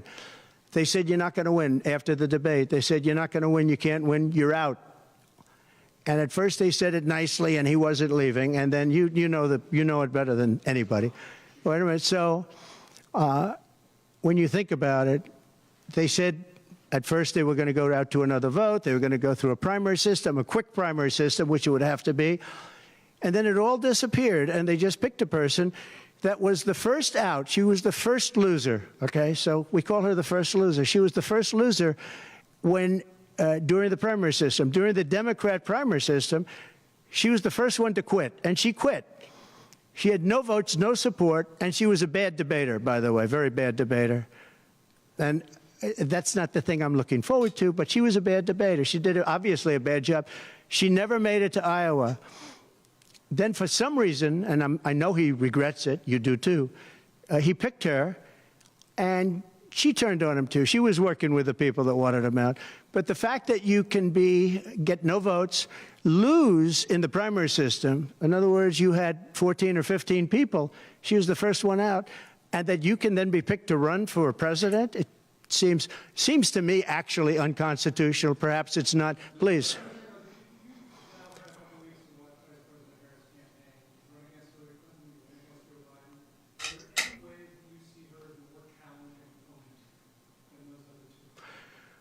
So I've run against Hillary, and I've run against various other people.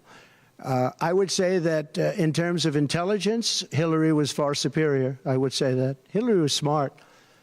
She was her own worst enemy in many ways, but she was smart, very smart. Okay? If you ask me to compare them. Please.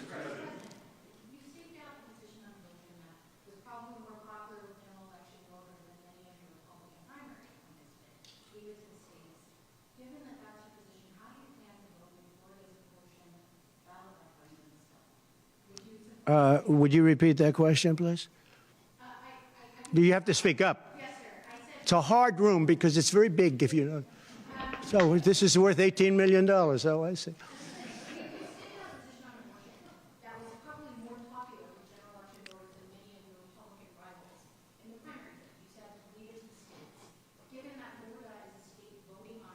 Yeah.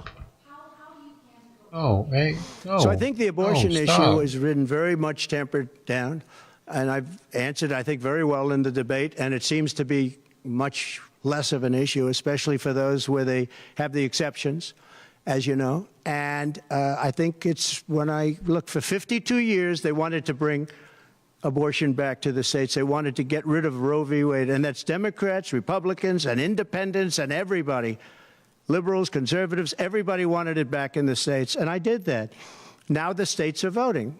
And frankly, some of the votes are much more, if you could say, liberal than you would think. Ohio turned out to be, they had a big vote, and it turned out to be a much more liberal standing than people would have thought. Kansas, the same thing. And then you have Texas, and you have other places where it may be different. But the issue has been brought back to the states now. And like Ronald Reagan, I believe in the exceptions for rape, incest, and life of the mother. I believe, I believe strongly. I think that that's a very important thing. I think when you don't, you have to follow your heart. But when you don't believe in the exceptions, I think it's much tougher. It's a much tougher issue. But about 82% of Republicans do believe in exceptions. I think and a lot of them are changing their mind and coming even further. I think that abortion has become much less of an issue. It's a very small, I think it's actually going to be a very small issue. What I've done is I've done what every Democrat and every Republican wanted to have done, and we brought that issue back to the states. And now the states are voting on it. And frankly, some of the votes are a lot different than people would have thought. But it's the vote of the people is taking care of it. And, when you think about the Democrats are really the radical ones on this, because they're allowed to do abortion on the 8th and 9th month and even after birth. If you look at your new governor from Minnesota, he's like the governor previous, the former governor. I don't want to get him mixed up because Glenn is doing a good job and he's leading our whole campaign in Virginia, Glenn Youngkin. But previous to Glenn, the governor, he said, the baby will be born, we will put the baby aside, and we will decide with the mother what we're going to do. In other words, whether or not we're going to kill the baby. The Minnesota gentleman, this guy agrees with that. He is the most liberal. Look, between her and him, there's never been anything like this. There's never been a combination so, I'll use the word progressive. They want to go progressive. They don't like the word liberal. I like liberal better. I think it's more appropriate because nobody knows what progressive means. But they now like to use the word progressive. But there's certainly never been anybody so liberal like these two, or even close. I think the abortion issue has been taken down many notches. I don't think it's a big factor anymore, really. And when people hear what I said in the debate, and I think I said it very well during the debate, we brought it back to the states. Everybody wanted it in the states. And very importantly, and you think about this, assuming you have exceptions. If you don't have exceptions, it's a more difficult thing. At the same time, there are people that strongly feel that way, and you have to follow your heart, and you should follow your heart. But that issue is very much subdued. Yeah, thank you. About who? About the assassination attempt. Yes. Did the fact that somebody used an AR-15 gun at all change your impression of people's access to that weapon? No, I didn't. Look, if you take away guns, she wants to take away everyone's gun. If you take away guns, you can't do it because people need the guns for protection. Now, entertainment, they want it, hunting, they want, different things. But they need weapons for protection in this country. People live out in the woods and they're not going to have a gun. If you look at some countries, I don't want to get them in trouble, but some countries have actually gone the opposite way. They had very strong gun laws, and now they have gone the opposite way, where they allowed people to have guns, where in one case they encouraged people to go out and get guns, and crime is down 29%. And remember this, what is the toughest gun law in the United States? Chicago. On July 4th, 117 people were shot and 17 died. The toughest gun laws in the United States are in the city of Chicago. You know that. They had 117 people shot. Afghanistan does not have that. Afghanistan, by the way, was the lowest point in the history of our country, in my opinion. That was the worst embarrassment to the history of this country, and I say Putin would not have gone into Ukraine if that didn't happen. When he saw the incompetence of Milley and all these guys that are incompetent, when he saw that happen, when they took out the soldiers first. They took out the soldiers first. You know, if you go back and check your records, for 18 months, I had a talk with Abdul. Abdul was the leader of the Taliban, still is. But I had a strong talk with him. For 18 months, not one American soldier was shot at or killed, but not even shot at. 18 months, and then we had the disaster of the lift, where people were falling off airplanes from 3 times the height of the World Trade Center. I mean, terrible. But now our country has to be respected again. Please. Go ahead, please. There was reporting, I believe, in the New York Times that Kamala Harris said she might be open to the idea of a weapons embargo against Israel. I wonder if you could comment on that. I'd be against that. That Kamala is in favor of not giving Israel weapons? Yeah.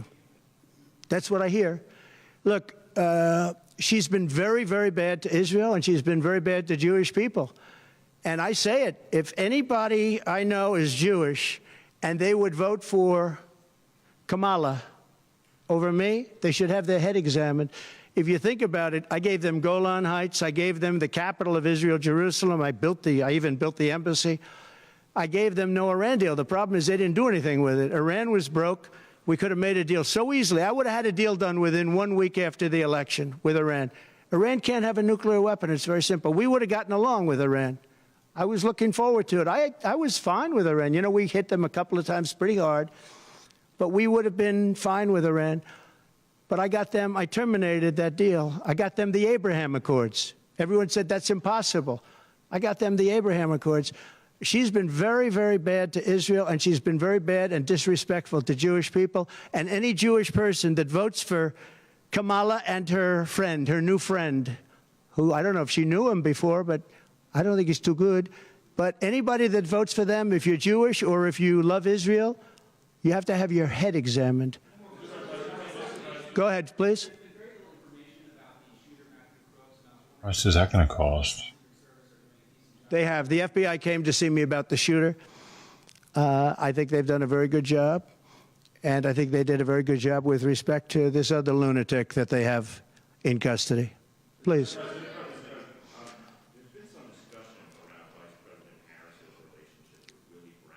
Yeah. Oh, God. Whoa, whoa.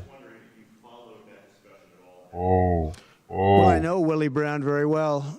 In fact, I went down in a helicopter with him. We thought maybe this is the end. We were in a helicopter going to a certain location together. Oh, Nelly. And there was an emergency landing. This was Should not I a pleasant rename her landing. Nelly? And Willie was... Call her Nelly. He was a little concerned. So I know him pretty well. I mean, I haven't seen him in years. But he told me terrible things about her. But this is what you're telling me anyway, I guess. But he had a big part in what happened with Kamala. But I don't know, maybe he's changed his tune, but he was not a fan of hers very much at that point.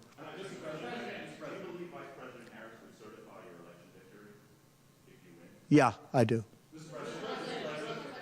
Go ahead. On what? Well, I'm going to announce that. I'm going to actually have a press conference on that at some point in the near future, so I don't want to tell you now. But Florida does have a vote coming up on that, and I think probably the vote will go in a little more liberal way than people thought. But I'll be announcing that at the appropriate time. Please. Mr. President, your tax cuts from your administration will be coming up, fairly soon and potentially expiring. I wanted to ask you specifically about the tax code favoring parents versus people who don't have children. There are a number of tax breaks. Yeah. Oh, we gave tremendous for child care and all of that. No, our tax cuts, which are the biggest in history, our tax cuts are coming due, as you know, very soon.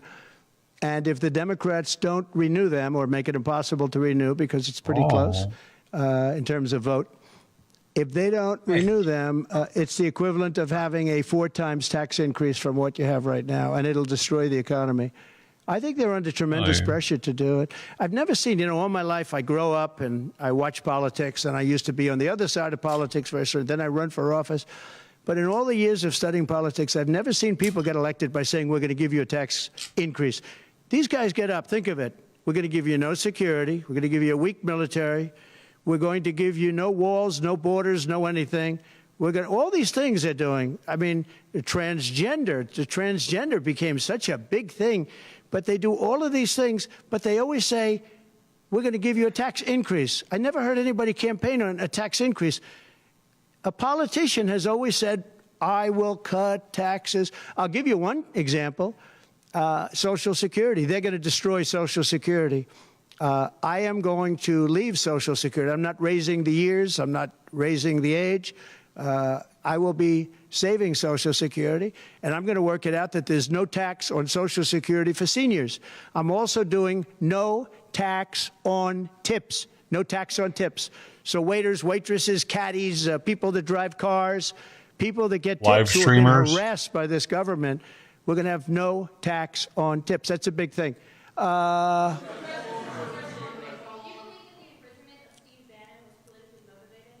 Yeah. Oh, absolutely. Sure. Because other people have done far bigger things than Steve Bannon. Sure, it's politically motivated. I think it's a horrible thing they did. Look, they've weaponized government against me.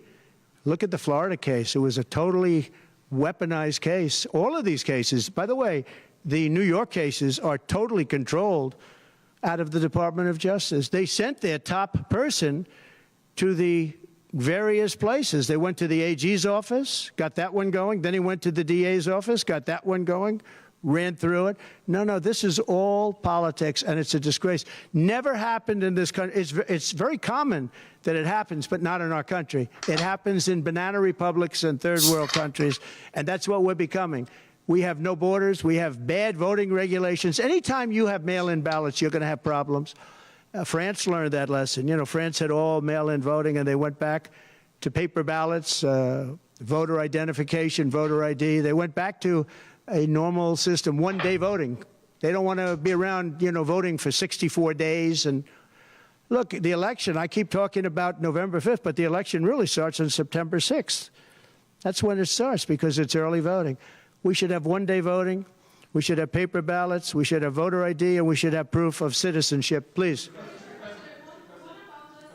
No, the gentleman in back. For who? You're going to have to talk louder, sir. Do you support continuation of tax credits for EVs? And secondly, what sort of political or policy advice does Elon Musk give you? Elon is a very different kind of a guy. He's a very big believer in the country, but he's very worried about the country. He's very worried about the country. And I don't know if it's good for him politically to have supported me, although I think we have a vast majority of this country does support me.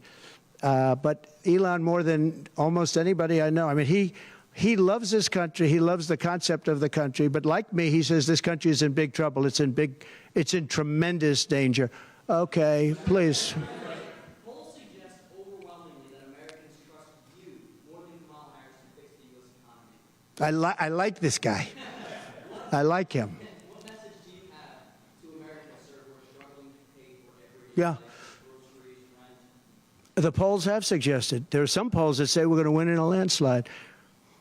People are voting with their stomachs, meaning they're going to the grocery store. They're paying 50, 60, 70% more for food than they did just a couple of years ago. Look at what's happened to energy. Look at what's happened not only to their cars, where gasoline's gone from $1.87, and we had moments when it was below that, but it's gone from $1.87 to $5, $6, and $7. And they take the strategic national reserves and they take it out, even though it's peanuts compared, it doesn't last long. But they're virtually empty now. We've never had it this low. And he's using that to keep the gasoline prices as low as possible. He's sucked all of the oil out, essentially the gasoline, to keep the price down a little bit, and it's had very little impact.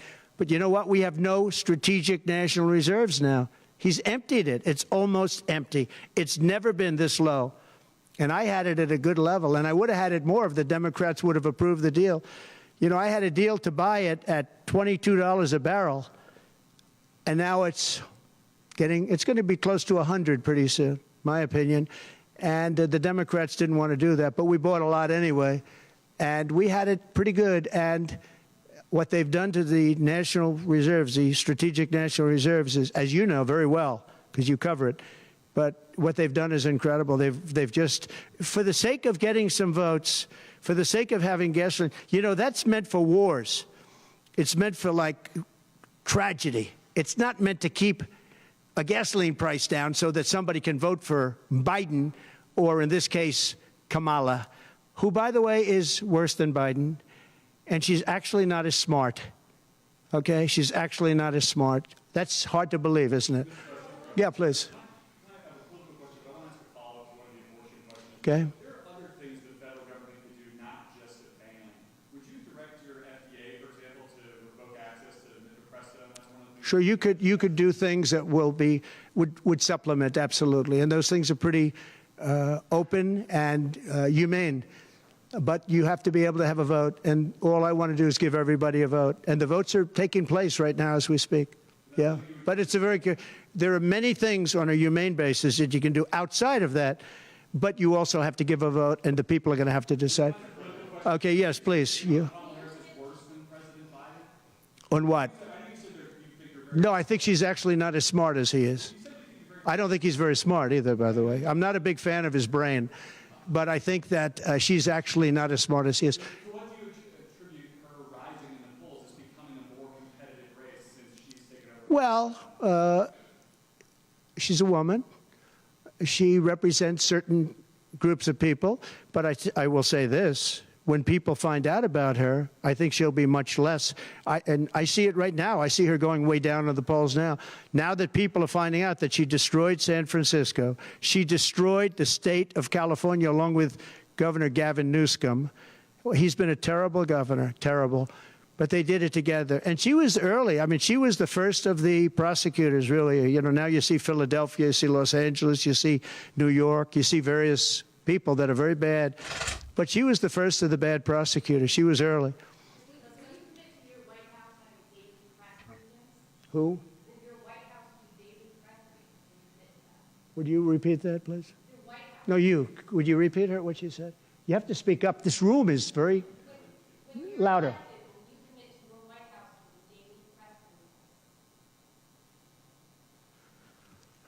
Do you hear her? A daily press briefing? Why would I do that? I would give you all the press briefings you want. Look what I'm doing here.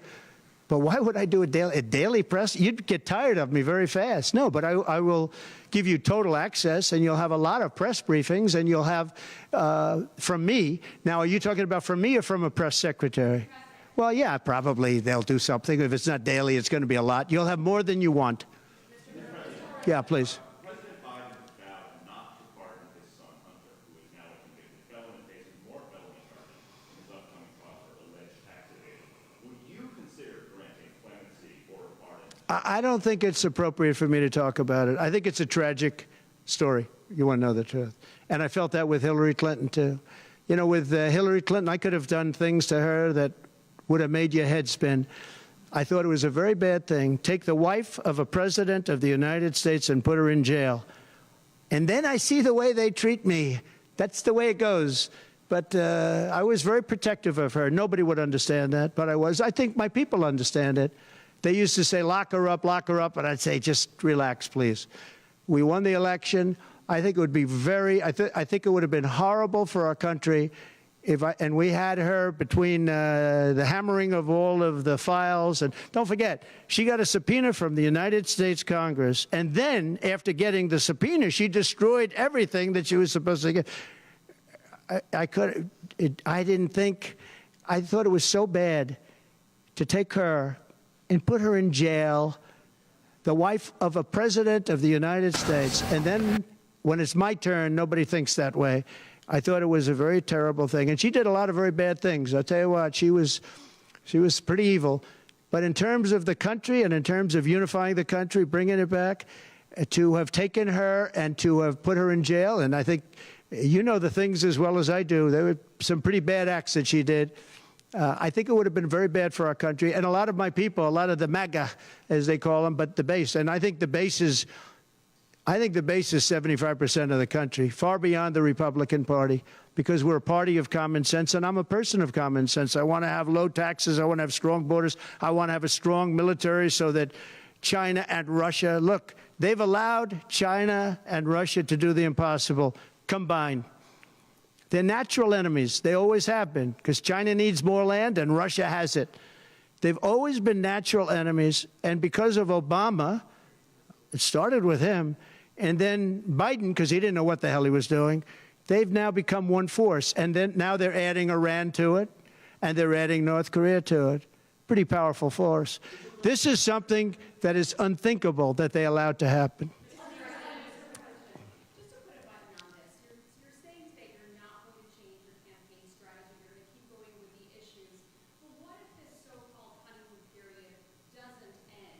Oh, it's going to end.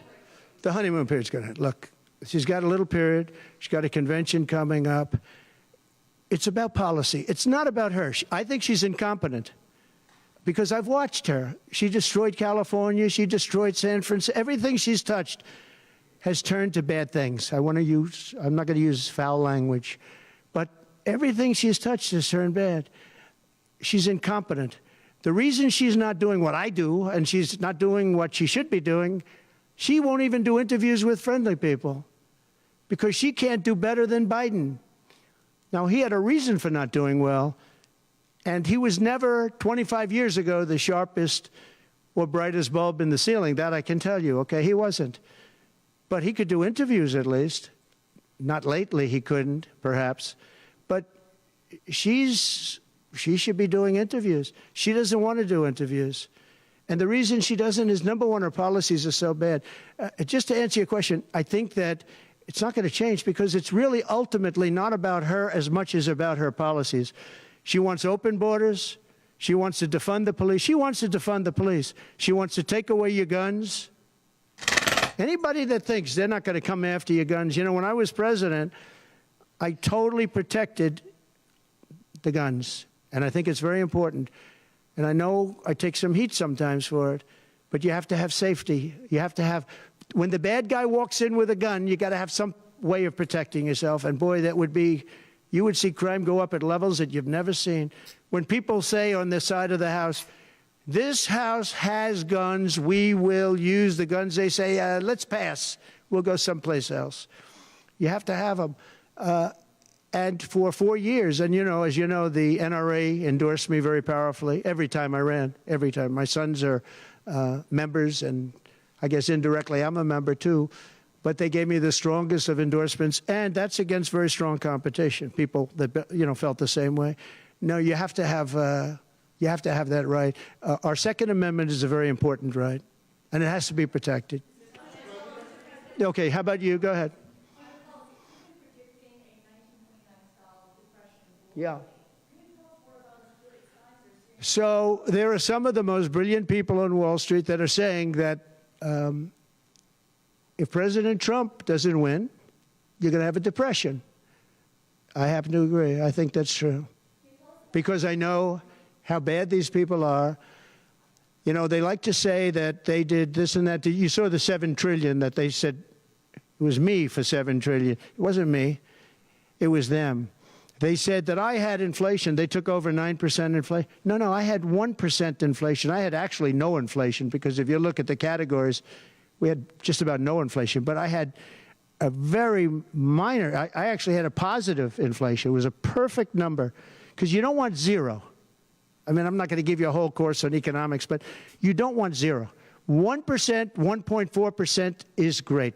You want a little bit because you don't want to have deflation. Deflation is, in many ways, even worse. I had a perfect number right around the 1% number. It was perfect.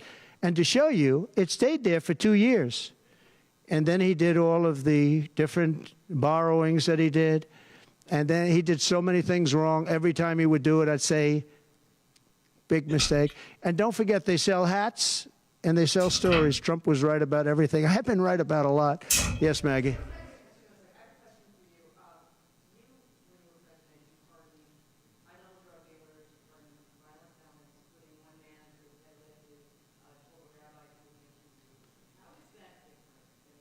Well, we had a commission like other people do, and it's always complicated and it's always controversial. And we had commissions that, and I think of respected people, you know many of the people on the commission, and they would recommend to me certain pardons for certain people. Some people were treated very harshly. A fantastic woman, as you know, she served 24 years for being on a phone call having to do with drugs. You know who I'm talking about. She was great. And she had another 24 years to go. And it was largely about marijuana, which in many cases is now legalized, okay? But we had many very highly regarded people on a commission, and they'd recommend, and they'd put a reason why. Some people were, served time, but they served a lot of time for something that today people wouldn't even serve time by. Well, for the most part, I think they did. I mean, they did. They go through. They went through. I had a commission. It was a very important commission to me, and highly respected people. And frankly, they came up with some decisions that I wouldn't necessarily agree with, but I did it. But I let a lot of people out that had no representation. I went to people in jails, in prison that we respected. I said, how many of these people should be let out? We let out large groups of low-income people that were serving like 40 years for something that today you wouldn't even be put in jail for. We had very few people let out because I said I really don't want to let people out where they had a lot of violence, where they had killing, et cetera, et cetera. And for the most part, we didn't do that. Yeah, please.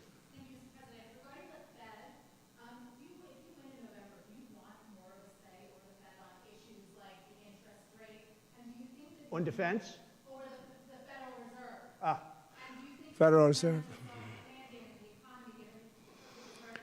Right. Well, look, the Federal Reserve is a very interesting thing, and it's sort of gotten it wrong a lot. And he's tending to be a little bit late on things. He gets a little bit too early and a little bit too late. And, that's very largely it's a gut feeling. I believe it's really a gut feeling. And I used to have it out with him. I had it out with him a couple of times very strongly. I fought him very hard. And, we get along fine. We get along fine. But I feel the president should have at least say in there. Yeah, I feel that strongly. I think that in my case, I made a lot of money. I was very successful. And I think I have a better instinct than, in many cases, people that would be on the Federal Reserve or the chairman. Yeah. Yeah. Harris supports rescheduling marijuana and also says that no one should go to prison for marijuana offense. Do you agree with those positions? Well, as we legalize it, I start to agree a lot more because, it's being illegalized all over the country. Florida has something coming up. I'll be making a statement about that fairly soon. But as we legalize it throughout the country, whether that's a good thing or a bad thing, it's awfully hard to have people all over the jails that are in jail right now for something that's legal. So I think, obviously, there's a lot of sentiment to doing that. Yeah, please. Mr. President, Kamala Harris's father is Jamaican American, and she went to a historically black college. How is she only recently decided to be black? Well, you'll have to ask her that question because she's the one that said it. I didn't say it. So you'll have to ask her, and I very much appreciate that question, but you'll have to ask her. But I've known her for a long time. I actually contributed to her campaign a long time ago because I was a developer. I contributed to lots of campaigns of Democrats, Republicans, and some were liberal and some were conservative. But you'll have to ask her about that. But to me, it doesn't matter. But to her, from her standpoint, I think it's very disrespectful to both, really. Whether it's Indian or black, I think it's very disrespectful to both. To me, it doesn't matter. Please, red dress, red dress.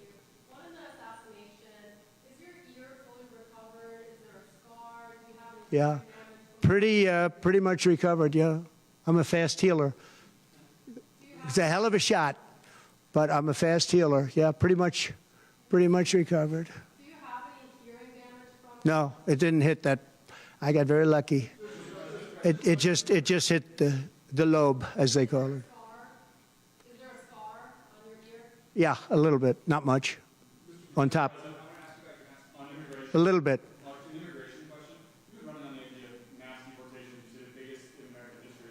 Yeah. When Senator Vance has been asked about that, he sort of suggested that really you only need to go after people who've been convicted of crime. Well, we're starting that, yeah. So what are you really talking about here? How do you pay We are going to start the largest mass deportation in the history of our country because we have no choice. It's not sustainable. And we are going to start with violent criminals, and we're going to start then with criminals. And our local police is going to work with us because they know everything about the people. They know their names. They know everything about them. They know their middle name. They know their numbers. And as you know, the other side is trying. You know, look, for years I wondered, why are they allowing these people to come in at levels like this? It was incredible. And I said two reasons. They're either really stupid, and I don't believe they're stupid, because anybody that can cheat on elections like they cheat is not stupid. Or, in the alternative, they have bad motives or they hate our country. And I used to think they hate our country. But lately I've seen where they're trying to sign these people up to vote. And they have to stop. They cannot let illegal immigrants vote in this upcoming election. All right, one more question. Go ahead, one more. Make it a good one, please. Okay, regarding Social Security taxes for seniors. Right. Experts say that the policy could increase the deficit by $1.6 trillion. So how would it work? We have so many ways of making money in this country. We're not going to affect our Social Security. We're not changing it. And I proved that over 4 years. And we're going to do it. It's very unfair to people. They spend their life and they're great citizens and they pay in. We're not going to charge tax to Social Security, the seniors. We're not going to do it. We're not going to charge. And also tax. I say the two things. We're going to have no tax on seniors, Social Security, and we're going to have no tax on tips. Very simple. And we are a country that has so many different ways to make money. We have under our feet more liquid gold, I call it oil, and gas, than any country in the world, much more than Saudi Arabia, much more than Russia. We have so many different ways we can make money. We're not going to hurt our seniors with Social Security, and we're not going to charge them tax. Okay?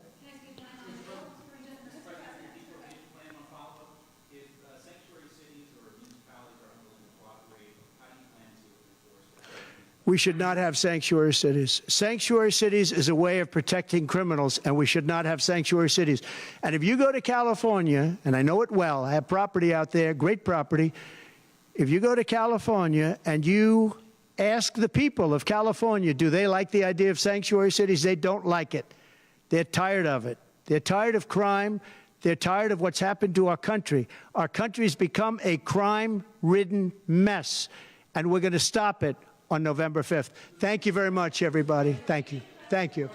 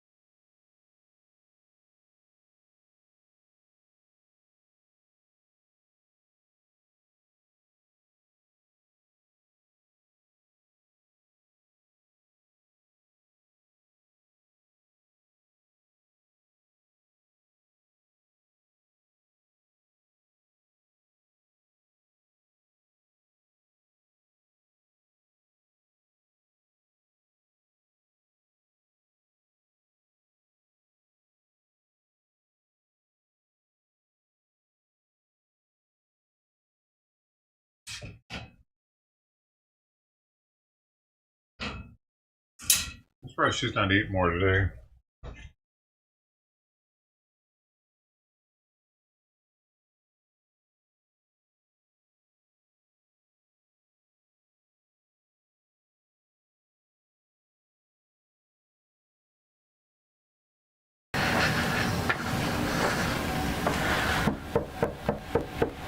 There's a new one from earlier.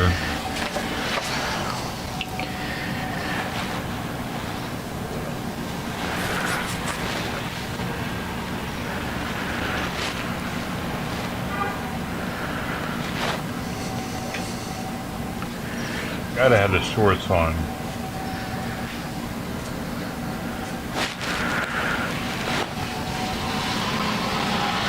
His parents making excuses for him. Oh, it's doing good.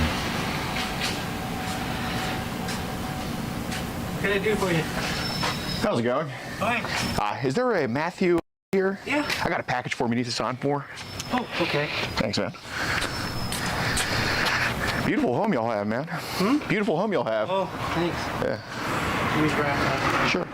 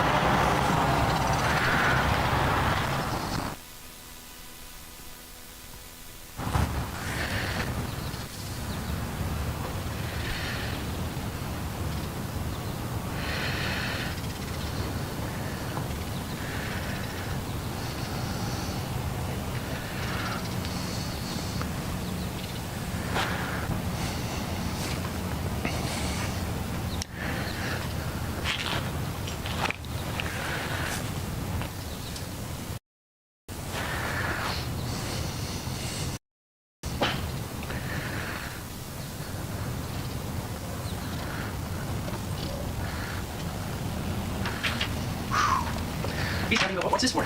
You guys are UPS? Well, we're delivering it. It's like kind of a courier that's just local here, but oh, okay. Yeah, He's coming. Sure. Man, oh man. Do it before it gets too hot. No kidding, man. I'm ready for this. I'm ready for this winter, bro. I'm not. I like the warmth, but Yeah, I like the warmth before 8 a.m. yeah, because it gets hot. Yeah, no kidding. Right here. How's it going? Oh, nice. Looking good, man. Looking strong. Thanks. How's it going? Gordon, nice to meet you. Nice to meet you. It's kind of something personal. Yeah. Nah, you're good, man. I heard you got back from the gym too. It's about some messages to Mandy and some other girls we should probably go over. I just want to have a conversation with you about it, okay? All good? Yeah. Okay. You just want to tell your dad it's all good. We can just talk right here. Yeah. Okay, cool, man. Is it just about some Facebook stuff? Yeah. Yeah. You just want to tell your dad that it might be a little bit.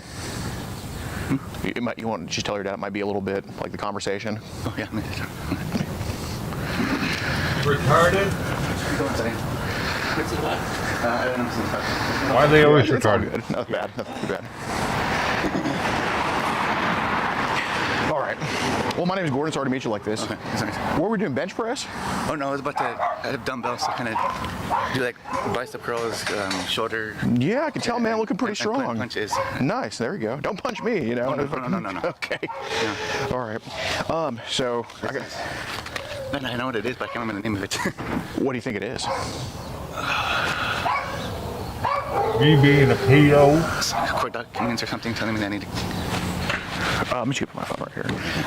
No, it's not a court document. It's just about like Facebook, like messages on Facebook and all that. So kind of like, you know what I'm kind of here for? Yeah. Okay, who do you think I'm here for? So Mandy, anybody else? You're from government or courts or? No, nothing like that. I'm private. I just want to have a conversation with you. I know you're a good dude. Huh? No, not even that. Just, there's just messages online and, just people, between kind of younger ladies and kind of you online. So do you kind of know what I'm kind of here for now? Yeah. Okay. Yeah. So I'm here to talk about, does an Ariel ring a bell? She was messaging you pretty recently. Our other? Yes. Okay. So why do you think I'd be here talking about her?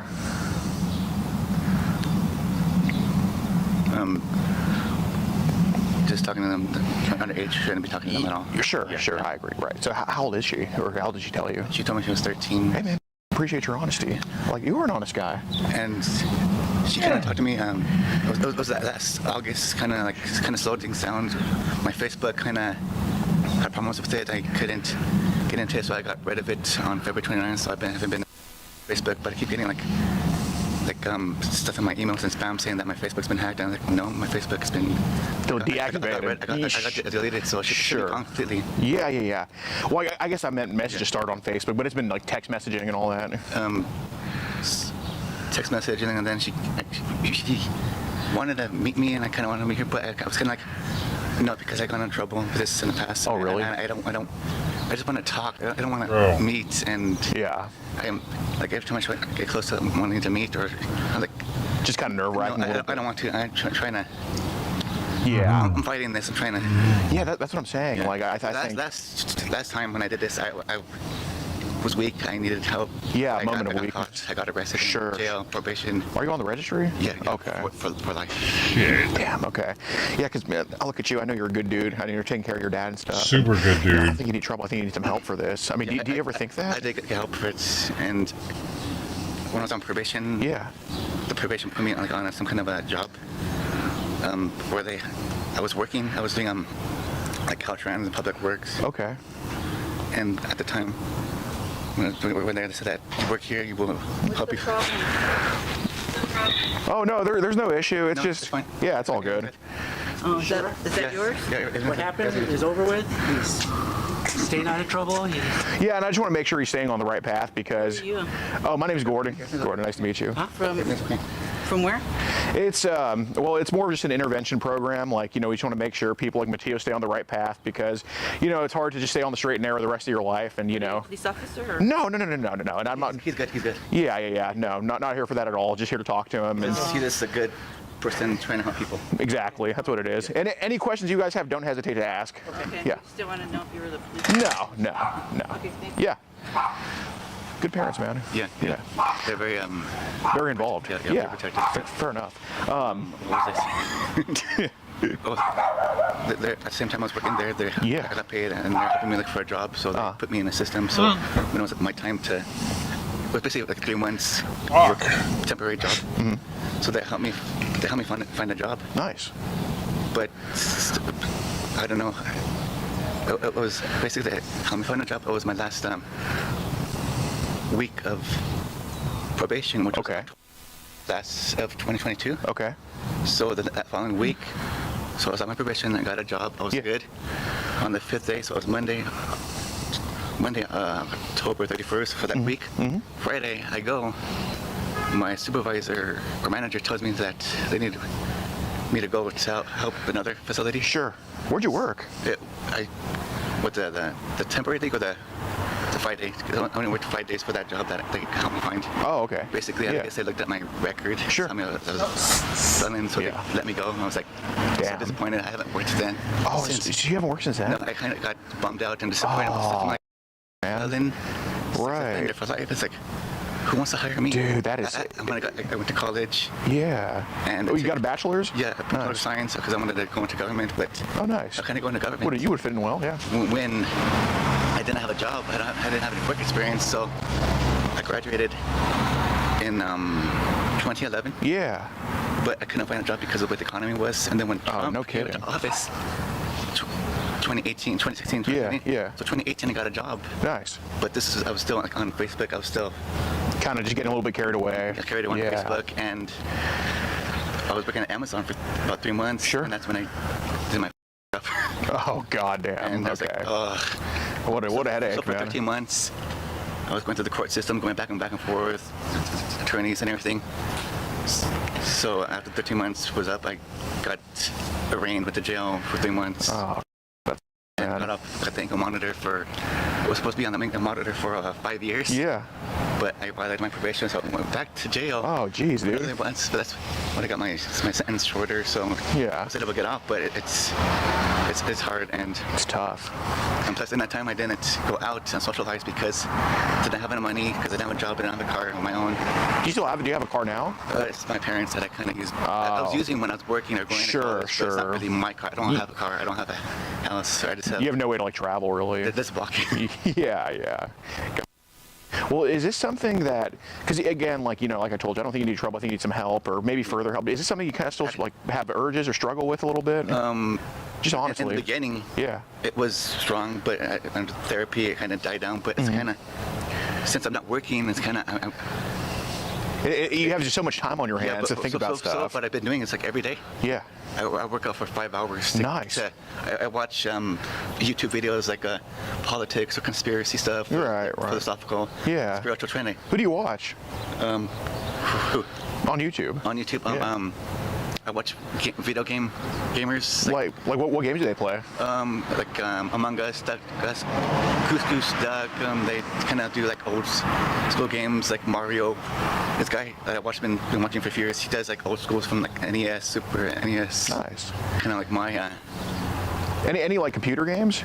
Did I play? No, yeah. Well, yeah. Did you play or watch? The computer game I played was Knights of the Old Republic.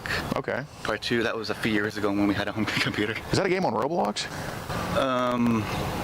No. It's ours. Okay. Yeah, so I haven't played any video games for a while. I've been watching people play games or watching people react to movies or other stuff, trying to get their I guess insight and wisdom. So yeah, just kind of see how they do it and all that.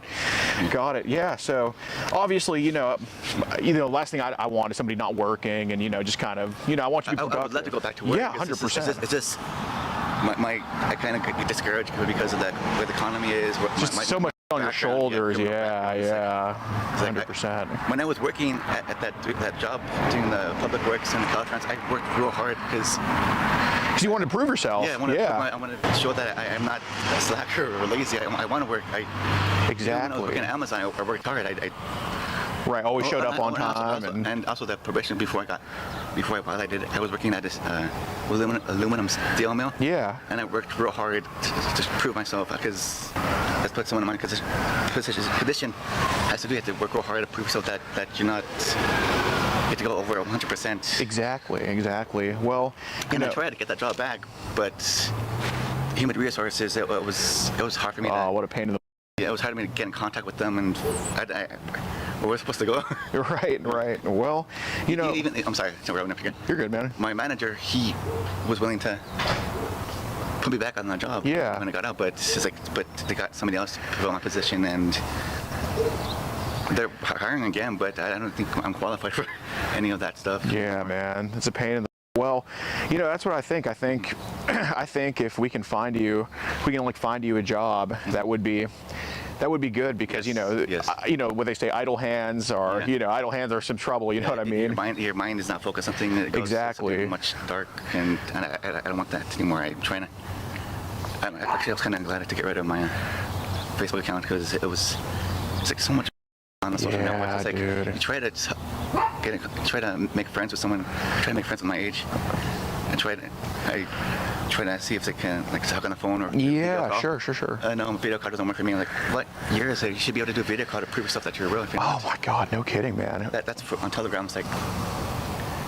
they're off. Everything is all fake. It's like there's been a few times where I just log in on my Telegram account because I don't want to deal with it. I want it to be deleted. Yeah. But it takes 1 month for it to be deleted. I'm like, it needs to be a week because I kind of have that addiction to go back on it and look at stuff. So is Telegram? What's Telegram kind of like? It's like information, talk to people.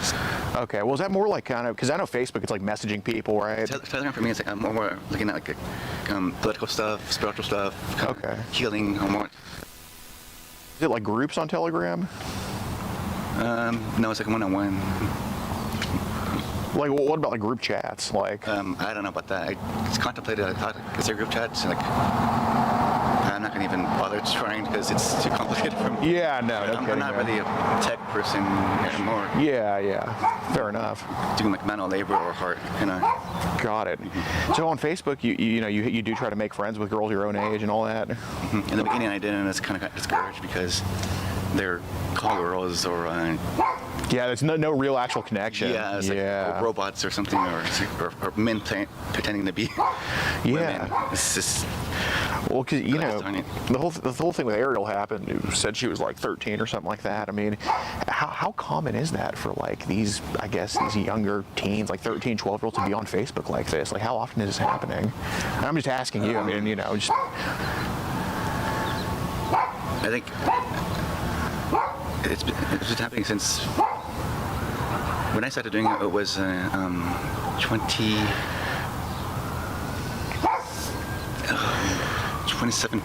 Yeah.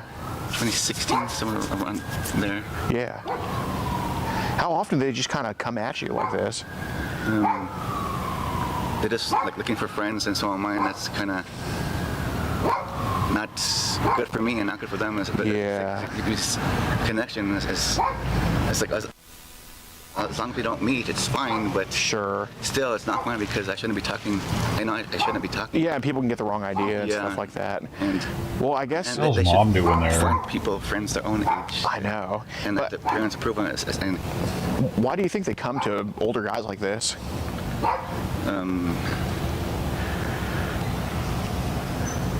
They don't have that.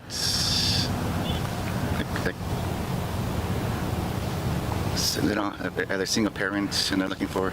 Is that a common theme you've noticed with them? But the Ariel. Is there like, I guess, how often do you notice when these girls are like, I don't have a dad, or like how often do you kind of see that?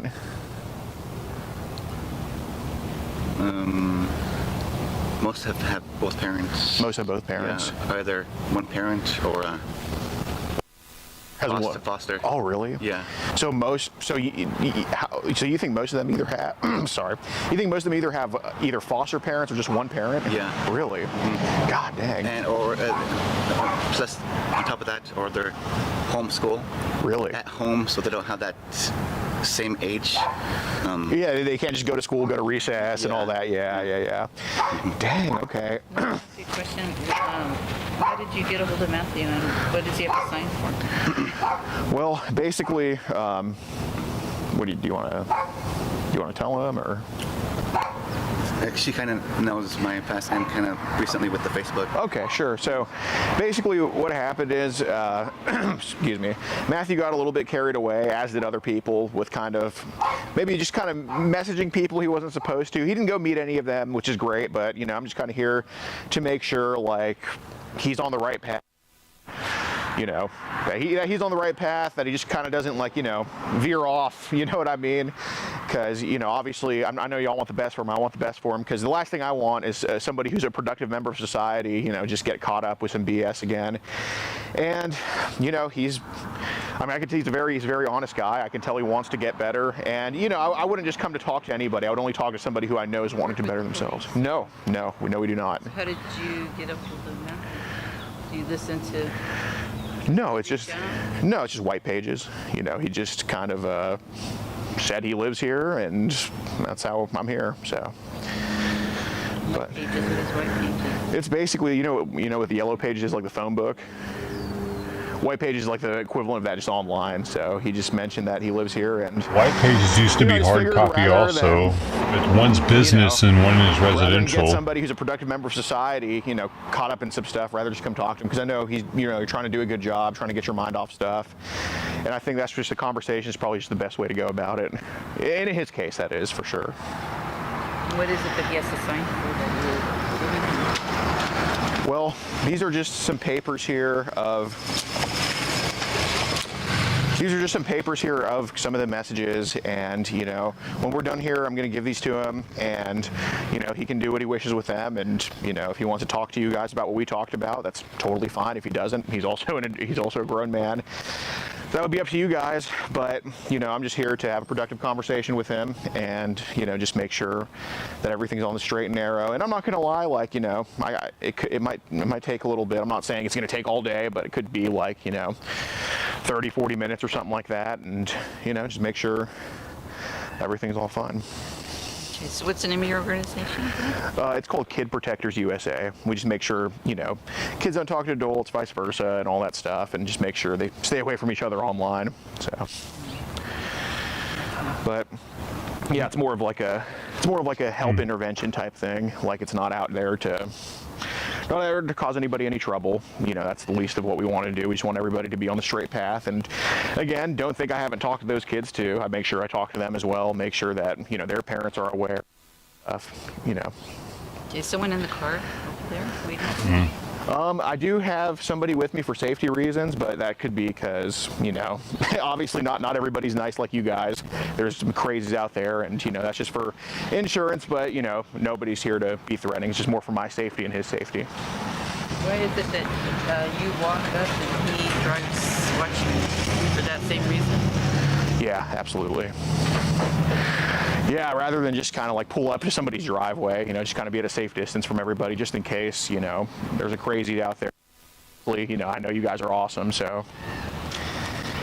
Do you have any suggestions that you give him? You don't need to tell me them, but just... Yeah, we'll get to that at some point in the conversation for sure. And, you know, like I told him from the beginning, you know, I don't think he needed any trouble. I think he needed some help. Maybe His fucking help. dad has a shirt you know, made for fucking kids. How ironic. Toon Squad. It's like a cartoon characters on it. What the fuck? We're here for, and there are local resources in San and LA County. It's only weird if this happens while you're the dad that wears that shirt. You know, if you got a kid that's going after 13-year-olds and you're the dad, you didn't do it right, dude. You taught your kid to just stay a kid forever, apparently. More than willing to help, either via Zoom or in person if he can make it in person. And what are they even doing out there? Kind of what I want to do. So. Fucking dummies. Okay, well, I'll let you continue talking to him. I just have Thanks so much. Do you have any questions about him?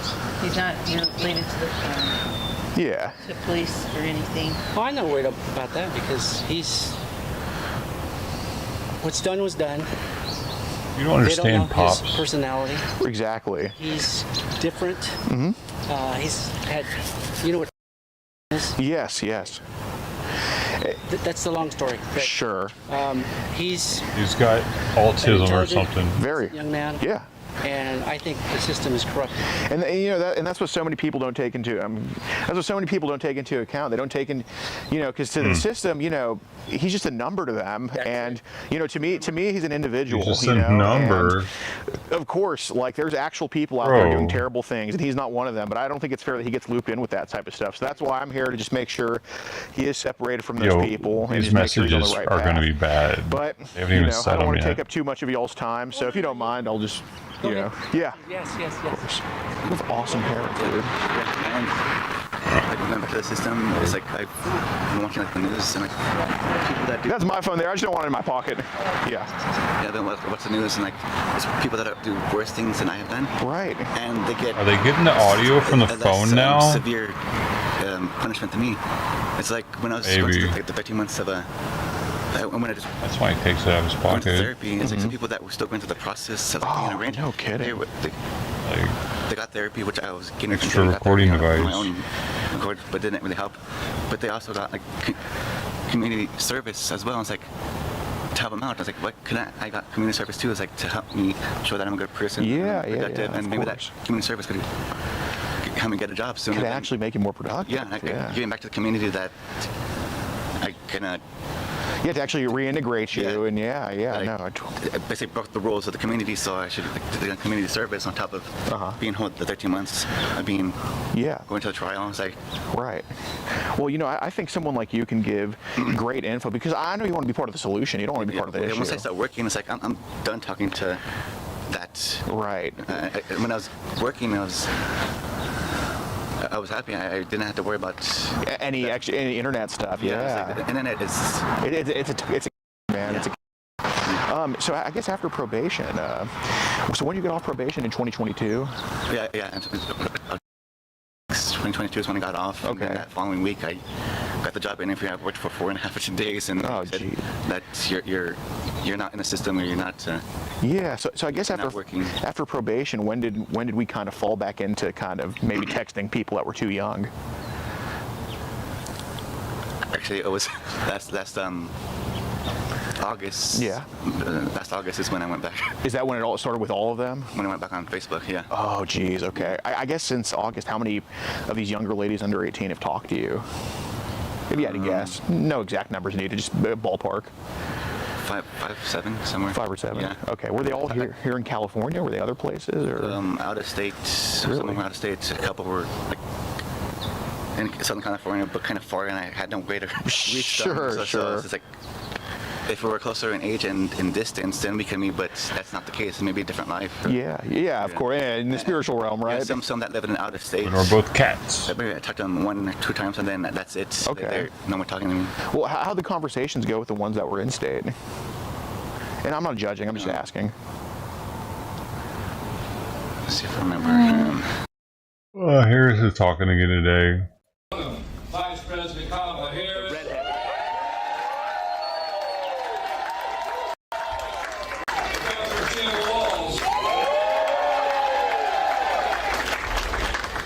To our house, to Labor's house. And we thank them for choosing one of their first visits with workers to be in the house of the UAW. You know, I don't have to say this, I think you already know this, but what's at stake There's a in this election, goober. it's very simple. Everything is at stake. It's about a choice of whether we continue forward, it's whether we go backwards.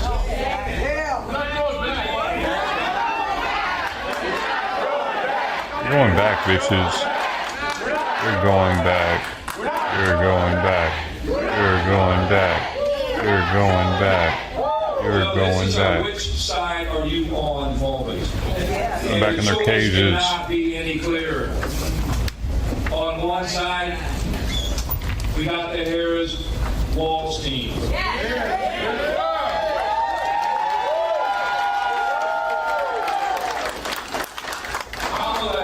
Kamala Harris is one of us.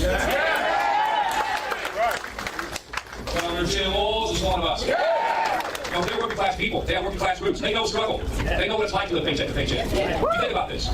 Vice President Harris talked yesterday about how she's had her first job in the Congress. Governor Walls has been a school teacher. We've seen what this government, what the Republican Party in particular, has done to education in their lifetimes.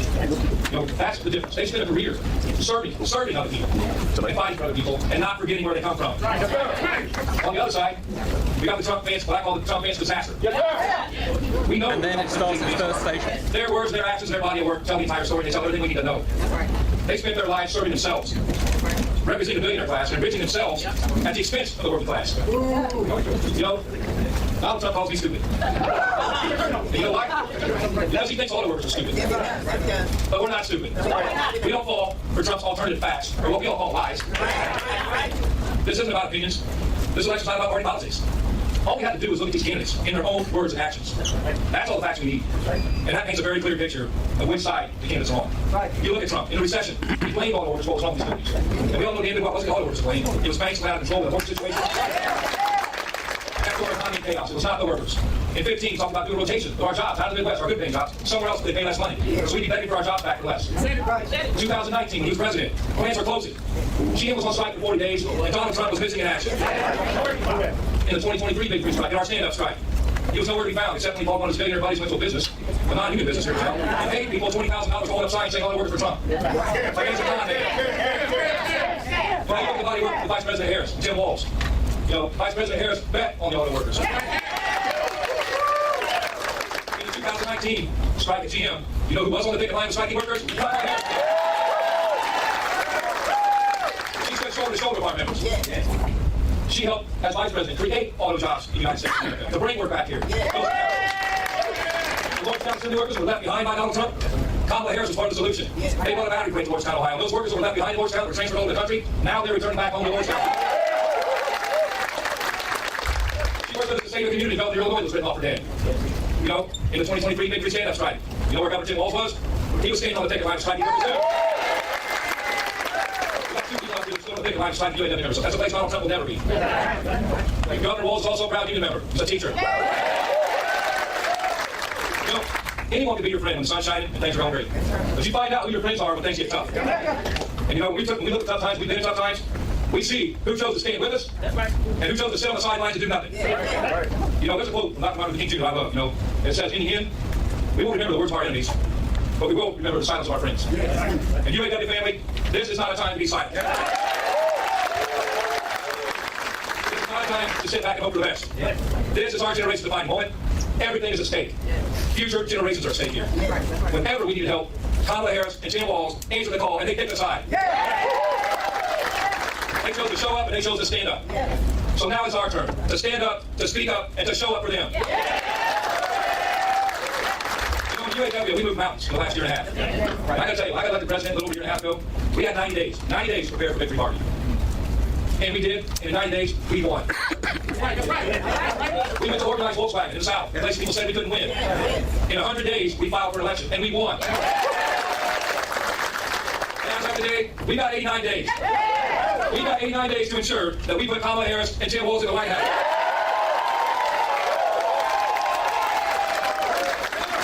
We won, and we're going to continue to win because we stand up together in solidarity. There's a reason UAW begins with the word united, because that's the key to winning.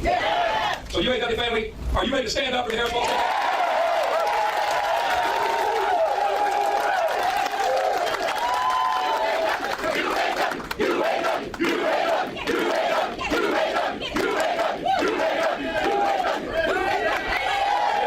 Are you ready to speak up for the Harris Walls? And are you ready to show up for the Harris Walls? I know you are. So UAW family, it's time to go to work. It is my ultimate honor to introduce Governor Tim Walz. President, the American worker has no greater friend than you and your members. Thank you for what you do every single day.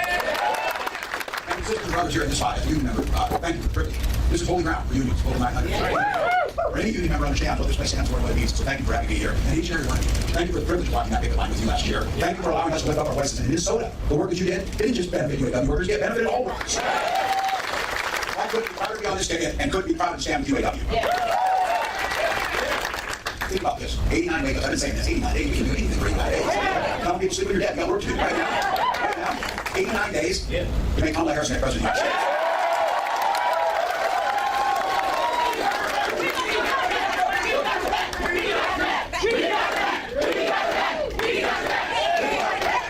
It's very simple. She stands on the side of the American people, the American worker. She's the one who took on the predators, the fraudsters, the transnational gangs, and she's the one that stands up against the billionaires in the corporate greed. And she has a long record of delivering for union members and organized labor. All right, everybody in this room knows I keep saying this. This is a bit of a vision to the choir, but the choir needs to sing. We know the unions built the middle class, but the rest of America asks you. You know who doesn't believe that? Donald Trump. He sees the world entirely differently, and it really starts with this. When I look at community and neighbors and unions, and the word that John said, unity, it says the first thing about unity or service. He's too big serving himself. Again and again, you see it. He put himself above us. He weakened our country to strengthen his own hand. He mocks our laws. He sows chaos and division. That says nothing about how we dealt with his president. We lived through it. We lived through it. He froze in the face of COVID, and our neighbors died because of it. And by doing nothing about COVID, he drove this economy into the ground. And I want to be very clear about this, because there's a lot of lies that happen here. Violent crime was up when Donald Trump was president. Without even counting his crimes, he was strong. So this is very simple. You know it, and it's going to take a heck of a lot of hard work. But this election needs a simple choice. What direction was it going to look like? What direction are we going in? You know what we said? Donald Trump's going to take it backwards.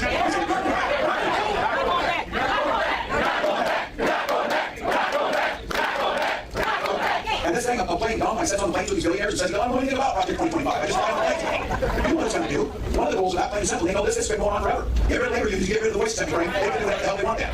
If Trump returns, he's going to learn something from last time. He didn't get the job done. This time, it will be far, far worse, and he will get the job done and make sure that we can't organize collectively to improve our lives. That's what's coming. So whether he cuts the middle class, makes it more difficult going home, whether it repeals the Affordable Care Act so you can't get health insurance, are the things that you know they talk about. Cutting Social Security and Medicare. You know what? You got $1 billion, you don't give a damn about the Social Security check. But if you're like my mom and you depend on the Social Security check as your sole income, it's pretty damn important. And I've been saying it, and you've been here to say it. They will ban abortion across this country no matter what Congress says. Now look, it damn right it is. I don't know why this is so simple or so difficult for these people to understand. You know things work really well in life, really well with your neighbors, really well in communities, when you mind your own damn business. He doesn't know you, he doesn't care about your family, and his running mate is just as dangerous and backwards as he is. So look, we know who they are, the choir's ready to sing. This campaign's about the future, your future. Vice President Harris sure knows that. She grew up in a middle class family. She goes to work every day making sure families are on the front so that they can get ahead and they can get into the middle class. She believes in something so simple and so beautiful. And when we go to these rallies, I say it too. People drive, they sit in the sun, they get there to stand next to their neighbor for one simple reason. And just like the Vice President says, they believe in their hearts and promise of America. So, sisters and brothers in UAW, how great is this going to be? Please join me in welcoming the next president.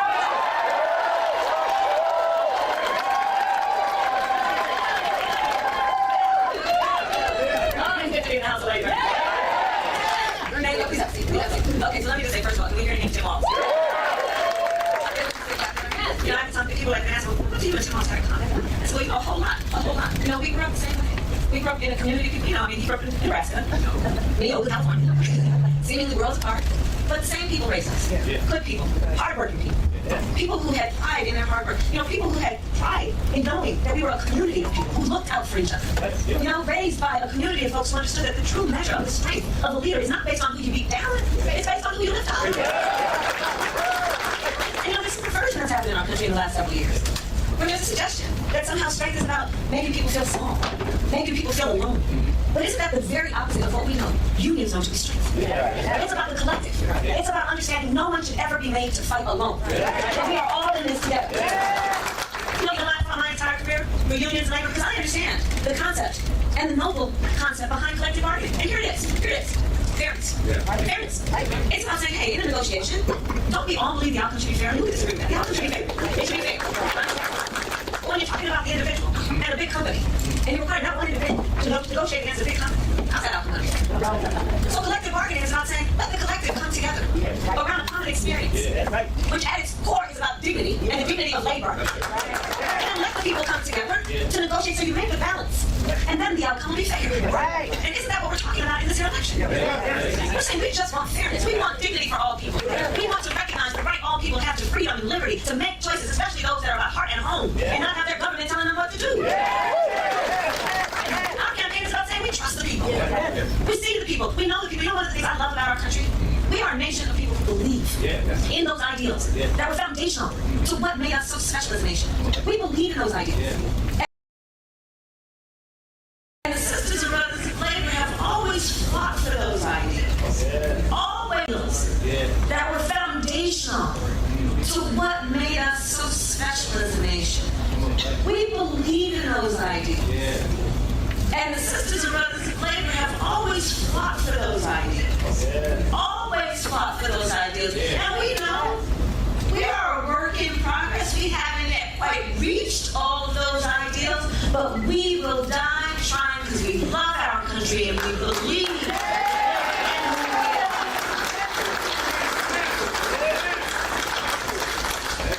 And that's what our campaign is about. We love our country. We believe in our country. We believe in each other. We believe in the collective. We're not falling for these folks who are trying to divide us, trying to separate us, trying to pull us apart. That's not where the strength lies. And there's that. And so I say to all the members of UAW, and Sean Payne is the first who I talked to about this, I am so deeply honored as a lifelong supporter of union labor for Tim and I to have the endorsement of UAW.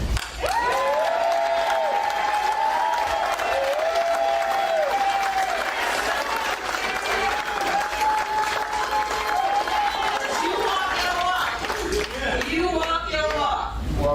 And what we know, like we have talked about, we got 89 days to get this done. You know, the one thing about all of us is we like hard work. Hard work is good work. Hard work is good work. The thing that we like about hard work is we have fun doing hard work. Because we know what we stand for. And that's a big part of this campaign. You know, when you know what you stand for, you know what to fight for. We know what we stand for, and we stand for the people. And we stand for the dignity of work. And we stand for freedom. We stand for justice. We stand for equality. And so we will fight for all of it. And the bottom line about UAW is that I also know, and I'll say to all the friends watching, look, even if you're not a member of a union, you better thank unions. So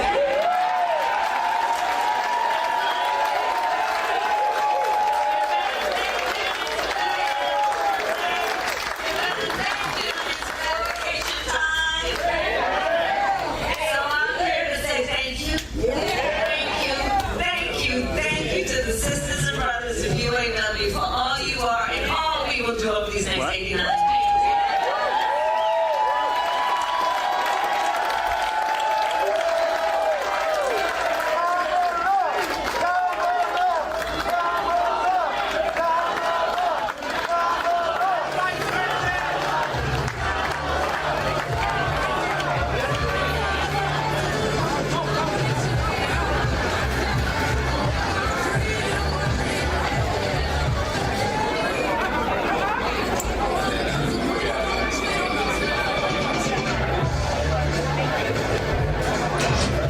doing that fucking Beyonce song. Jesus Christ. What's up with these politicians?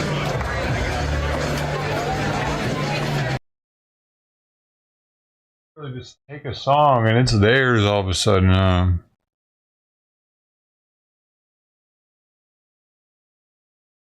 yeah, I'm going to the store, get some beer. I don't feel like watching Pedo Vision anymore either. Alright.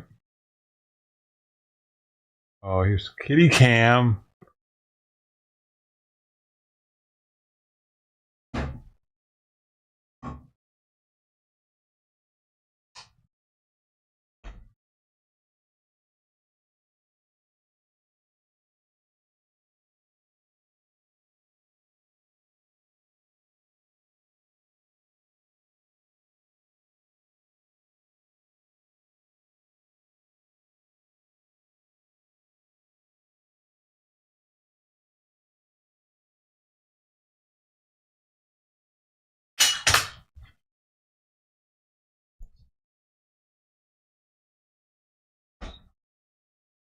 Alright, man. Thank y'all. I'm dead. Later, just. It's just. You see what it's in? Yeah. Watch out. When? Alright, you're. Ah.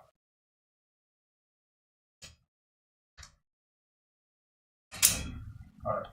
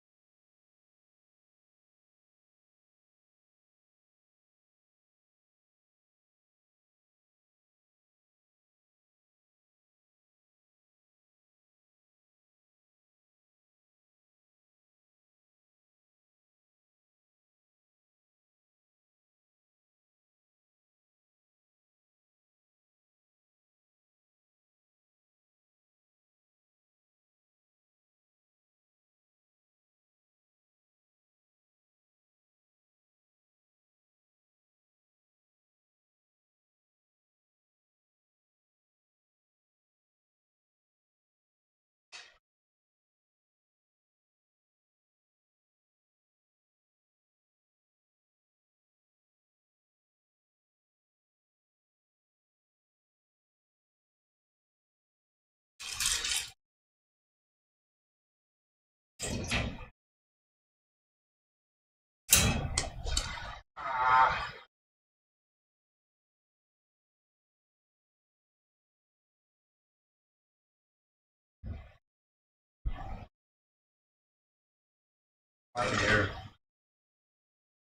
Here.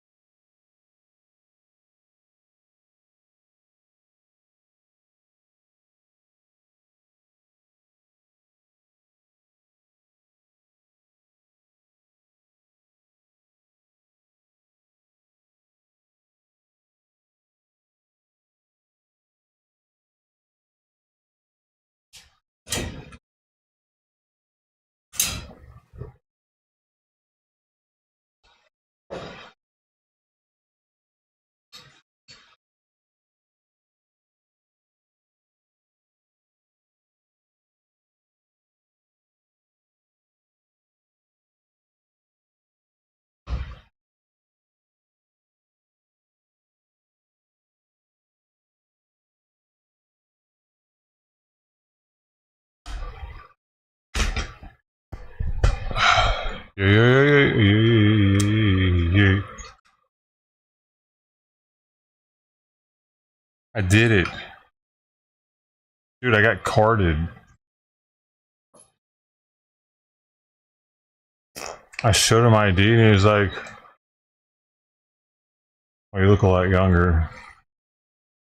I really? Interesting. Thought I looked my age.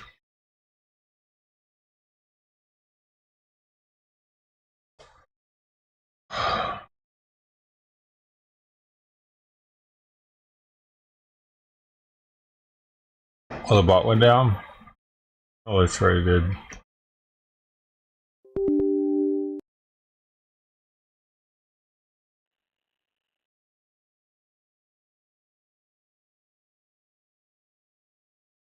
A long time ago. I think it's a one-toot. A one-toot review. It would have been 5 toots had the bots been up, because that is outstanding. Only 1 toot if it's not outstanding. Or if there's only 1 or 5, that's what we have here. Either 1 or 5. We're a bipolar rating system.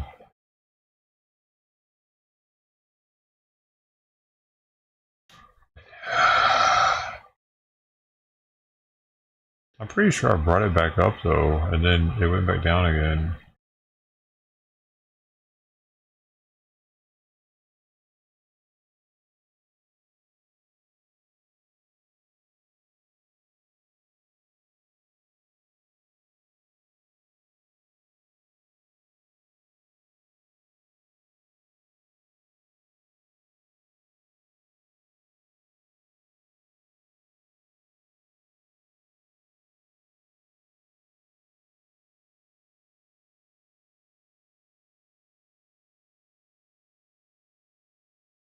These bots, kind of a pain in the ass.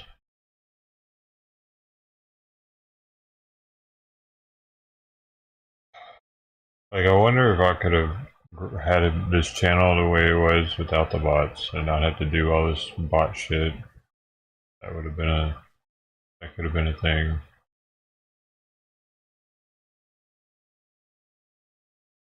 I envy the streamers that don't have to fuck with it.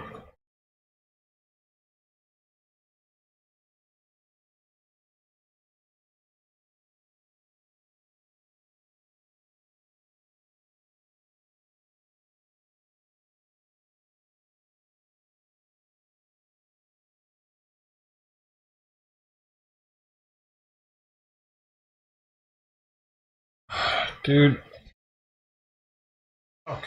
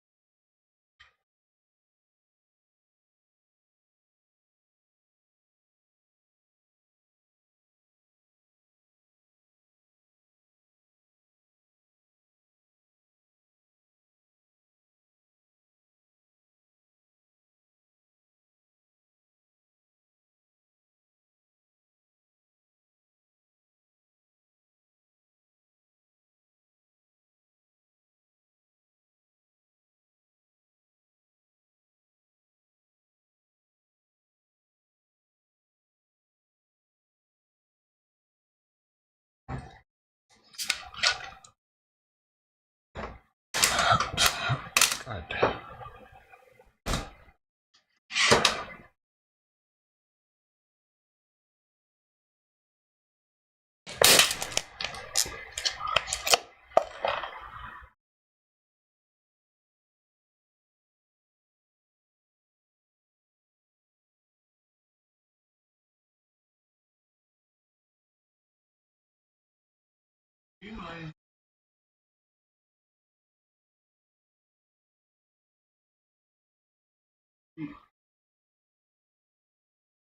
Try that out.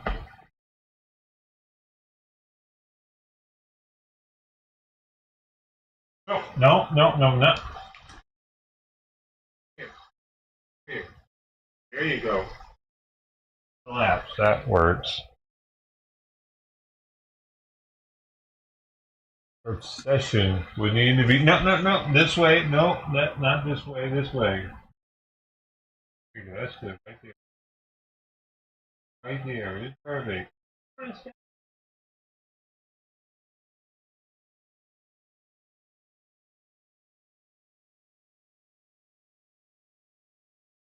Yum yum yum.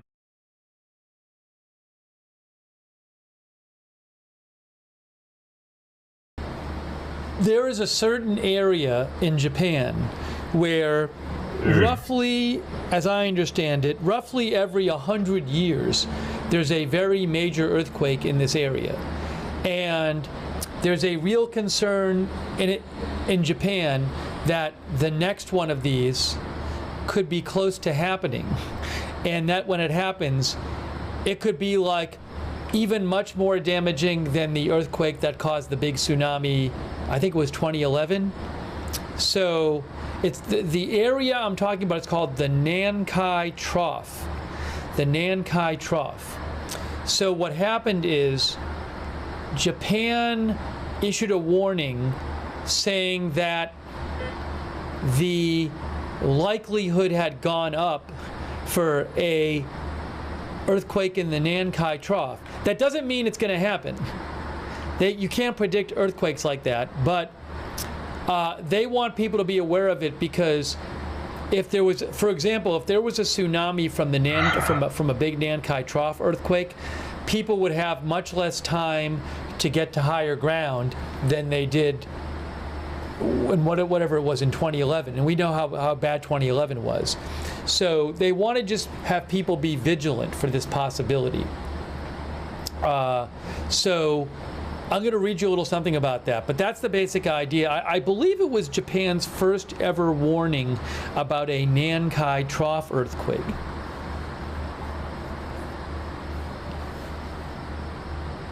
Yes, as Jackie says, it's an increase in the chance it will happen.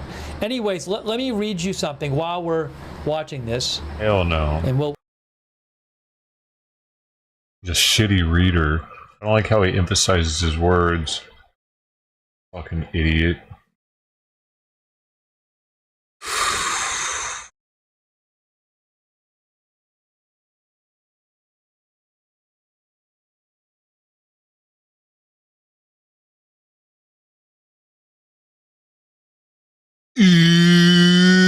You're in trouble. We should do it. I should do like uploads once a week, and it's called "Ooh, You're in Trouble." It'd be like me just watching one of these on video instead of live streaming it. I start doing that, I might get us more subs. Dumb shit like that. Like a channel called "Ooh, You're in Trouble." They're talking to the guy now. How do you spell "ooh" though? They're here basically at. It's not "ew." It's "ooh." Apparently, he's been doing cash returns from debit cards without the customer being present. Multiple different times. Is this like OU? like he doesn't work on the scene, he works somewhere else and he done He works. the guy that's talking to him, I like guess, loss prevention and yeah, stuff? Yeah, something like that. But yeah, they know for a fact it was that amount of money. What's that? Huh? They did the whole thing for it. Yeah. Well, I mean, Yeah, whatever. you want it? Yeah. Do they want to press charges? Like, what Yeah, do they want to do? trespass and press charges. Okay. And then, You thinking warrant service or you? huh? What are you thinking? Warrant? Mr. No, I'll take it. Damn, they got pictures and all. Yeah. This is a really nice setup.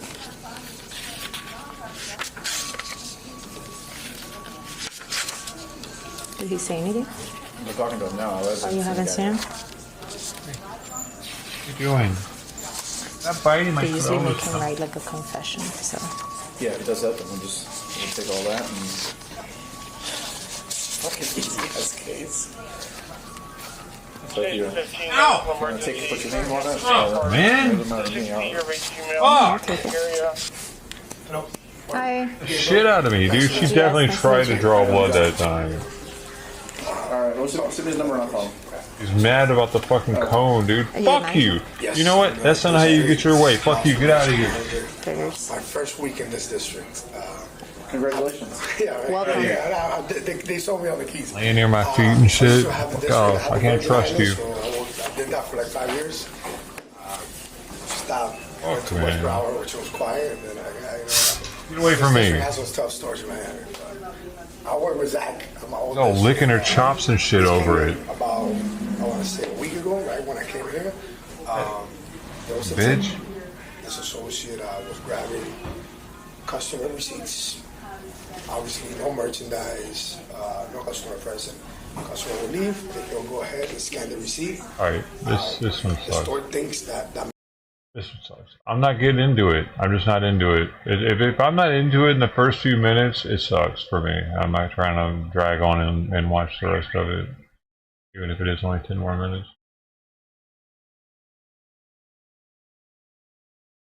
What are you doing? Why do you bite me and then fucking try to lay near me?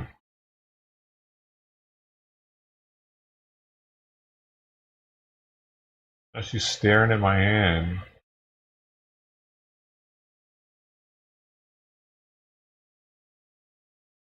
Get the fuck away from me. No more lap for you.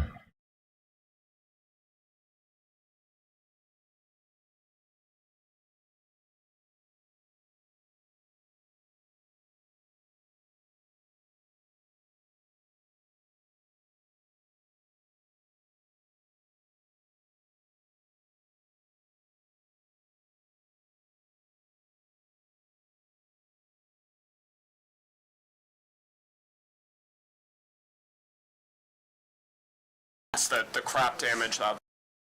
And with that, I'm very grateful to be here for everyone here, and I'm going to turn it back over to Carrie to introduce our folks. Thank you so much. Thank you, Gina. And thank you for being a great leader and working so hard to grow our party here in Arizona, make it stronger than I'm really ever. 'Cause surprised that one didn't we have the puncture. solutions to the problems, and it's just waking people up and letting them know what we want to do to help make their lives better. We all want as I said, a secure Arizona. We want to make, as I say, Arizona grand again. And one person who's helping to do that is Congressman Eli Crane. He just won his primary. He has been so effective, yes.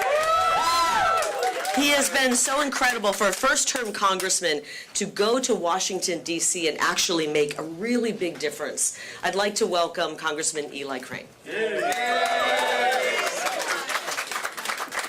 Thank you, guys. I'll try and be really brief. I know we've got a lot of great speakers today. I want to say thank you to the Arizona GOP, to Carrie, and everybody who's put this on today. I mean, come on, guys. This is so obvious. Again. We've seen what Kamala Harris is all about. We've seen what this administration is all about. The world is on fire right now. We have multiple wars, one overseas, Ukraine, Russia, and also in the Middle East. We've got a wide open southern border. We've got record high inflation. And the question to the American people is, do you guys want more of the same? Or do you want somebody who has proven leadership that's shown us that he's willing and able to turn this around? All right. When I look at his VP pick, it just shows me that they're doubling down on, working with the radical side of their party. They're not coming towards the middle. And when I look at what he's been all about, lying about his military record, that's pretty standard in Washington, D.C. But I think one of the things I'm most concerned about when I look at Kamala and her VP choice is how cozy they are with socialism. Some of the things that they've said about socialism and how it's next to or liken it to being a good neighbor. If that's what you guys want, if that's what the American people want, we can continue to ride this pain train. But if you guys want to bring back a leader who puts you first, who's going to lower the cost for you guys, shore up the southern border so that we quit losing innocent Americans to MS-13 gang members, fentanyl, illegal drugs, etc., that's an option.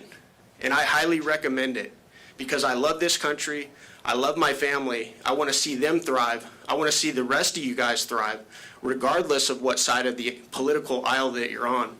And I want to talk to the media. He cares about everybody in the world. For He's those so of you guys sweet. out there that have covered for these people, that have covered for Sleepy Joe, who didn't know where he was half the time, couldn't find his way off stage, fell all the time, shame on you. Because it's only a matter of time. And it's not all of you guys. Some of you guys actually cover this stuff fairly, but it's only a matter of time before it's somebody in your family that dies of fentanyl. Or maybe one of your daughters gets raped and murdered by an MS-13 gang member that's not supposed to be here. Well, now you've got the task of trying to make Kamala Harris seem like some superstar. I know it's a mountainous task, and I know she's going to be out here in Arizona this week. She probably won't go to the border because she never has since she's been the vice president. But you know who did go to the border? J.D. Vance went to the border. He's not even the vice president yet. I went to the border yesterday, and I want to thank Pinal County Sheriff and all of his guys for welcoming us anytime we want to go down there. It's a disaster. We all know it. The choice is simple. Thank you so much. I appreciate the opportunity to be here. Thank you, Congressman Crane. Very powerful. He's right. We know Kamala Harris is not competent. We know Joe Biden was compromised, and the media sat silent. And now we're watching as the governor of Minnesota, who sat for 4 days and watched that city burn down and didn't do a darn thing about it, has come in, is lying about his military service. And it's crickets from a lot of people in the media. It is time for you to stand up, push back against your corporate managers and owners, and do the right thing for our country. Absolutely. Do the right thing for our country. Kind of went out of order here, so I'm going to come back around and go back to somebody who understands the border, because he's lived on the border for so many years. And he was one of the great speakers at the Republican convention. He is an activist for common sense. He's a Republican activist, and he's also going to be on the ballot as down in Yuma County. He's running for, and he actually just won his nomination for county recorder in Yuma. He is a fighter for fair and honest elections. His name is David Laura, and I'm honored to have him. Are you here, David? I'm right here. Where are you? Cross enemy lines over there, hon. Come on in. You come on up. I didn't see you, so I was like, I better not call. I'm too short. I'm too short. Hello, everyone. I'm just an average American who lives in the real border, which is San Luis, Arizona, not Yuma. And I have to explain something to you that the media never wants to talk about. And listen to this carefully. Madres Buscadoras for the Spanish-speaking media. What that is a group of mothers in San Luis Rio Colorado and San Luis, Arizona, who have gathered because their cartels have picked up their sons or daughters and they've disappeared. And they take it upon themselves to go out and find mass graves. So they take wrought iron with a point and they poke. And when they draw that iron, they smell it. That's how they find them. This is San Luis, Sonora. The cartels have taken over that town, and no, the fence or the border does not stop from trickling over to the United States. My community. The cartels have taken school children that cross illegally every day, and they use them as mules to smuggle drugs. Now, President Trump was in San Luis. He came down to San Luis and he signed the wall. And I was there. I witnessed it when he did it.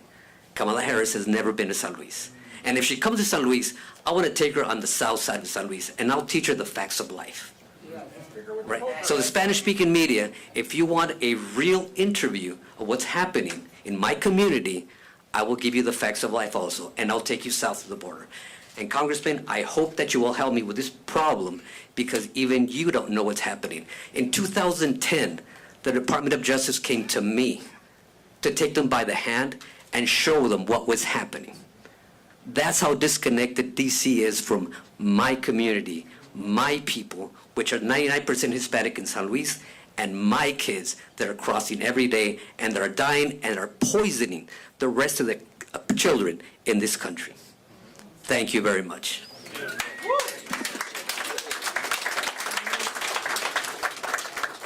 Somebody who really understands the border. And you know, we're doing this, by the way, because we know that Kamala Harris is coming to Arizona again tomorrow. And again, she won't visit the border. The borders won't be visiting the border. Apparently, the only wall that she supports is her VP pick by the name of Walls, I guess. And we're giving you some information so that you know how to cover this. She has not been asked tough questions. Has she done a press conference yet? I don't think she has. Has she done a sit-down interview with anybody? You have an opportunity tomorrow to actually ask tough questions, and I hope you will. And that's why we're giving you some information to help you and maybe educate you a little bit on what's really going on at our border here in our state as well. And somebody who understands that probably more than anyone is the former president of the National Border Patrol Union. I love this man because very early on he recognized in Donald J. Trump, who was a candidate at the time, that what he was saying about securing the border, he meant. And Brandon Judd immediately endorsed President Trump and has always been a supporter of his, and he understands that when President Trump was in office, we actually did have a secure border. So please welcome Brandon Judd.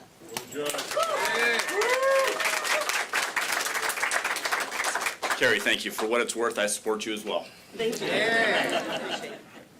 Not the president of the National Border Patrol Council anymore, so I can't give endorsements for Border Patrol agents, but personally, from what I've seen, absolutely support you as well. I like to have honest conversations.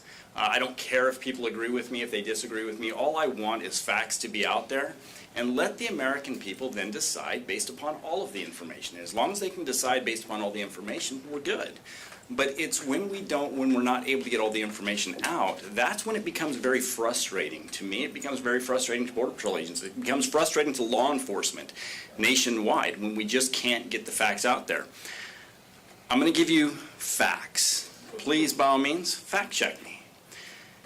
In the transition period, I met with Biden's transition team. I spoke to them about what was going to happen if he followed through on his promises to abolish President Trump's policies. I also gave them suggestions on what they could do if they chose to abolish those policies. They did abolish those policies. They failed to put in any policies to address the issue.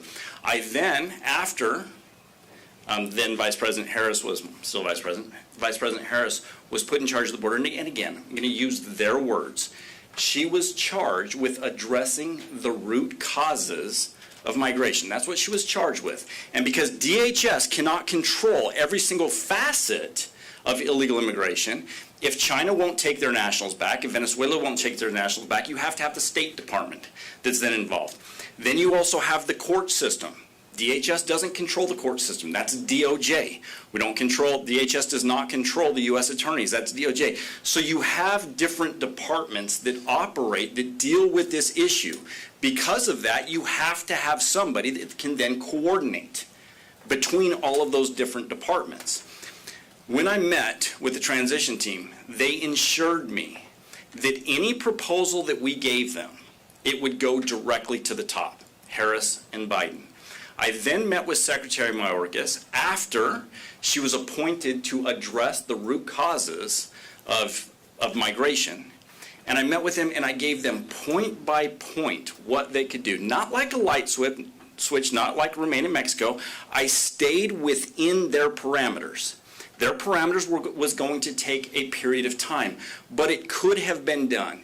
And even staying within their parameters, Harris refused to implement any of the policies, programs, or operations that were given to her that would have addressed this issue. That is extremely frustrating, especially now that she is going to try to redefine herself, now that she is going to try to rewrite history and say that she was never the border czar, when in fact she was charged with, and again, address the root causes of migration. She failed to do that. She had the policies. She could have implemented the policies that fit within her parameters, and she refused to do it. This election comes down to policies. This election comes down to what's best for the American people. Okay? If we look at policies and we compare the policies side by side, it is clear that she's failed. It's also clear that President Trump was able to secure the border more than we had ever seen in 45 years. Not just once, but twice in 45 years. When Congress refused to work with him, because he did try to work with Congress the first 2 years, and when Congress refused to work with him, he then had to implement executive orders and policies that were in his purview from the executive branch. He did that. Harris has failed to do that. So when we compare policies, it is clear that President Trump's policies are much better than Kamala Harris's policies. President Trump's policies keep America safe, keeps our children safe, and hopefully our grandchildren as well. That's the reason that I've supported President Trump, and that's the reason that President Trump is the right choice in this election. Carrie, thank you. Thank you, Brandon. Thank you for your support. You know, we're talking a lot about Kamala Harris right now and her vice presidential pick, which, by the way, nobody's voted for her to be on the ticket. Not a single American voted for Kamala Harris to be on the ticket. Not a single Democrat. And my question to Democrats out there is, are you okay with that? Is that a threat to democracy? It sounds like it to me. It really does. And my opponent, Ruben Gallego, is just as radical as Kamala. He's just as radical as Tim Walz. He's just as radical as Joe Biden. And he is out there trying to repaint himself, and it's like one of those makeover shows that runs on some of your stations. It's like an extreme makeover. He is hinging on being a socialist. He's voted 100% of the time with Biden and Kamala's disastrous policies that are practically destroying our country. And now all of a sudden, many in the media and in his own commercials, he's trying to act like he's a cross between Mr. Rogers and G.I. Joe. It couldn't be further from the truth. He is for sanctuary cities. He supports sanctuary cities. He called the border wall dumb and stupid. He said he would never fund the border wall. Now he's trying to backpedal on that one in part of his extreme makeover. He actually marched and defund the police rallies and wanted to get rid of the filibuster to pass the George Floyd legislation, which would have defunded the police nationwide and made all of you less safe. He's for men participating in women's sports. That'll be the end of girls' sports. My question is, how many of you ever took part as a woman in sports when you were growing up? It's going to change. It's going to be impossible for our girls to compete and get scholarships with people like Ruben Gallego in office. And that's why you need to do a better job at pressing him on what his real policies are and what his real voting record is, because it's a mile deep. It's a mile wide and a mile deep, and it's all really progressive. And I hate to even use the word progressive because it's regressive. It is backwards for America. It is anti-American, and we need to expose what he's all about. My next guest, I'm honored to have. He's a real fighter for actually this district, and he's been a fighter for so many years in Congress, and puts up with a lot of grief from the media, and that must mean he's... Why would they privatize it?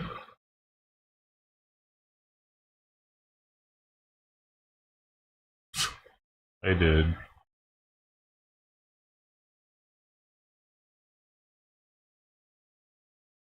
I don't get why they do that shit. I could have been the only one that was watching it. That was a little behind. Kind of whack, Fox. Fucking stupid.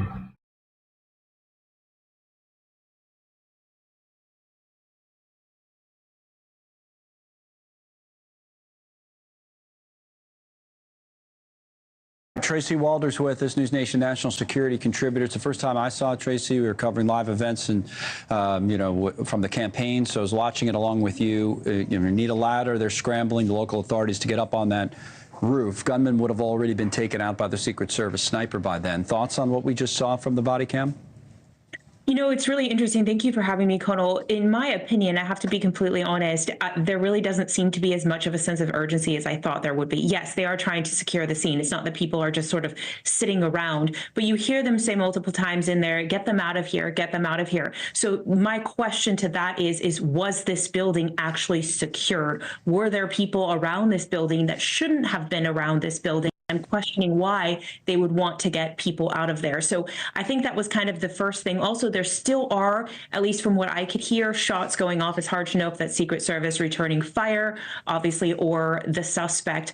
Also, one thing I don't really hear are the Secret Service on the comms, and it's very, very evident that securing this facility, based on who was there, lied solely with the local police. So on that point about securing the facility, that's interesting. When I heard "get them out of here," I thought maybe somebody from the crowd had walked from the venue or outside the fence. Remember, this was outside that perimeter and walk near the building, but you're saying maybe the building itself just wasn't secure. To be completely honest with you, that's what I'm wondering. But again, it's very easy to play Monday morning quarterback, right? You know, I wasn't there. I wasn't part of this situation. But the reality is we do know that this building was under the purview of local PD, not the Secret Service, right? It was under the outside perimeter, if you will. So the reality is this building should have been completely locked down with a small-ish perimeter around it. So if there were people who were going to this rally around it, then that's concerning as well, because there probably should have been police also around it securing it. They seem to have trouble, you know, trying to any way they can. So you heard a bunch of times, hey, get a ladder and anything they can think of to get up on the roof. But the 20-year-old kid got up on that roof and apparently didn't have a ladder with him, right? As far as he didn't bring it, I don't think.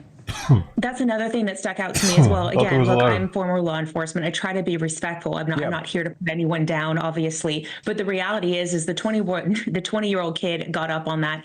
I went to training at Quantico. They all went to training as well. That is something that they should have been able to do, or had been thinking of a way to do it, even if they had to get into the building and go up the stairs and go up. They just didn't do it quick enough, in my opinion. Now, just one more point on this, just to be clear where you stand. These are the local police, and like you say, you're trying to be careful in how you characterize their behaviors. Just a limited video, this one body cam that we were looking at. But the buck still stops with the Secret Service, right? I mean, it was their responsibility to make sure the building was secure, even if the local cops were the ones doing it, right?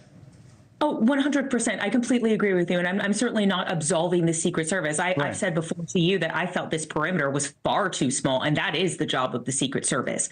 However, I am just very surprised, in all honesty, by how this building wasn't secured by the local PD. But I fully agree with you that the buck absolutely stops with the Secret Service. Yeah, that was the thing. They could have been on the roof, right? But again, the Secret Service should have made sure they were. But instead, they were, I guess, on the second floor. So that's what we do know that from what we've found out. So that's where it starts in the locals. So it's a both and, I guess, to some extent, even if the ultimate responsibility is with the Secret Service. Absolutely. And I saw another video of body cam as well. And in it, they are actually describing the suspect. Someone saw him, a local PD officer did see him get up on the roof.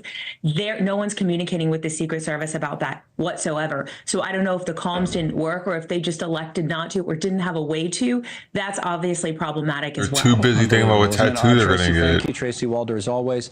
Thanks so much for watching. Just go to join. So what do you think about female prison guards? Well, you all know what I think about it. It's fucking retarded.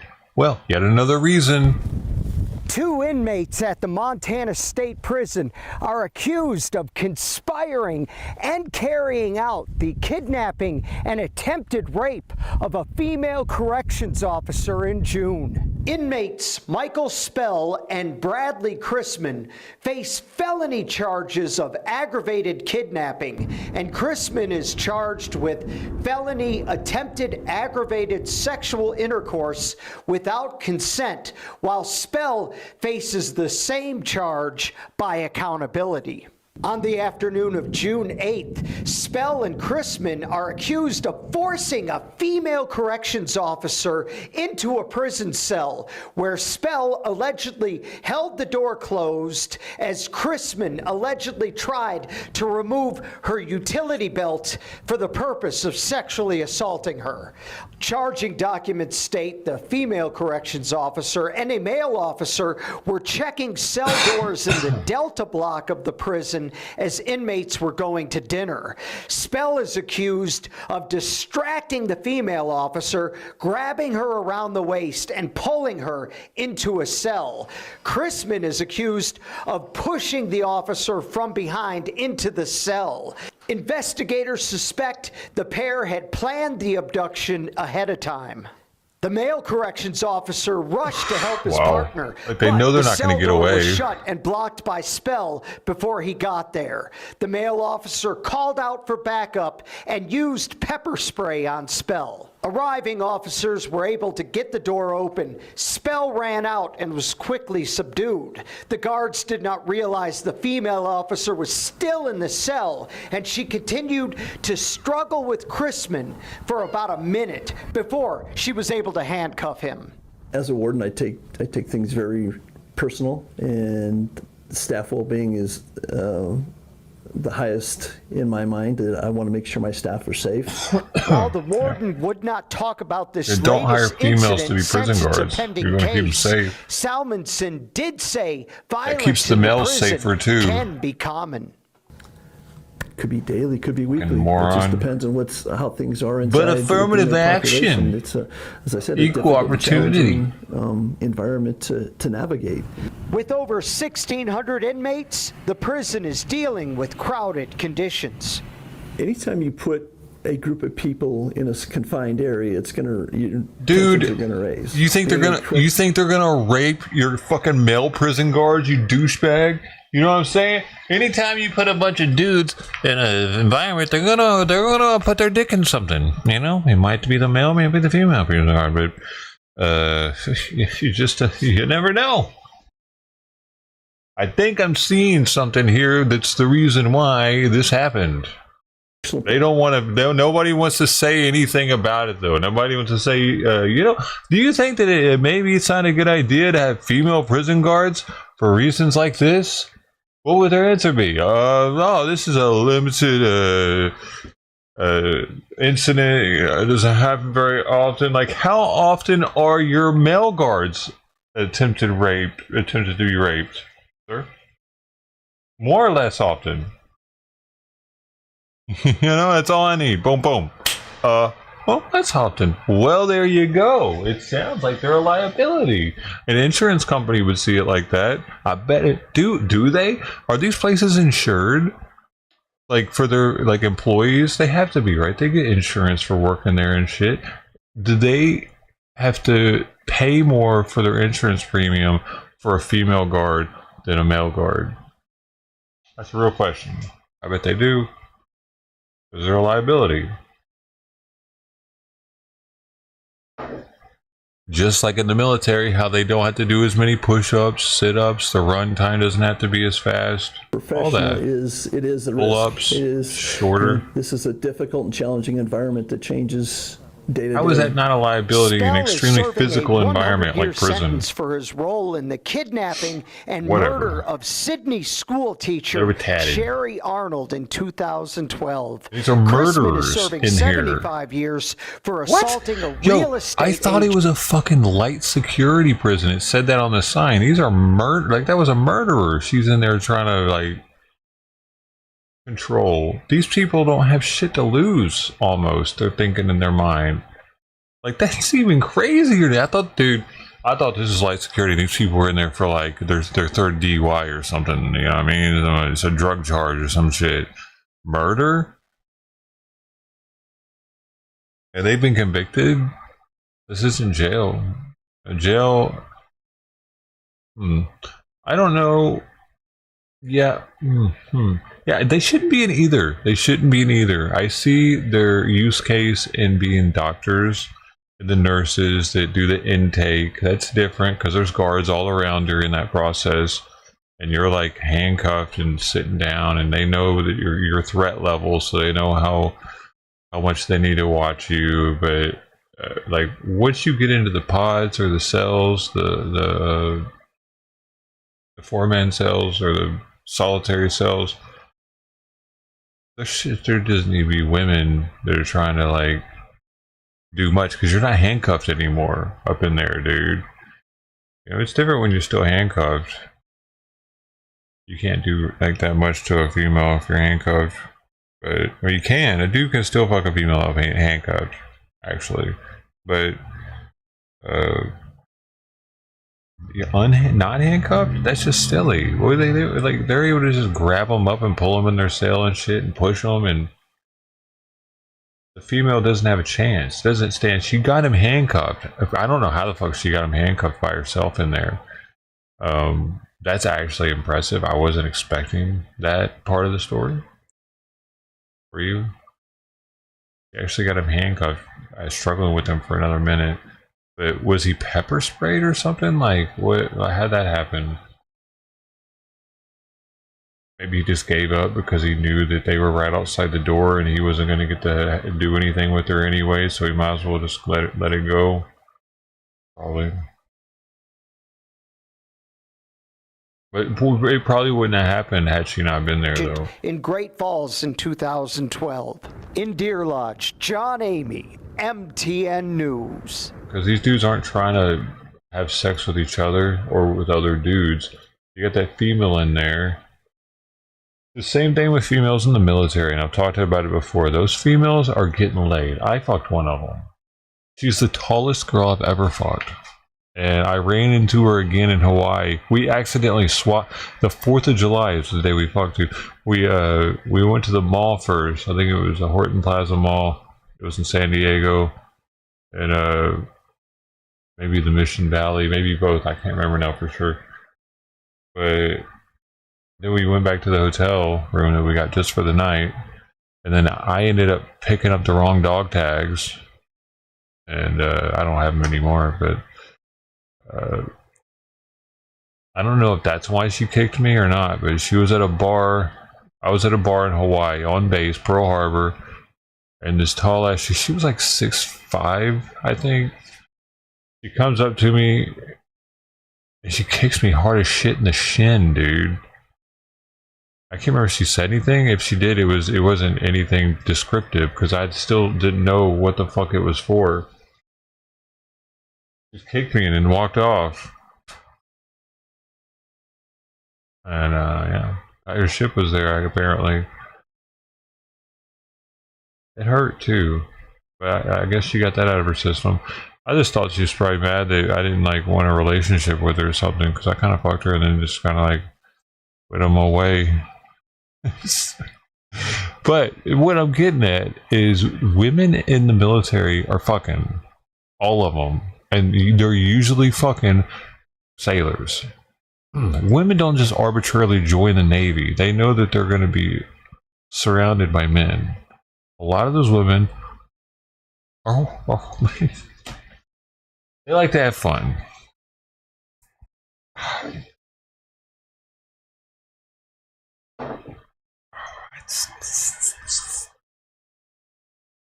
So that's a liability too, if you think about it. If you're in a time of war or something, you don't want to be catching feelings with the people that are on board your ship or in your workplace,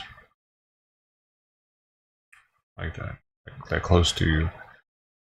It's a distraction. It's a major, because imagine you're dating some chick on your ship and it gets hit and you know it just got hit in the port and you're in starboard and you're like, oh shit, you can't stop thinking about whether or not they're okay or not because you're in love with them.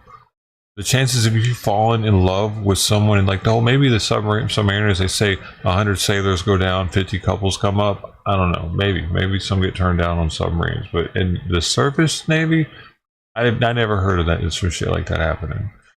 So unless they're like gay when they're already in there and they're doing some super like low key, boom, boom, boom, boom, boom, boom. I can't even imagine being a gay dude on a ship and be like, oh, see you down there. Like back then, especially when I was in.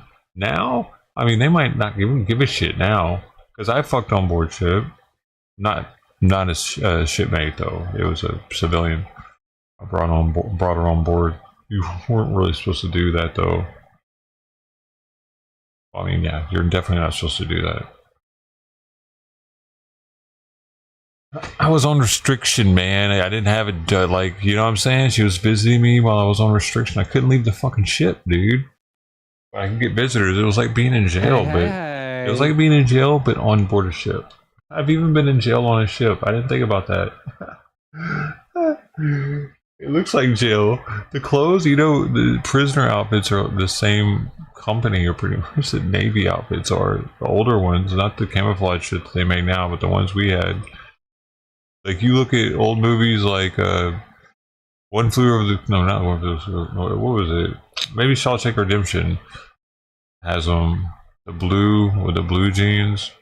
Blue top with the blue jeans. That's Navy gear.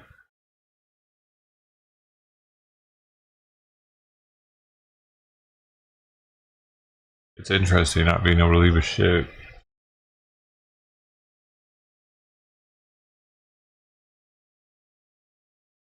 They can't discriminate. Why not? They can though. They can. They can just not hire them for other reasons and say that like it's nothing to do with your sex. But instead, they make it a point to hire them, putting a liability. I mean, maybe there are billets, dude. By now, there probably are. I bet the federal government's like, you have to get, or if you get so many female recruits with college degrees, so many with non-college degrees, so many with GEDs, like they have billets for everything that they try to fill to get like this, like, I don't know why they do that. Maybe they only have so many GEDs because they don't want to fill it up with dumbasses. And they have so many of the upper levels because they're really trying to get those, and they get like, I don't know. I think my recruiter got perks for me though because of my ASVAB score and the job that I went in. He said I was the highest ASVAB score they'd had. I mean, at least he told my parents that.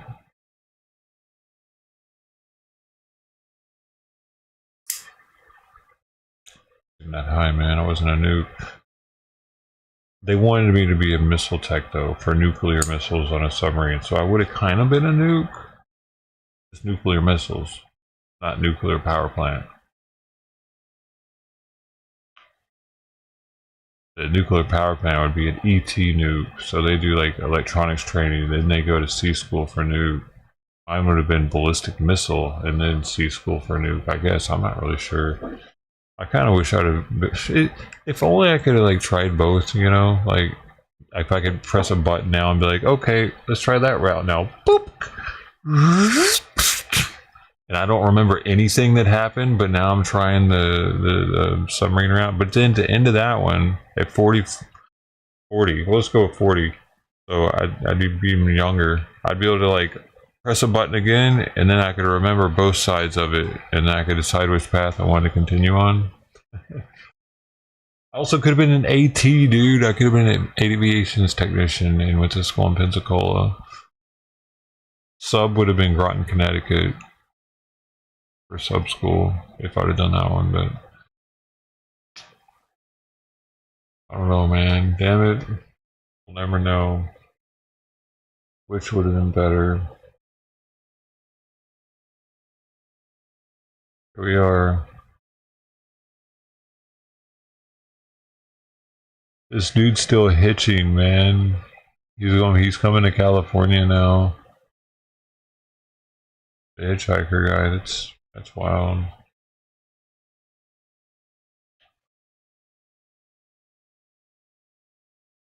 I could do that if I didn't have Simon. Oh, now her. Can you imagine doing that with a cat? That would be crazy. It wouldn't work, would it? It'd be so hot out there. You know cats can get sunburns.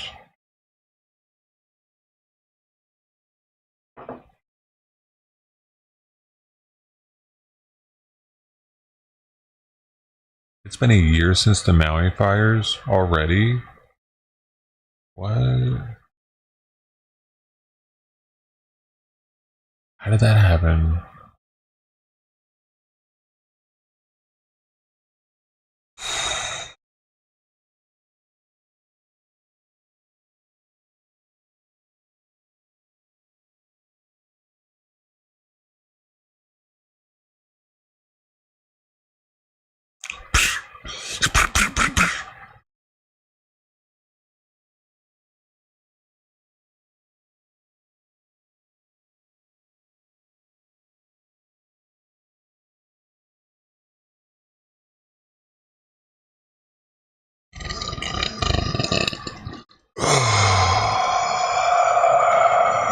Top stories and live events. We know.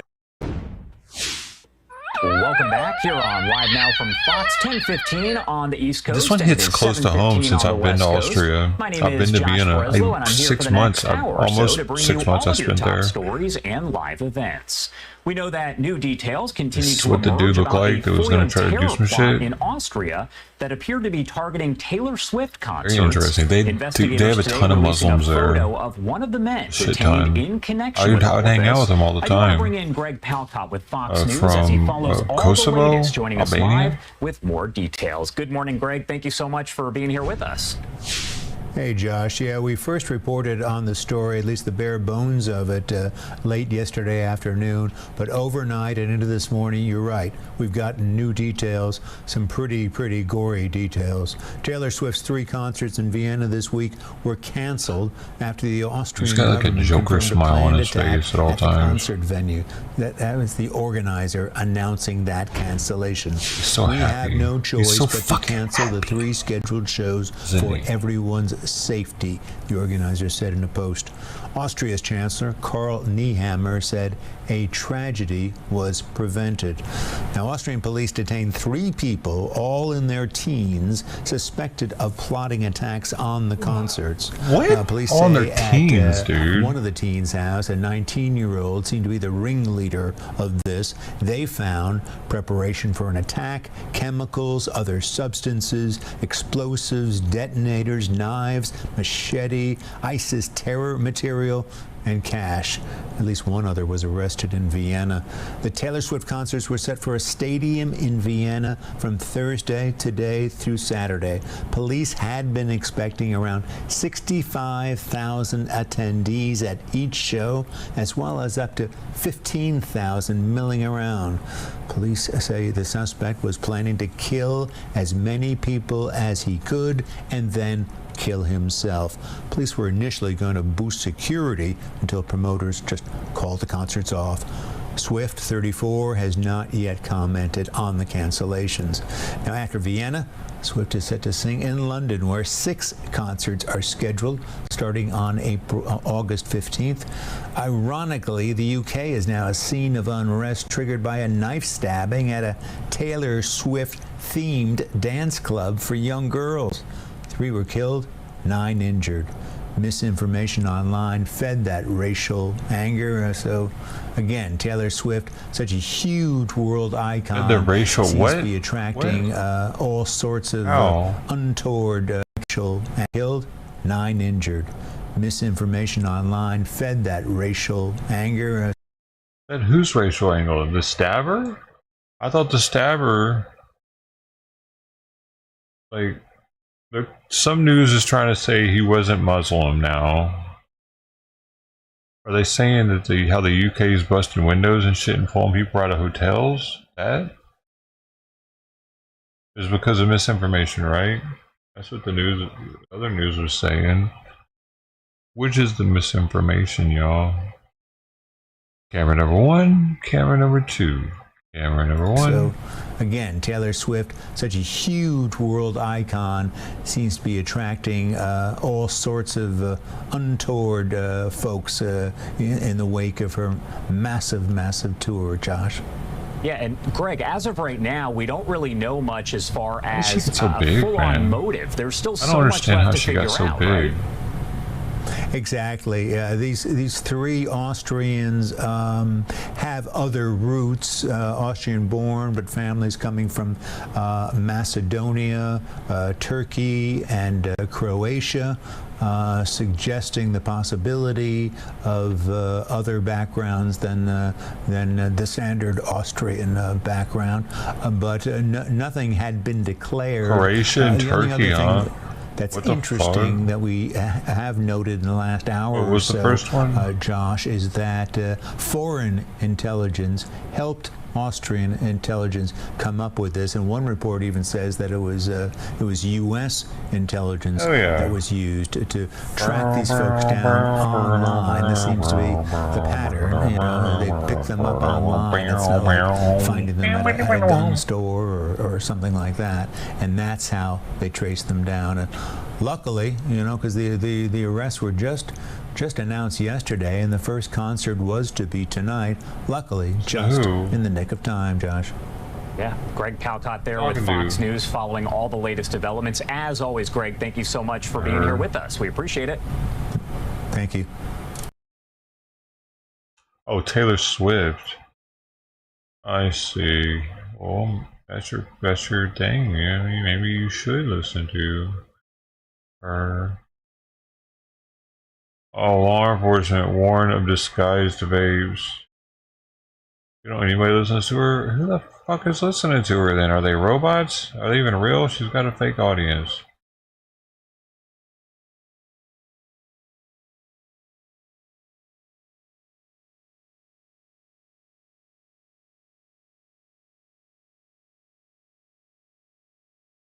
They're not even real.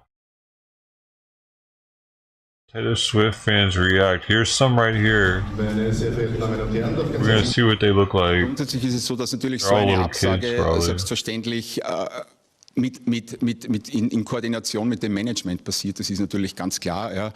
Und insofern ist da auch eine gewichtige Teilnahme bezüglich dieser Entscheidung auch von Seiten des Managements mitgetragen worden. Ja. Die Entscheidung, ob es notwendig war, die Konzerte abzusagen, kann ich jetzt nur nochmal mit den Fakten beantworten, die wir alle gehört haben. Und da kann ich nur sagen, ja. I learned that yesterday via Instagram. I saw a post from the organization of the concert, and they said that the concert is cancelled, and I just started crying in the restaurant, and all the people were looking at me, and they were asking themselves what is going on, and I just couldn't stop crying.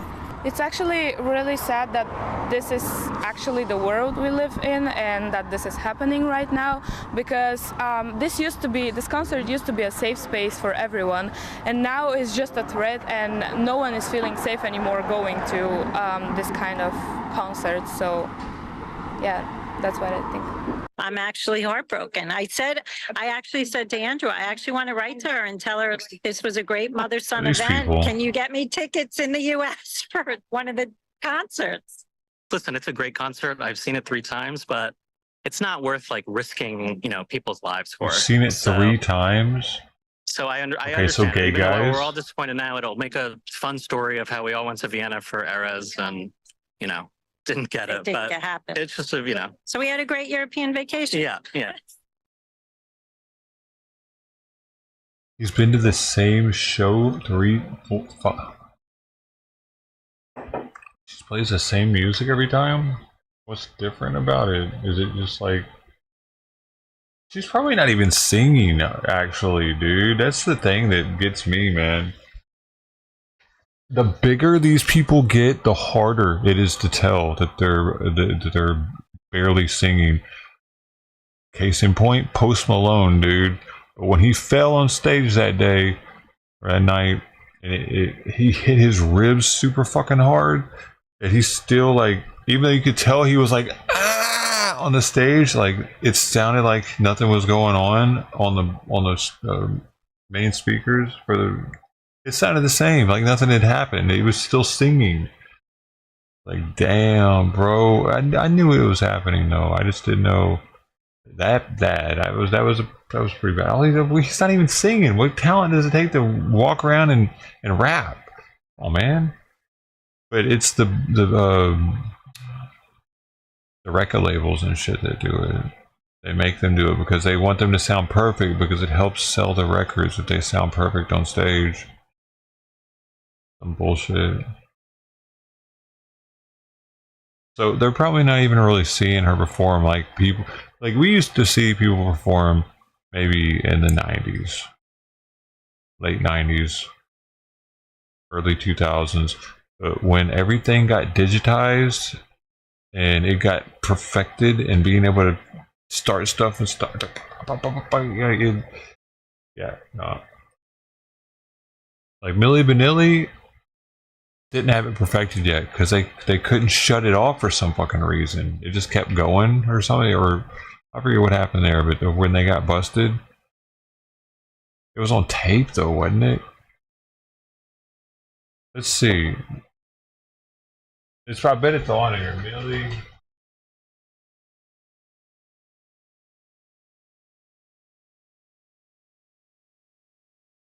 Busted. Here's the concert.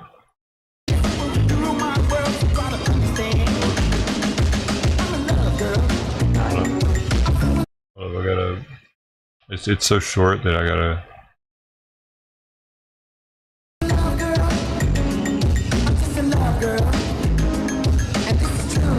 I didn't know they were so gay acting back in the day, dude.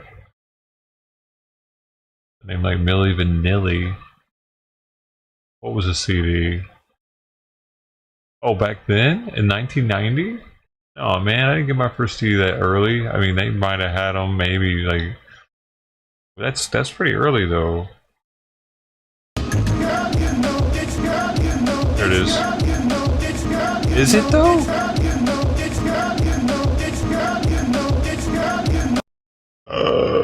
That's what everybody knew, dude. See, and if some shit like that happened nowadays, nobody would even care. They'd just like, yeah, it's the backtrack.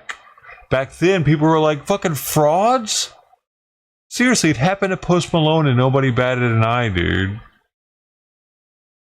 It's weird. It's really fucking weird that we don't care about shit like that anymore. And people just keep paying for it. Yeah, hey man, I'm there for the experience and hang out with my friends and have some brews and listen to some Post Malone, you know? But they're all doing it. It's not just him exclusively. The bigger they are, the more likely it is that they're doing it, unless they're not under any kind of record label. They're their complete own entity. They're self fucking born, self paid. Nobody got, you know, any say. They are probably going to be actually doing what they want. Like who? Corey Feldman. That's his name. He doesn't have any of that. Nobody gives a shit. Ain't no money being made off his CDs like they could be. They know that, so they let him just get up there and fucking woo.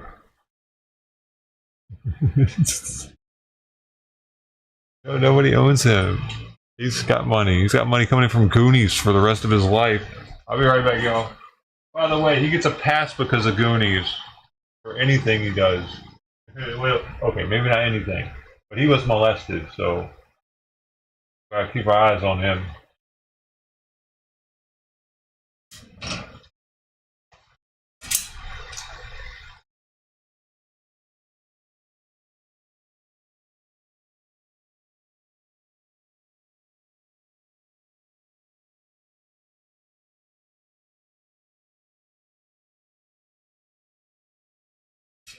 But Ashley's sister, she doesn't have anybody over her? No record label? No management of any sort? I don't know for sure if Corey Feldman doesn't. I sure know that he doesn't seem to have. I mean, if he does, they're like, hey man, that's perfect. That's perfect. That's what the people want. You should see the latest. Hold on.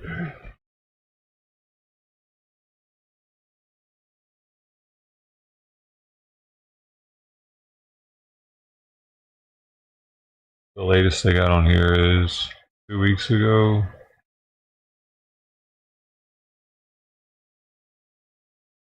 This week. 7/16. Is that 7/31? Dude, he's everywhere, man. He's touring all over the place.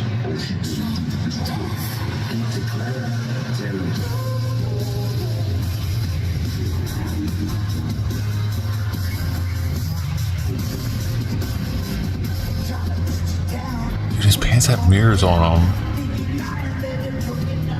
Dude, his fucking guitarist is ripped as shit. He looks like he's actively doing pull-ups.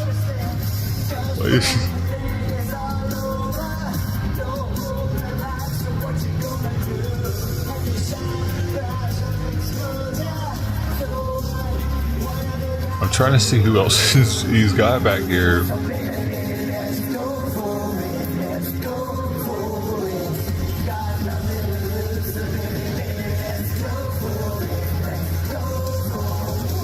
That's why it sounds like shit though, because he doesn't have a backtrack or anything that's backing him up. The vocals. He's fucking, bro, what do you think he's on? What did the fucking people on the edge of the earth be? I wonder what they're thinking while they're watching too. Here we go. Here's the other dude. He's on heroin. Oh no, it's an actual keyboardist, man. She can't sing it either. Man. It's pretty though. It's a hard drive. Oh, that makes way more sense. Yeah, because we didn't have CDs back then. So yeah, I didn't think. I mean, unless it was exclusive to the music industry or something at first, which it could be. Man, a lot of stuff trickles down to consumer. But thanks for clarifying that, Ted. I thought we had computers back then. Dirt.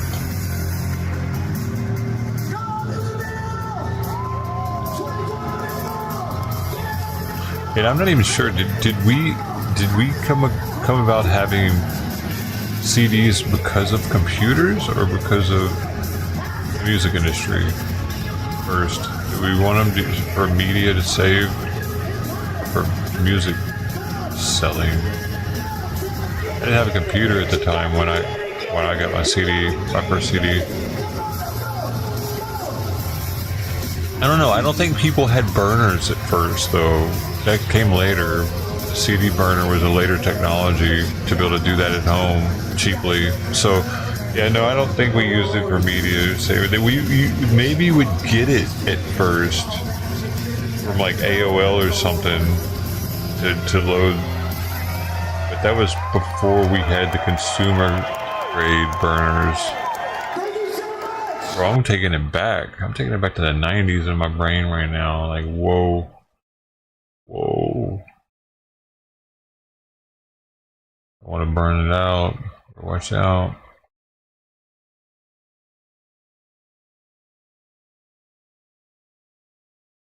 Omegle? What? Omegle's still a thing?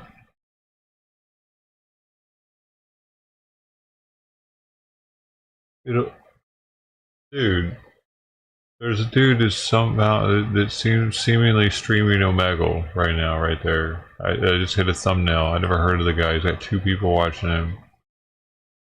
I thought Omegle was done away with. That's clearly a kid. What is he doing? Kind of weird, bro. It's still around.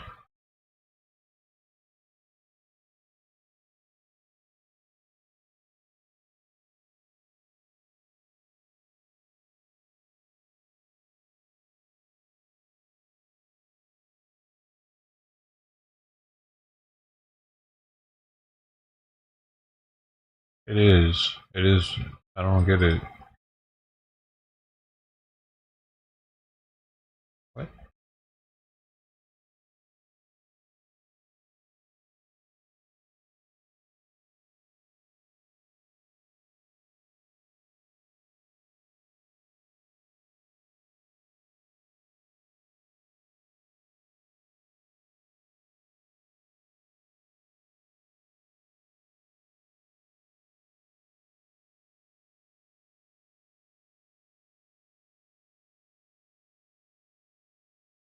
Why is it back? You can clearly go to it, dude. Look at this shit. Omegle, talk to strangers. Start chatting, video. Must be. Oh, now it says you got to be 18 or older though, instead of 13 and older, right? Leave Omegle and visit an adult site instead if that's what you're looking for and you're 18 or older. What does that mean? Leave Omegle and visit an adult site instead if that's what you're into. That's what you're looking for. And you're 18 or older. What?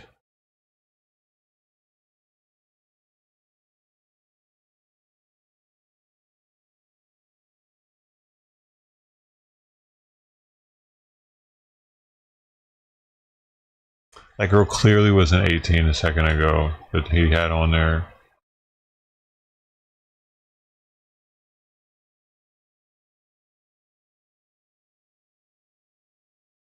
Why is there a login for it? That's weird. I'm gonna look at that. Hold on.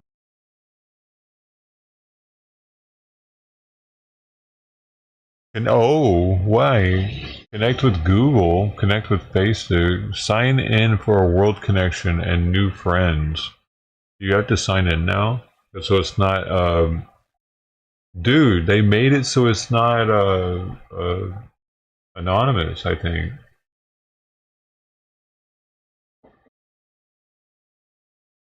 Shit, maybe Omega will be cool to do now. If there's less penises, I can start doing Omega streams again.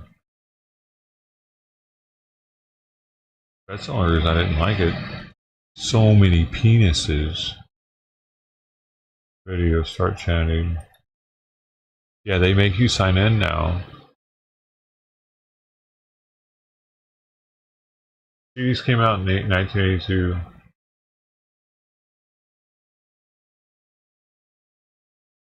So where'd they come out in 1982?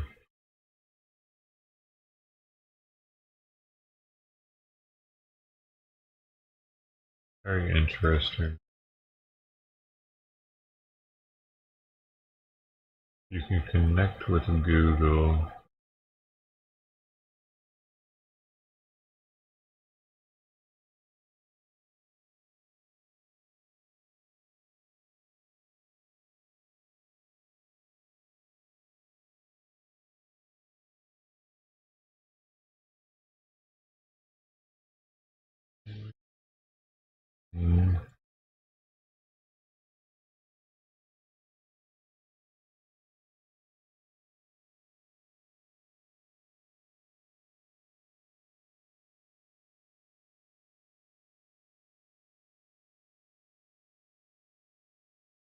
Why, dude? I'm tripping out right now. Apparently, since they changed it a little bit with some stuff, they're able to relist the app. It's Omegle. It's a different website, maybe. Maybe that's another way they're able to get around it.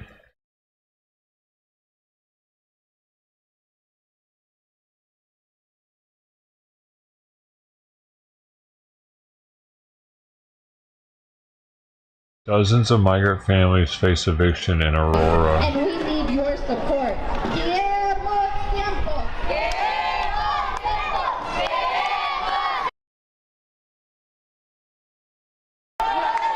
Give us a free place to stay.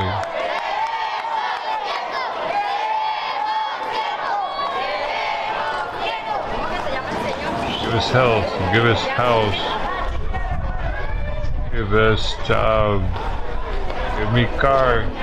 No, el manager de la ciudad, el señor Jackson Bachelo, tenía conocimiento. So it's skipping me. Speaking for him, my name is Austin. I just want to ask Jason Bachelor to give us more time so we can find housing for me and all of my friends. Right, where? At the park? He's 9 years old. Why are they there? Why the fuck do they think that they just get a free...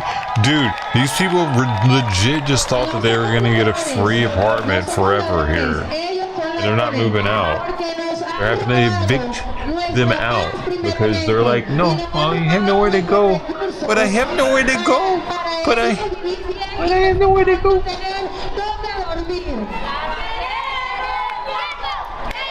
Yeah, it's made 18 over here too. I don't know if it's only certain states can get it, but we are not thieves. We are not villains. They are the thieves because first and foremost they stole our peace and then they stole from us. I really wonder if there are less penises on there now and less kids. Dude, the kids didn't really bother me. It's just the amount of penises I knew the kids were seeing kind of bothered me, and because I would just skip the kids usually, and I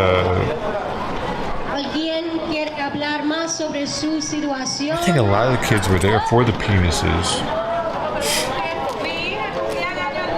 Because they're like, oh man, you won't believe this. There's a bunch of perverts on here. Look at how perverted adults are. Can you imagine being a kid and being introduced to, hey, check this weird site out. There's a bunch of perverts. Oh man, adults are fucking perverted. Why are they beating off all the time? I have two daughters who are twins who would have had their second birthday on Sunday, and we had to cancel their birthday because of everything that's going on. Why is she wearing the Palestinian thing? It's close to it. Verse 2, is that what that's called?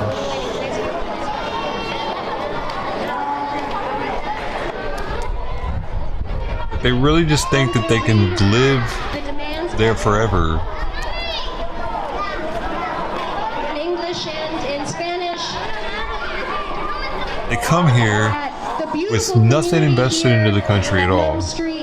The resilient community here at Nome Street has put together. Where were they doing with all the money that they saved while they were living there for free?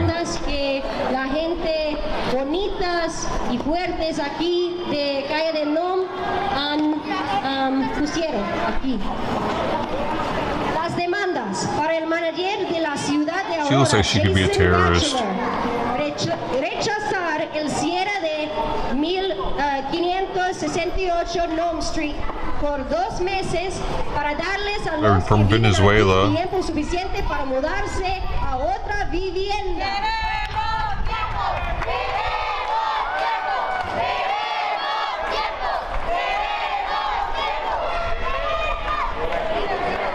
85 families are being evicted, all Venezuelan. That's awesome. Good for Aurora, standing up for themselves, fucking kicking these assholes out.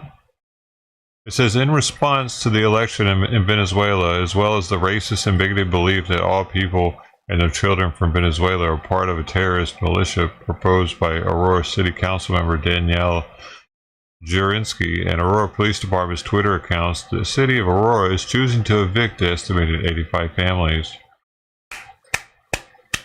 Good, they are fucking terrorists. Who the hell do they think they are coming here, blocking off that whole parking lot and acting like it was theirs? People couldn't shop at that big ass shopping complex because Venezuela took it over twice due to their elections. Why do they even give a shit about their elections? They're here now. They just wanted it to be easier for their people to come here or something. And if anybody has questions for residents, They were hoping they would get a leftist government to collaborate with our leftist government, and then they could just get plane tickets and fly directly here. All of them. to come find Nate. Just get a bridge that goes from Venezuela to America, and they can with a like a one of those bank tubes that they can get in it, and it'll be like faster. Whatever's fastest, man. I don't know. We don't care about price. Just get them here. And they were like, "Oh, we're stuck with the same president we got. He'll let us leave, but he doesn't help us get to America. He doesn't pay us to come."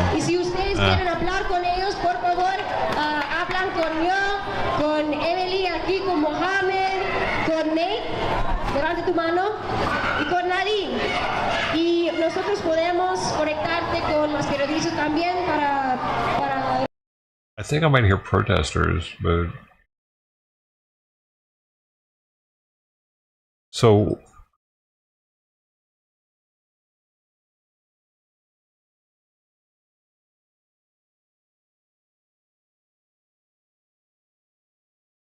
I don't know. This unicorn riot's trying to make it about race and shit, that the city's racist, but really what it boils down to is these people can't just expect to be scabs or leeches off the government for the rest of their lives. Like, they got, what do you mean? If they're able to get evicted by the government, then that means that their rent's being paid for by the government. So what the fuck, man? How long have they been here? I need, like, this story that I'm reading here isn't saying any of that kind of shit. Like, these people have already been here for like a year, half a year, and they just think that they can live for free in an apartment. Well, we got homeless all over our country. that would love to have that same opportunity for 6 months so that they can do their heroin or whatever. I mean, these people aren't doing much better. They're just fucking getting a bunch of free health care also for all their kids.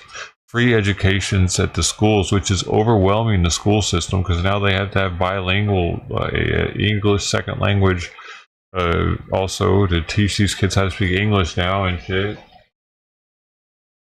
Now the tax dollars are going towards that for the school system rather than going for other stuff that could be making American kids' lives better. What else? What else? Oh, they're taking the jobs.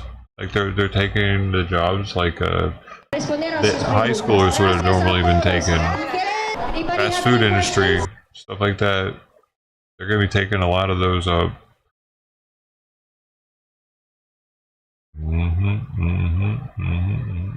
Because people would rather have an adult than a kid as their employee, even if it is a dude that speaks Spanish most of the time, because I can pay him less. I could pay him less than I was going to pay that kid, maybe even.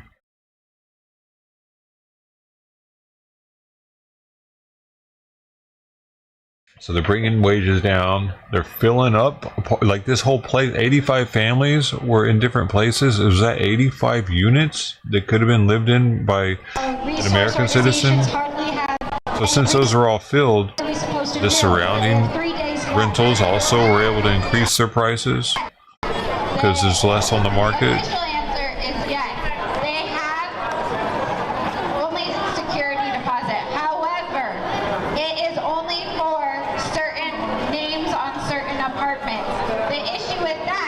They didn't all pay? These people have lived here for many, many months, sometimes over a year. Whoa! For whatever reason, property management never gave them a lease. They don't have their name on the lease, even though they're living there. So we actually, as the organization that's helping submit these applications, are not allowed by City of Aurora to submit them because property management and ownership has not done their due diligence and given these tenants their leases with their names on it.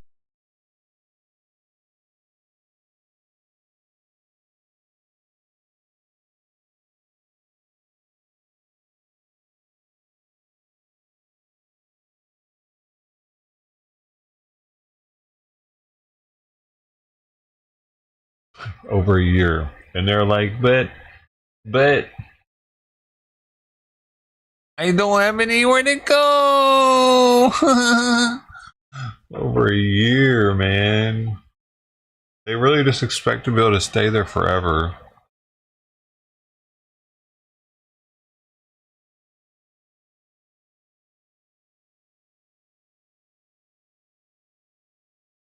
Venezuelans are being lied to about how rich our country is.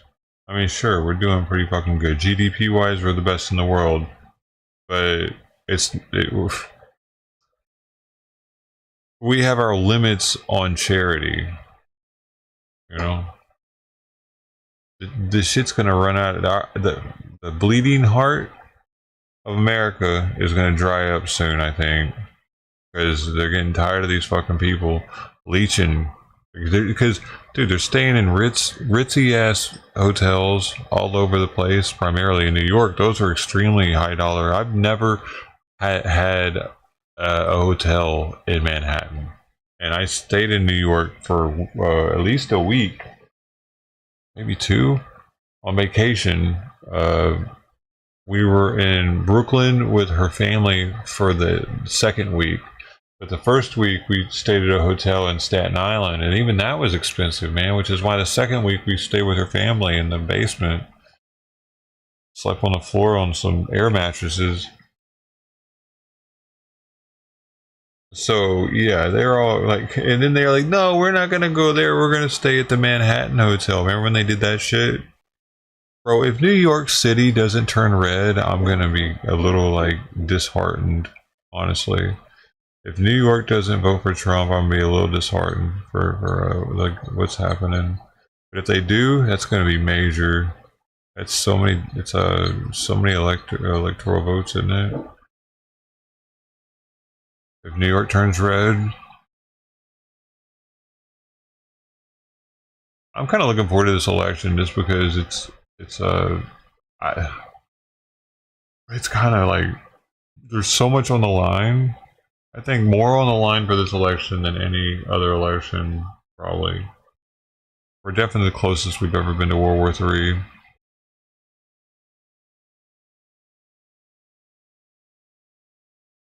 The border is the most broken it's ever been in history.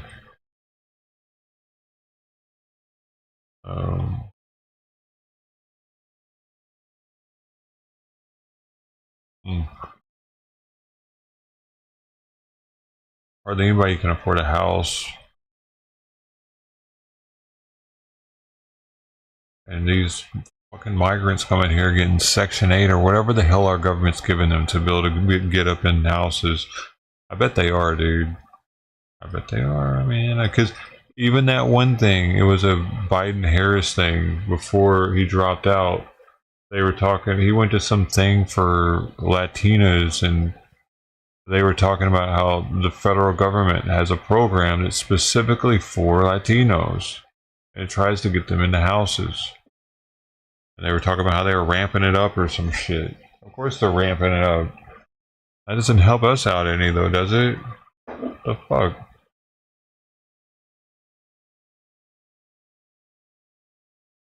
Crazy, man. Oh shit, she's dreaming. Her whole body's twitching right now. Her stomach, her paws, her back feet. She's breathing deep. Hopefully she's not hurting. Face is twitching. Oh my goodness. I don't want her to hurt herself.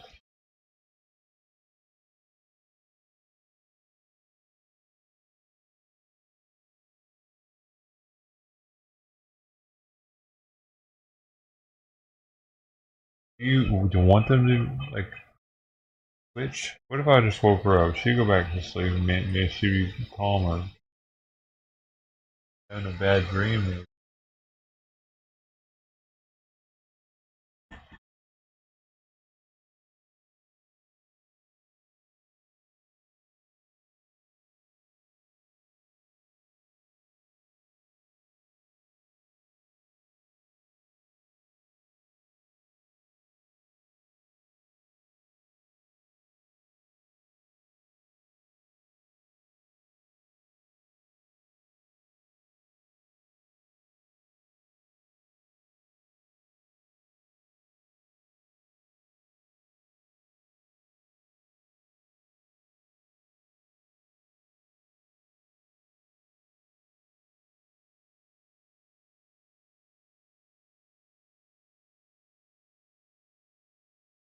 No more twitching.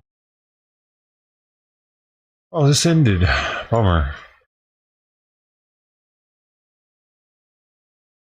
Oh, Gavin Newsom in LA.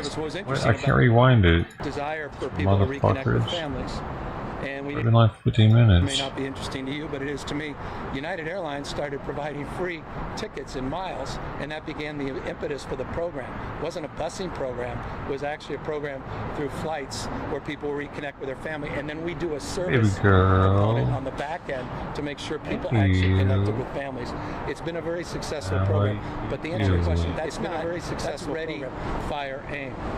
Meaning that's not the first thing I would do, but I'm not the mayor. And I don't think it's the first. Of other resources. All told, because it's a requirement before you draw down the money that you resolve to address the issue and the needs for services for those inside the encampment.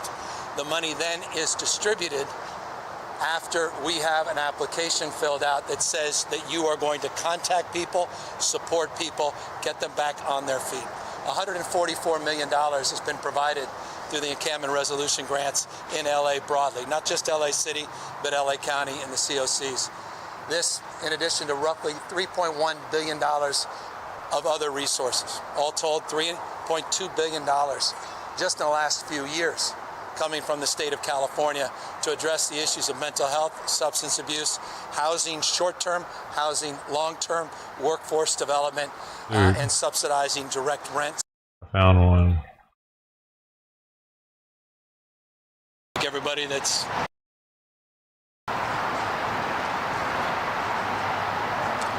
They didn't get there early enough.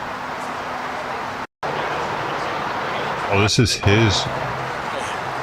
Well, thanks, guys, for coming out, and thank everybody that's behind me, around me, everybody that's been out all day working, cleaning up encampments all over LA County. Since January of this year, over 1,400 encampments have been removed year to date by the state. And we recognize we have a significant role to play in cleaning up the encampments as well. That said, we have thousands and thousands of additional encampments that have not been attended to all throughout the region, not just here in Los Angeles County, but in every part of the state of California. The state has provided unprecedented resources for cities, municipalities, large and small, to address the encampment crisis. In fact, we created an encampment resolution grant specifically targeted to encampments. This, in addition to the billions of dollars we provided for homelessness more broadly, we put a specific grant together that addresses the underlying issues. That's exactly the opposite of criminalization. It's called a resolution grant because it's a requirement before you draw down the money that you resolve to address the issue and the needs for services for those inside the encampment. The money then is distributed after we have an application filled out that says that you are going to contact people, support people, get them back on their feet. $144 million has been provided through the encampment resolution grants in LA broadly, not just LA City, but LA County and the COCs. This, in addition to roughly $3.1 billion of other resources. All told, $3.2 billion just in the last few years coming from the state of California to address the issues of mental health, substance abuse, housing short-term, housing long-term, workforce development, and subsidizing direct rents and supports. I'm here, as I often am. Many of you have been with me doing these kinds of cleanups for many, many years. I'm here on behalf of 40 million Californians that are fed up. I'm here because I'm one of them. I want to see results. I don't want to read about them. I don't want to see the data. I want to see it by believing it, by seeing people that are back up on their feet, and to get those streets clean, get those tents off the streets, the encampments off the streets, and to begin once again to feel pride about our state. And so that's why I'm here. Final point. I did an executive order with intention. We have cleaned up every hurdle for addressing this issue. I've been doing this so long, I've heard every conceivable excuse.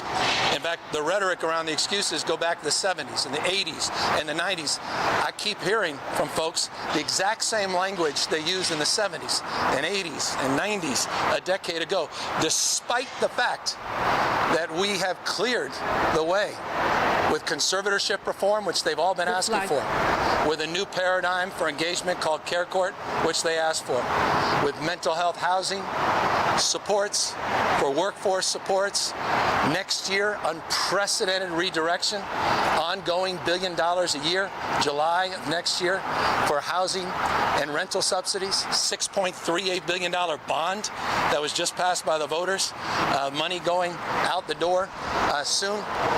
We're done with the excuses. And the last big excuse was, well, the courts are saying we can't do anything. Well, that's no longer the case. So we had a simple executive order. Do your job. There's no more excuses. You got the money, you got the flexibility, you got the green light, you got the support from the state, and the public is demanding it of you. And if this is not the most important issue, you're not paying attention. This is the biggest scar on the reputation of the state of California. This is it. If we can prove we can actually deal with this, they'll start believing we can solve a lot of other problems in this state. And so that's my state of mind. The state of California is doing more than ever. We'll continue to do more, but this will be my final words on this. If we don't see demonstrable results, I'll start to redirect money. I'm not interested in status quo ante any longer. And that will start in January with the January budget. We've been providing the support. Local government embraces those efforts, focuses a sense of urgency, we're going to double down. If local government's not interested, we're fine. We'll redirect the money to parts of the state, cities and counties that are. This, by the way, long-windedly, is not an indictment of LA City. In fact, I want to applaud Mayor Bass. She saw a 10.4% reduction in unsheltered homeless last year, which was one of the most significant declines in the state of California. Wait, let me listen to this. Let me listen to this fucking cherry pig stat one more time. Applaud Mayor Bass. She saw a 10.4% reduction in unsheltered homeless last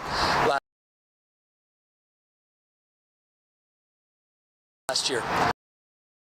You saw a 10% reduction in unhoused people last year.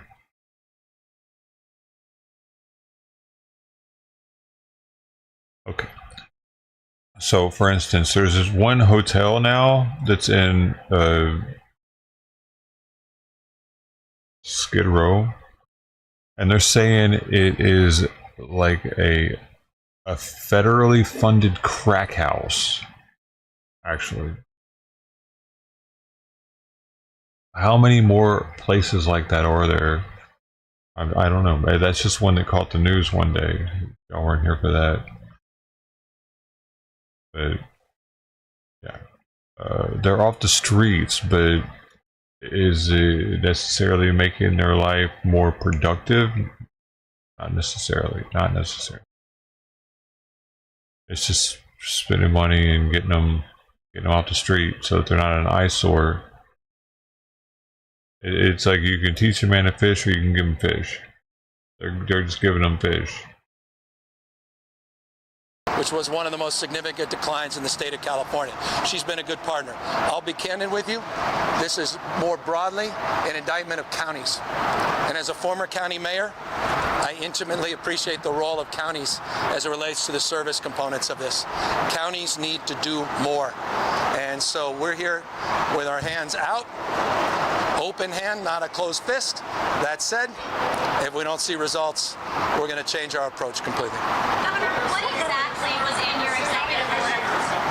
Dude, they need to make it illegal to come here from out of state and just be homeless somehow. Like, you don't get any of the California benefits if you come from, I mean, I did this though. I came from out of state, but I used a federal program. I'm saying, like, people that aren't able to use a federal program, like veterans, anybody else, you don't get to move around so much. Veterans, maybe we earned the right to be able to move if we want to, because we had to move when we didn't want to before. But for someone to come here arbitrarily because they know that California is going to give them all kinds of handouts, no, they should have to prove that they were already a California resident putting in towards the California system so that they can get those benefits. But it's not like that currently. Anybody can come here and take advantage of California. That's why it's always going to fail. How would it not? I mean, the more they hand out, the more they give, the more people hear about it in other states. Like, hey, man, come out here. It's great out here, man. They put me up in this fucking hotel and everything, man. We're fucking getting high. Come on, let's party.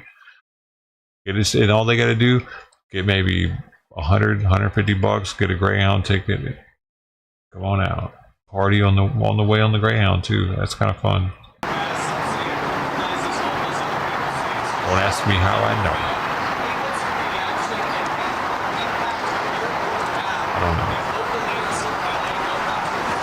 know. Well, we just said the state doesn't have to continue to provide unprecedented money to address all their concerns. They said they wanted reforms on conservatorships. They have it, but they're not even implementing conservatorship programs in LA County. What does that mean? Hold on. The conservatorship. I don't know what that is. What is a conservatorship program? I'm sorry, y'all.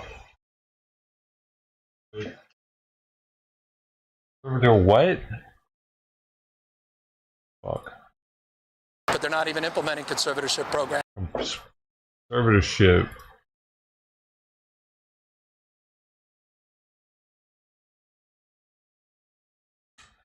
A conservatorship program. Conservatorships is when a judge appoints another person to act or make decisions for the person who needs help.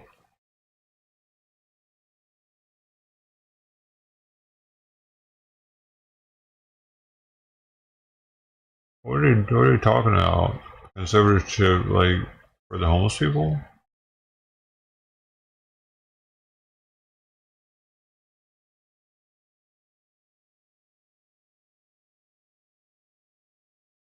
I'm not really sure what they mean by that. Let's just turn the homeless people into slaves. Oh, you want to be homeless? Well, guess what? You got to be a slave for 5 years now, and then after that, you can get some benefits. So, are you ready?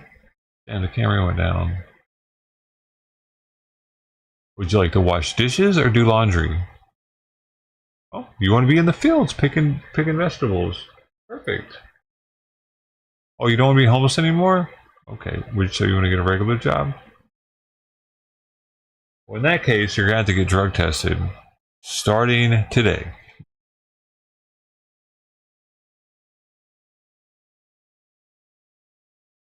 I got to go get that camera back up. In LA County. They can't even set it up for one person. Oh my God. So you don't have the money and the resources. How is that possible? We provided $990 million just through the HAP program for LA City and LA County and the COC in the last couple of years. They say, well, we don't have money for short-term housing for people with mental health. How can that be? We provided almost $400 million specifically for that. Well, we don't have long-term infrastructure dollars. How can that be when we provided unprecedented supports? The rhetoric is increasingly stale. This is not about criminalization. What's criminal is neglecting people that are struggling and suffering and dying on our watch. That's criminal. What's criminal is people don't have restrooms. What's criminal is people literally putting their lives at risk every single night. People are found dead, stabbed to death. People are found shot. I mean, this is serious. There's no compassion in allowing these conditions to persist. And had I not put up all this money to address the underlying issue, to address the service issue, I wouldn't have said any of that. I would have said what they're saying. So with respect, this is not about Bass. This is not about the back and forth. Please don't make that. I appreciate there'll be a tendency to do that. But you guys all, I look around. You've been here with me before this executive order on multiple occasions. And so this is not one of those political things. This is a sincerely held belief that we need local government to step up. This is a crisis. Act like it. And I am dealing with crisis after crisis. Wildfires in Northern California. There's 6,500 people right now on the Park Fire. I want to see that kind of urgency on the issue of encampments. It's not complicated. Governor, I'm not looking at LA County. I want to see Any that kind county of urgency that wants to partner with us on and the step border. up with a sense of urgency that can demonstrably produce results, we're going to double down on our support. Any county that's not interested in that and is holding on to stale talking points from the 80s and 90s, we're not interested in continuing the funding. That's, again, cities can do their part. You can apply for federal grants, but the state's unprecedented billions and billions of dollars support, I'm not interested in providing that support and not seeing the results. I'm a taxpayer, not just the governor. It's not complicated. We'll send that money to counties that are producing results. Governor, you said you want to see results on this, but with all due respect, Probably won't be here then. talking about throwing money at a problem, but there's nothing on the other side for accountability. Show me the homes, show me the shelters, show me things that are built. They throw money at it all the time. I don't see new housing being built. Yeah. I don't see camps with fences and everything else, with hots and cots and everything else that's up there that can take people who are here 30 minutes before you got here and make sure they're not going to be here beyond. Well, that's Literally going to put, when you say money and you say you want results, you want to see actual physical buildings being built along with people who house these people. Of course. That's what I did with Roomkey and Good. Homekey. And I got the receipts on that. Dude, can't they just put them on some boats? You know what I mean? Somehow.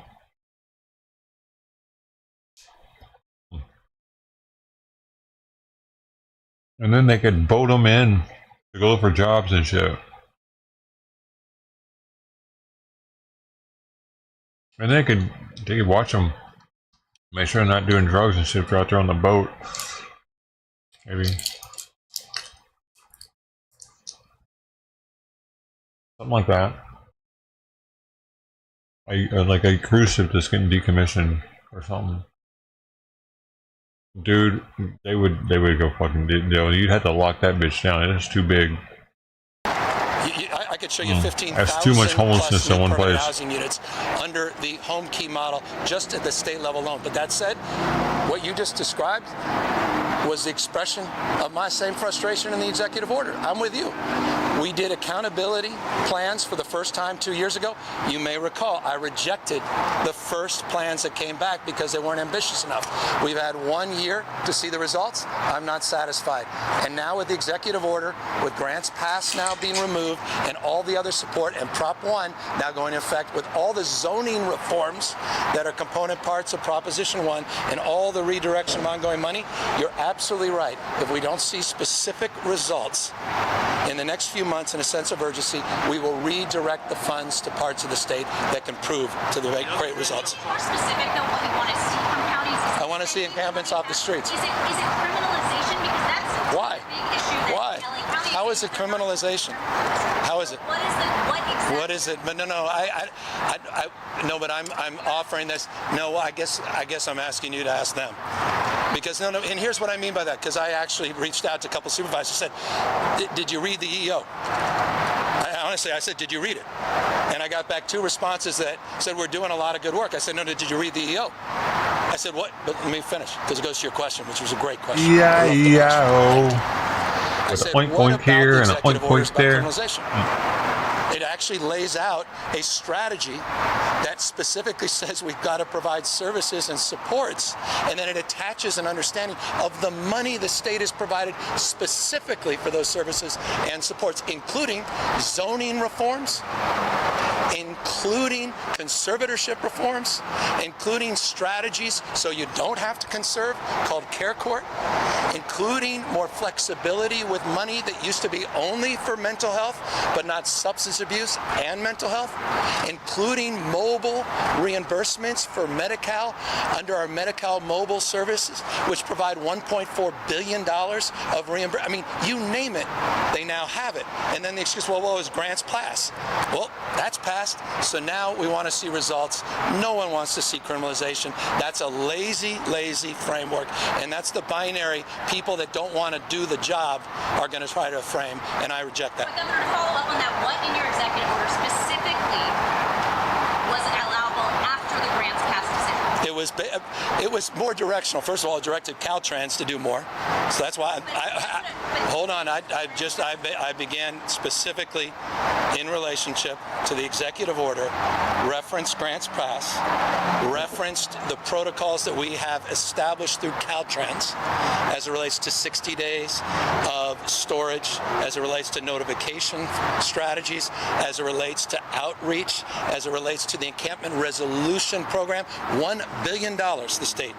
$0 4 years ago. $1 billion in grants for encampment resolution. 250 more million this year. 750 in the last few years. 144 million that's come down here. And then I laid out the framework that we've established under Caltrans, and I said we will provide technical assistance to any community that needs it to follow these protocols that are in line with the letter of the law and the spirit of our values in this state pursuant to grants pass. Through the Interagency Council of Homeless, I'll continue on page 3 now of the executive order. The point is, we laid out a marker, and here's the deeper point, and this is the point. Folks may choose not to do anything differently. They may say it's just too big, we can't do it, we got other priorities, other problems. They may say it's just not, it's the governor's problem, which is okay, they may do it, and that's fine. That's a decision that can be made. Here's what I get to decide, and it's a preview, it's just an expectation if that's the result. I'm going to redirect the money, it's not complicated, and I'm going to send it to people that actually want to get the job done. That's it.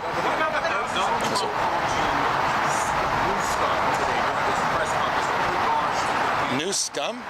New scum. I can't remember if it was Kurt Yaling or Maurice Bignan that called me new scum in 7th grade. I don't know, one of them got kicked out of school.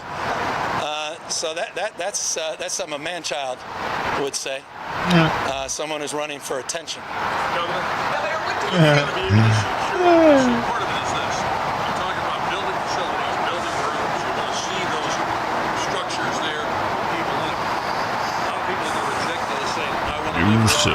Got the big penis, does he? Mm-hmm. That's a big part of it. Let's see it. Yeah.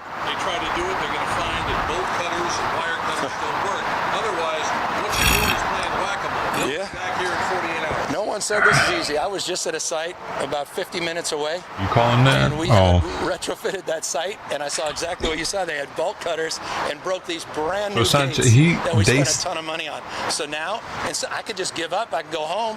I could self-medicate and have a glass of wine tonight and talk about ways should be and the good old days in the 80s when HUD was in the housing business.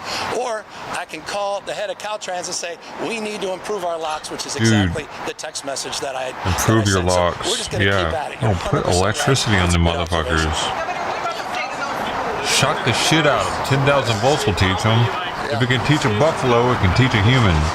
I mean, look. I know. I've been shocked by one before. So these larger supports that we're providing. We have something called HAP. It's about $1 billion a year of discretionary money. The counties and cities want discretion. I respect that as former mayor and as a former member of a board of supervisors. Those dollars are flexible specifically for those kinds of instances. In addition to that, though, we're building the backbone, the infrastructure through the Mental Health Services Act, the $6.38 billion. And that's cottage setting housings, that's retrofitting, redesign, it's tiny homes. By the way, if you want accountability, ask the folks in San Diego County. I just took all their tiny home money. I sent it to San Jose. They were sitting on it for a year. For a year. And everybody's complaining. They sat on it for a year, so I sent it to the mayor of San Jose. So don't think for a second I'm overstating my desire to redirect and be more accountable. I, of course, need the legislature. No one's naive, and I will appeal to them. But I think they're frustrated as well. Yeah. No, that's part and parcel of our partnerships we have with the cities and counties. Caltrans does its best they can. There's a lot, as you know, I've been shocked by buffalo fence before. Afforded, for those kinds of temporary shelters of sorts. A lot of communities are allowing that as of right within their cities.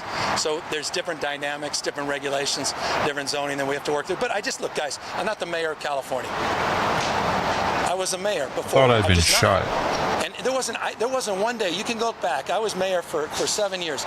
You never, in San Francisco, back in 2004, when we had the highest homeless count in California history, and we were struggling, never once did I use the governor's name. I never even thought about talking to the governor. Oh, so under your watch, you had the worst homelessness? Now the state's come in, we flooded the zone, and all we're asking for is a deeper sense of urgency.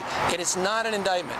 These supervisors are friends of mine, like real life friends. I mean, I've known Go figure. Probably because they had so many handouts. They come over to the house.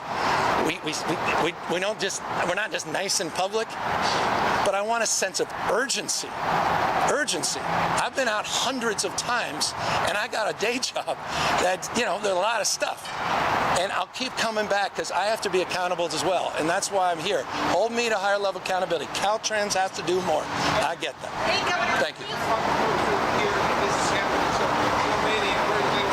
I think we had, and they can talk more specifically about the outreach workers, but I think we had about 11 folks here. We put out notifications, by the way. You'll see right there, that notification expires tomorrow. I was about to clean it up. I walked back, realized that I didn't have the right to clean that up based on my own notification. There are other parts of this encampment where we had deeper notification. There's city here and a county, so you have different jurisdictions.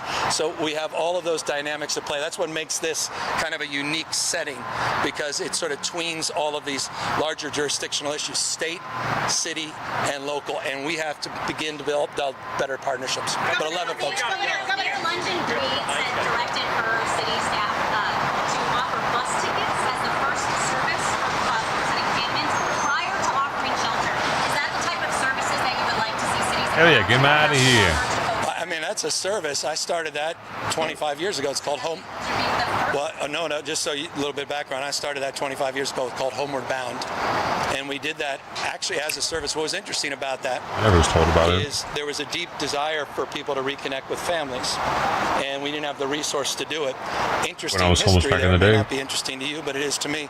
United Airlines started providing free tickets and miles, and that began the impetus for the program. It wasn't a busing program. It was actually a program through flights where people reconnect with their family. And then we do a service component on the back end to make sure people actually connected with families. It's been a very successful program. But to answer your question, that's ready, fire, aim. Meaning that's not the first thing I would do, but I'm not the mayor, and I don't think it's the first thing she's doing. I know she's doing a lot. That city's very service enriched. It's a component part, but I think she was sort of expressing her own frustration as it relates to the enormity of the challenge she's facing. I have a question. What do you say to those communities and those organizations who are taking it in their own hands to clean up the streets, clean up the streets? They're doing this week. Well, I applaud them. I applaud anyone who steps up and supports other people and helps get people back off their feet. None of us want to see people suffer. None of us want to see people die on our watch. And so I applaud the volunteers out there. I applaud the elected officials that are sincere about this, that are working hard every single day. What I don't applaud is the scale of the crisis requires a different scale of intensity. And what I'm challenging now is our intensity and our focus and the results. And so I just want to see more results. But I love seeing the spirit of citizenship and civics, and I appreciate people's support. And the minority community saying they're the ones that are impacted more and nothing being done. They're being Yeah. Well, and including those that are disproportionately represented, people of color in the encampments themselves. And that's so often the case, isn't it? And so that's another reason we have a responsibility to do more and better. How about that small business person that can't even open up his or her shop? How about that mom who's with the stroller and can't even walk down the sidewalk and puts her kids at risk, or no longer goes to the playground or park because she can't even get to it? A lot of people impacted, but I've been at this a long You tell them, time. Gavin, it's not just the people of color, they're homeless. But one thing I've been accused of People they're affected for being time homeless. and investment and energy into trying to address this crisis. What I am done with, however, is patience. I'm out of it. I'm done. And now it's not just an expression of frustration, because that's futile and that's pointless. I had two of these up here. Of resolve that we have tools, and I'm going to redeploy those tools, and I'm going to redirect resources unless we see more results. It's not complicated. Thank you, guys. We saw that shit, baby. I fucking feel like I'm educated now. You know what I'm saying? You know what I'm saying? You know what I'm saying? You know what I'm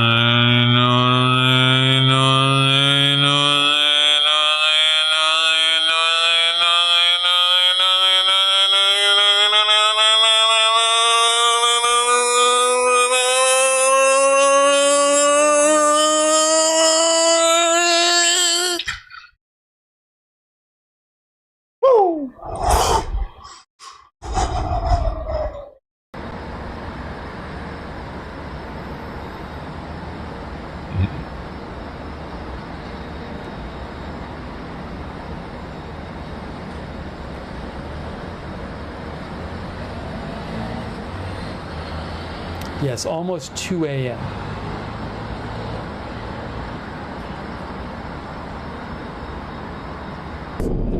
Another boom.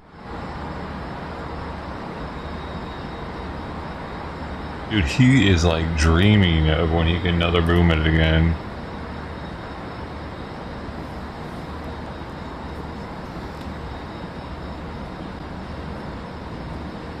Maybe I'll replay the flare for you guys. It's weird. We saw one flare.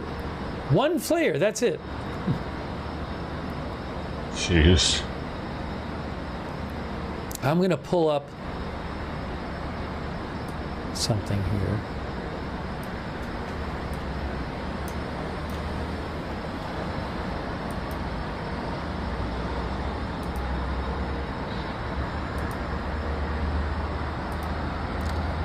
Here is... He's gonna pull up that there was a flare.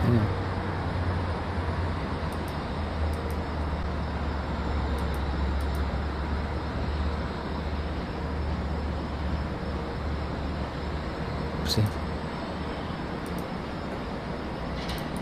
I want to see this flare, man. I'm hanging out until then for sure.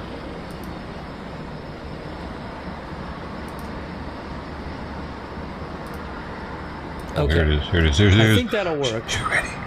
You ready? Can't wait. So, how can I do this? Let's see. My God, you think this is going to be like a artillery shell hitting the side of a building or something? I'm queuing it up here. I can see it. I just saw it. It's Bro, so weird. It better be a good You player. know what happened? I think waiting. the second shot was covering it. We were it came on. I'll show you right now. I'm going to show you the flare Hurry that up we saw then. moments ago. Fuck.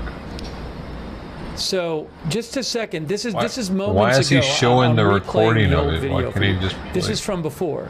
Can't So I'm rewind going to it? play this. It's Now he's watch what covering happens. it. Look at the middle of your screen right here. Oh my See, God. It's under. Are It's you- under the other shot right there. Are you kidding me right now? I didn't even see it, and then we just saw it. There it is, right there. Why is he putting his shit there? What's there to see in the city? Everything's gonna be coming from the sky. Why would he put his second screen up there? Because you're a fucking amateur, So moron. it actually was up a little longer. It was just Like behind all the second content shot. from this is gonna be up here. It's gonna be coming in from the sky, and he's got this hiding the. We couldn't see it originally because it was Are you behind the second stupid? shot. You're a little stupid. You're a little retarded. This should be down here, actually. Maybe That was, maybe even about 10 minutes over ago. here in this corner. Just one of them. Just one of them.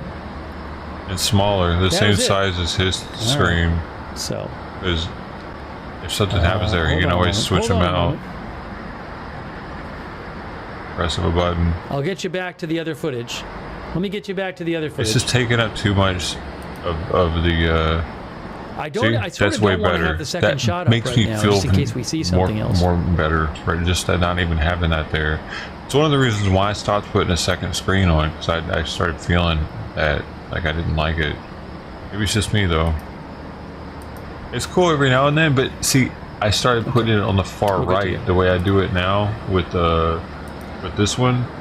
You know, I start having it on the upper right instead, so that you can see all of both, and it's not blocking anything. That's why, because it bothered me when I noticed it was blocking stuff on the screen.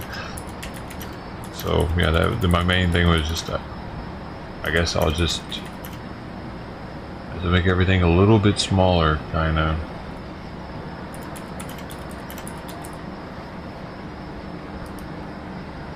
Hey guys, really quick, I'm gonna leave the footage up. He's an amateur though when it comes to restreaming multiple video feeds. 2 minutes. There's a work-related thing I need to. There's I a don't know. I was even channel-related using thing I just need to handle. stream That'll wall take shit for a 2 while. minutes. That gets so So while technical, I'm dude. I handling felt like I that, was a I hacker. will leave Shit. this I up. was afraid So I was give me- gonna give me break 2 something on my minutes. computer, like the programs I was downloading for that. No, it's nothing bad. It's just that you know, I'm on the years And it so was much like the last few DOS. days that sometimes something comes up that I have to deal with, and I got to deal with it during the stream because we're on so much. So let me just put this up. Where is the? Why am I not seeing?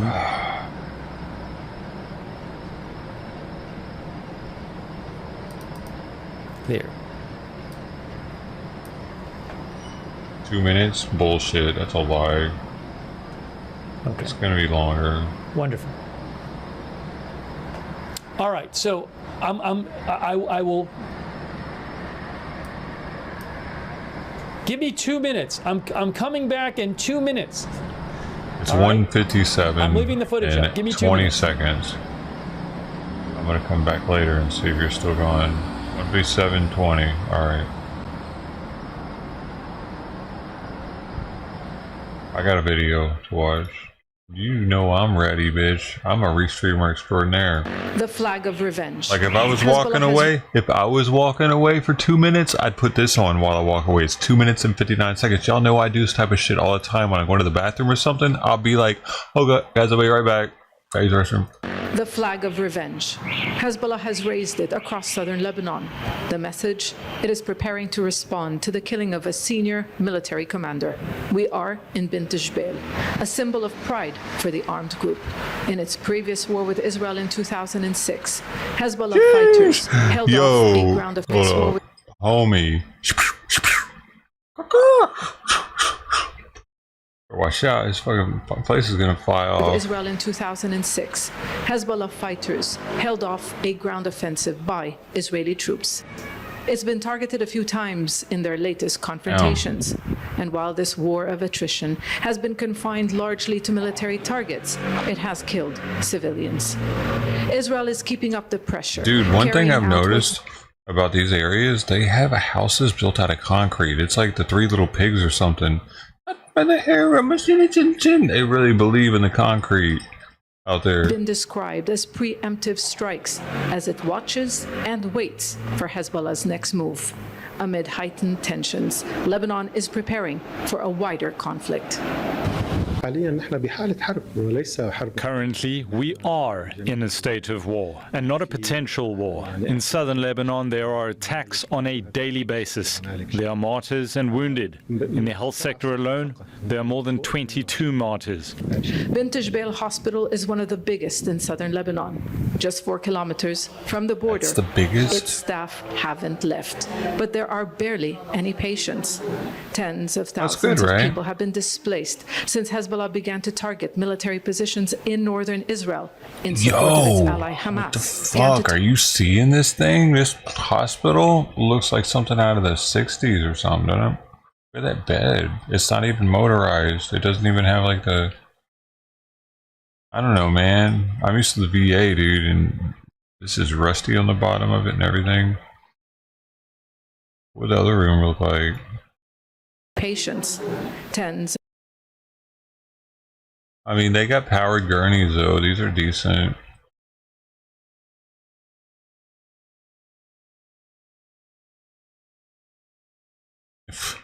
They have bars on the windows. That's interesting. Thousands of people have been displaced since Hezbollah began to target military positions in northern Israel in support of its ally Hamas in Gaza.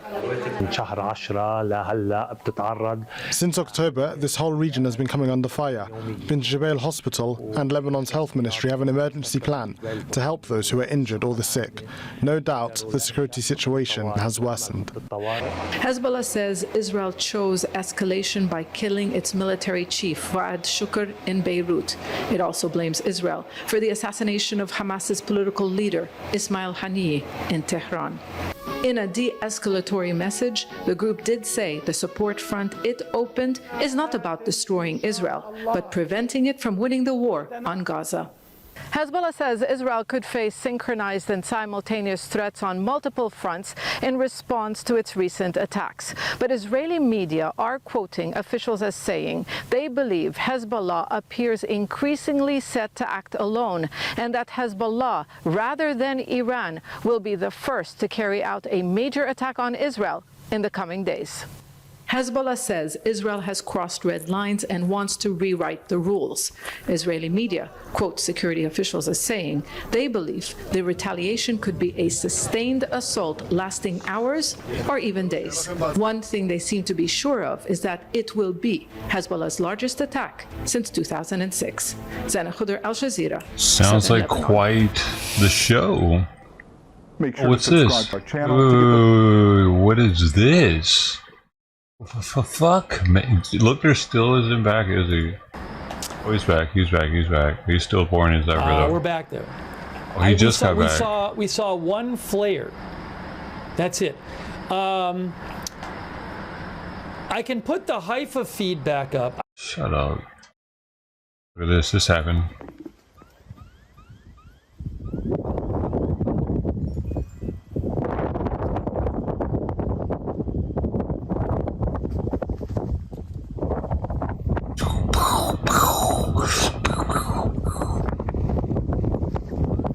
I can't make it crispier.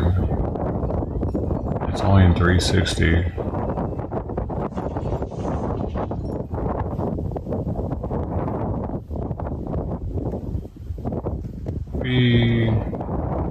Is that all you got?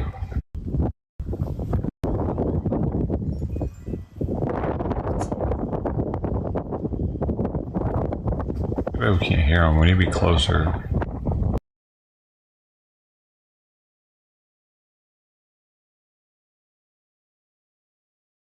You know what I'm going to do? There weren't any flares while I was gone, was there? One person says it, nobody else is saying it. Who's on flare watch right now? Mods? How many flares were there? You don't know how many flares there were. I'm going to demod all of you that are on right now. Russian cargo No, thank you, Diane. No, thank you, Sarah. I have no idea. You fucking. When I leave, can't tell you exactly why they haven't done it yet. The flares. There's various reasons it could be. That fucks me up. I honestly do not know. You're fired. Maybe it just takes a long time to plan. Who wants to be Maybe mod? they want to wait until they think Israel's expecting it less. You know he'd have people Maybe like, they're setting certain things up, I do. including I'll stuff they get count from on the Russia. flares. I don't know. No idea. I already counted Russia is them. working on its defenses. So what I might do here is, maybe what I'll do is I'll put the Haifa feed back up, but. Oh, don't do that. Yo, we got $100 dono a minute ago. It's got 123 likes on it. Got a $10, three $10 donos. I'm going to make this a little smaller. We don't want to miss a flare. And I think that should cover it. I don't know if he's playing or not. See, that's a little better, but it doesn't need to be there. What if we do that? It shouldn't be there, dude. You dummy. What? You don't need to see the city. I know it looks like dead air at this top, but it's dead air at the bottom. Corner? There's no more corners. There's only 4 corners. Put it in the corner above Jinda Free, you dummy. You big old dummy. That's gonna happen from there. I think this is fine. You can't see the missiles coming in. You can't see the flares. It's not fine. The sky is where the action in the is. distance at the same time. I did not see that, but maybe there was. The chances of there actually being a rocket hit on the ground are extremely slim, especially for the camera to actually get it. It's probably not going to happen. And as soon as he starts seeing, by the way, I can see the live shot. Iron Domes get shot off. When that flare happened, I just wasn't looking. You can but move I can it. see the whole thing myself. So if I see something going on behind there, I will just remove. It takes me. It's instantaneous. It's that I can too remove long. It. It's not instantaneous. No. So I can see in not front that of fast. me what's You're there. mildly retarded, bro. We all know it. That's why half the people are watching. That's why they watch me too.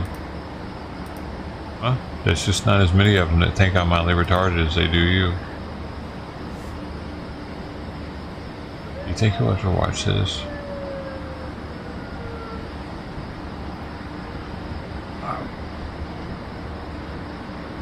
Thank you, mods. Thank you. Thank you. Everything that you do here. I mean, I cannot have the second shot. I figured you guys would rather have the second shot up there. Oh my god. Just put it where your shot is. Take your shot down and put it there. Have one shot, dude, but then somebody you don't have the should say second that. shot. Somebody should actually... Dude, if you could just get a bunch of people saying that in this chat, remove your camera and move Haifa to the right. Remove your camera and move the Haifa to the camera to the right. Here. Turn your camera off. Put Haifa where yours is. Go away. OSINT Technical, which is an account I follow and I find reliable, they claim that Ukrainian forces successfly hit a Russian column roughly 20 miles behind the current front line in Kursk Oblast. I heard my feelings. Y'all just all of a sudden started doing that. I'd be like, what? Really? I'll post the link to that in the chat.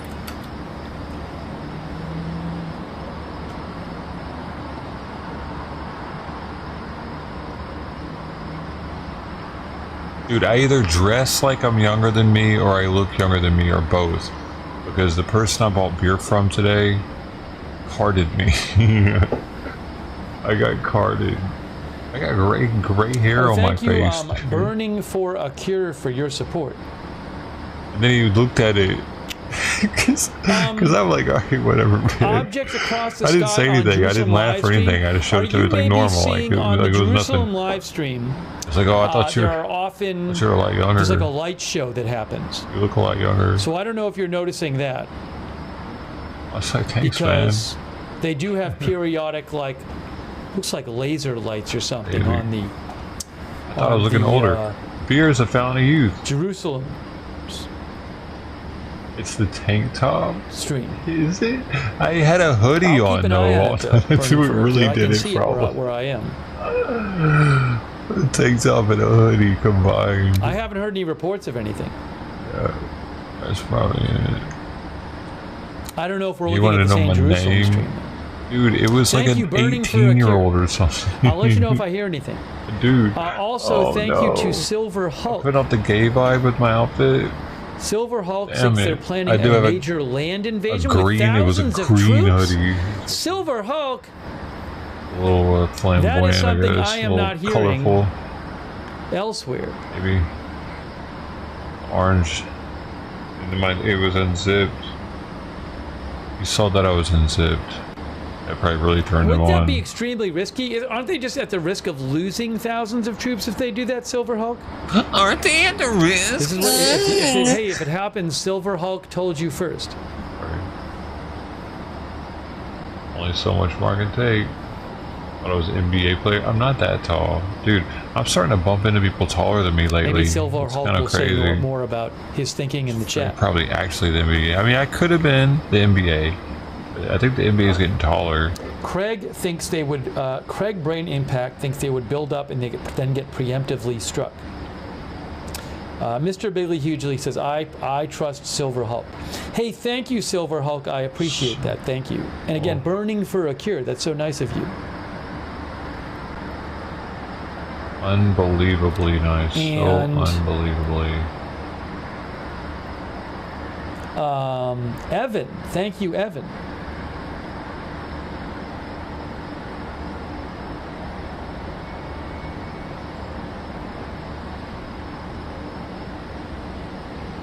And Evan, I got your note. I haven't seen any other complaints about that, Evan, but I'll certainly keep an eye out for it. Thank you so much, Evan.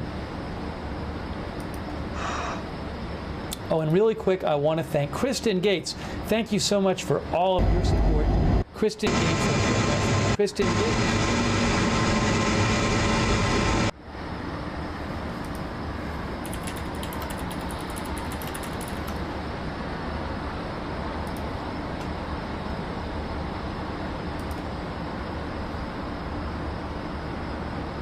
Kristen Gates. Kristen Gates, Kristen Gates. Kristen Gates, Kristen Gates, Kristen Gates, Kristen Gates, Kristen Gates, Kristen Gates, Let me do a quick check here. Kristen Gates, Kristen Gates.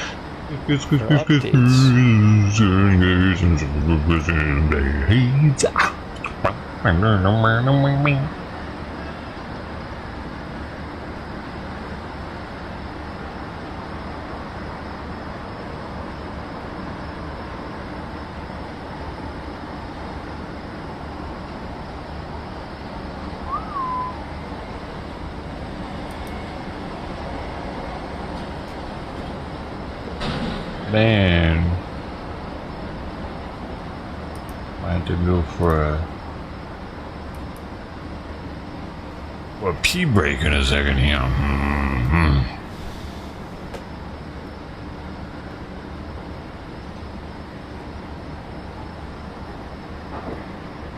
Yep. I reckon. Seri says Iran big mouth scared. 2:11 a.m. by the way. By the way. By.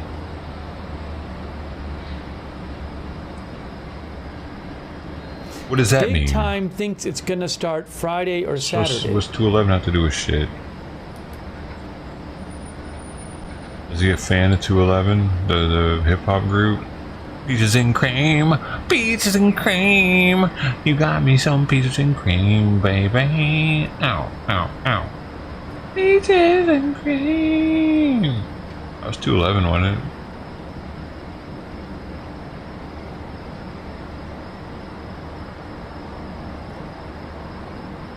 Oh, it's 112.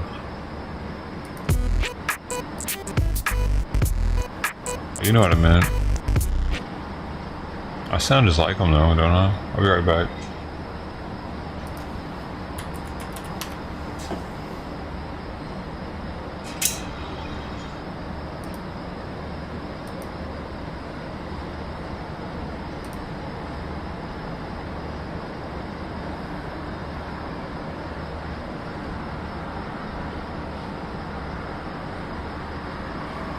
Couple updates here from Associated Press.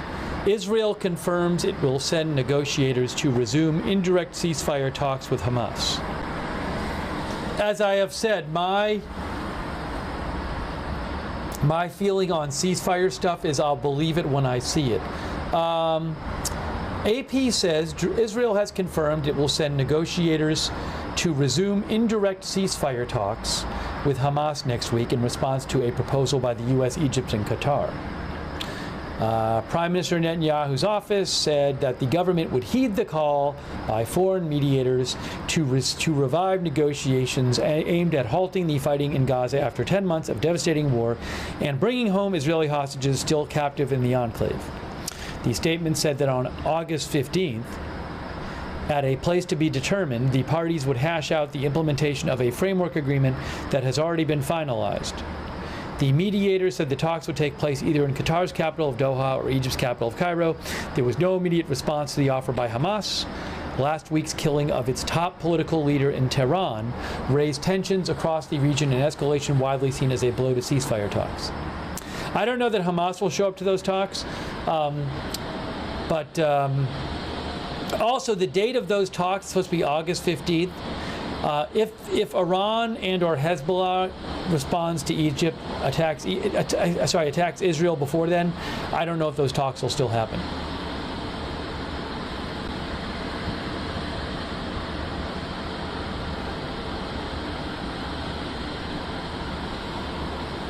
Frodo Fraggins thinks Bibi doesn't care about a ceasefire. Jack Horicon thinks Iran will wait for talks to begin. Thank you, Jack, and thank you, Aerial Frameworks, our new member. And thank you, Rye Boy.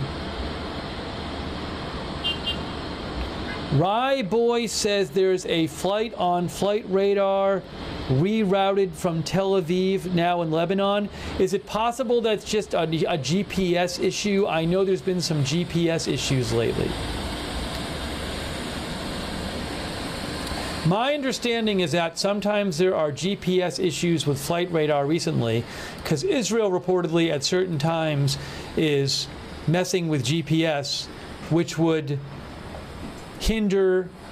It would hinder drones or missiles that operate on GPS from reaching their target in Israel if they were fired.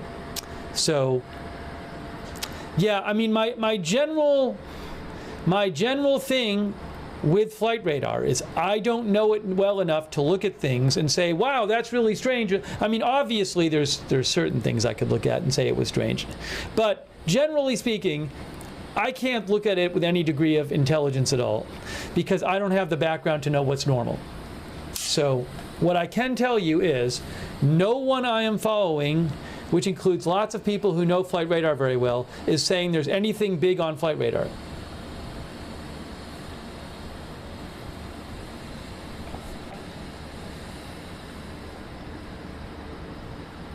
We lost that shot temporarily. I'll have to see what other shots we have.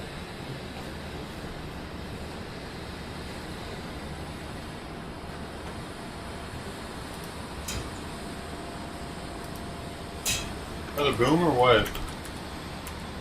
Oh shit. Are I scared?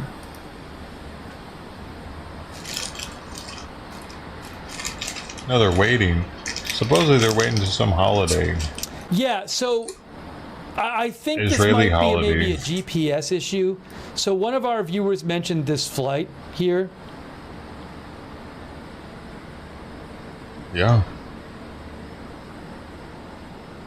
We are here today because Canada is broken. Our kindness and generosity has given way to naivety and weakness. We do not want to be taken advantage of, tricked, lied to, and sold out by those we trusted to lead us.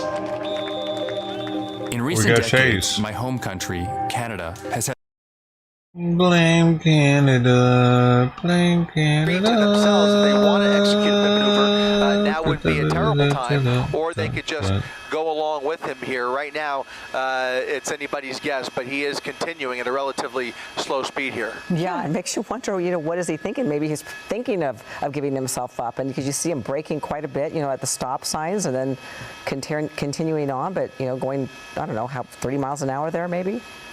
Yeah, there's always the possibility that they may be efforting to contact the driver, whether they've been able to maybe track down relatives and they're able to actually negotiate with him or get a dispatcher on the line with him or a negotiator. That sometimes is the case. Purely speculation on my part. No information that we have yet that they have managed to actually contact him. But it is a possibility. Would not be uncommon or surprising if they choose to go that route and decide that this is a person that they can negotiate with.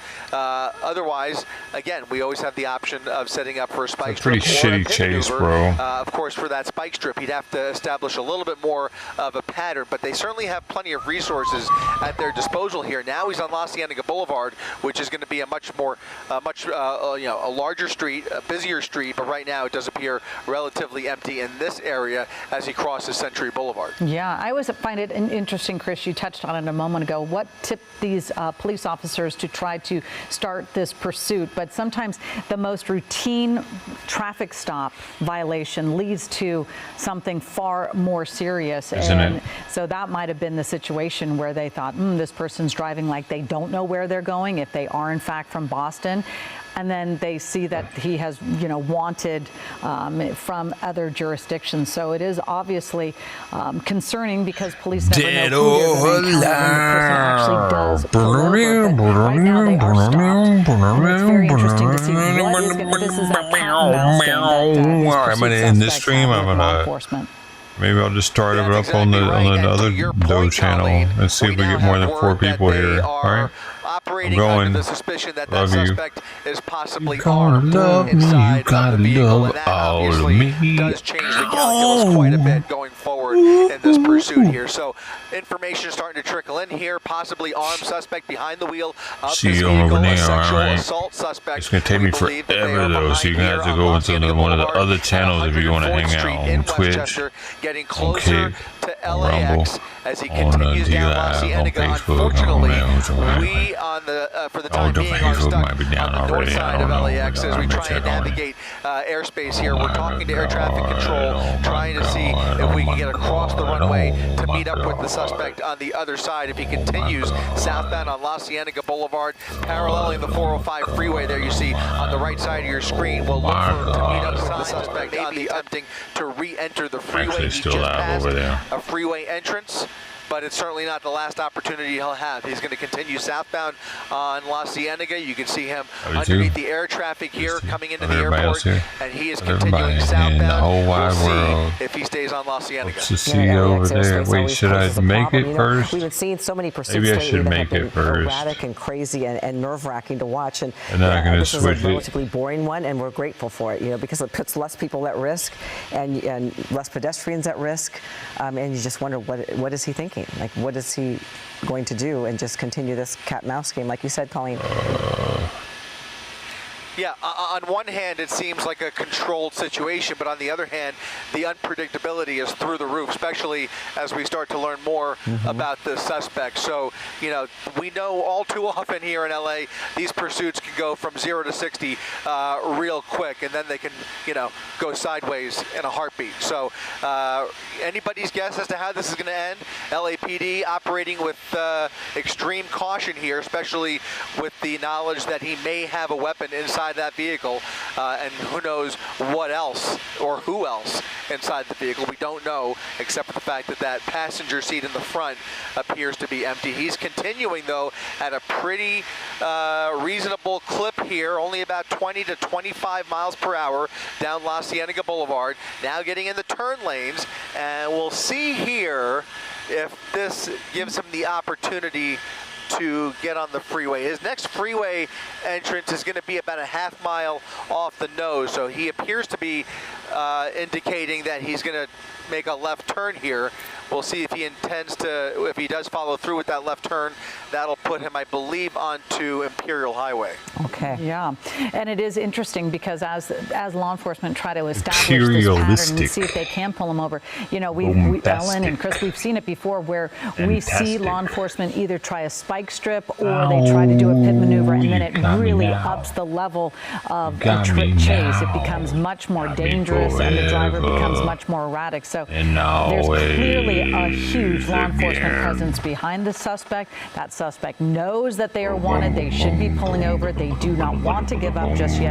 But again, it makes you think, they are driving really cautiously, but clearly they're not intimidated by all these law enforcement vehicles behind them. And even Colleen, using turn signals. Yeah. It's such a great point. It's such a great point because if he's not posing an immediate danger to the public, why antagonize him? Why up the ante anymore if they have the luxury of following him at a safe speed, I'm gonna have to go. Hope to see you again real soon now. Doing anything too extreme yet. You reserve those other tactics for if things get a little more crazy. See you in the next one. Dosho, you gotta go to the Dosho now if you want to hang out. Showing some signs of composure behind the wheel here as he possibly is getting back onto the 405 once again. This is the 105-405 interchange. He's underneath the spaghetti loop there, and I think this may put him on the northbound side. Yep, northbound side of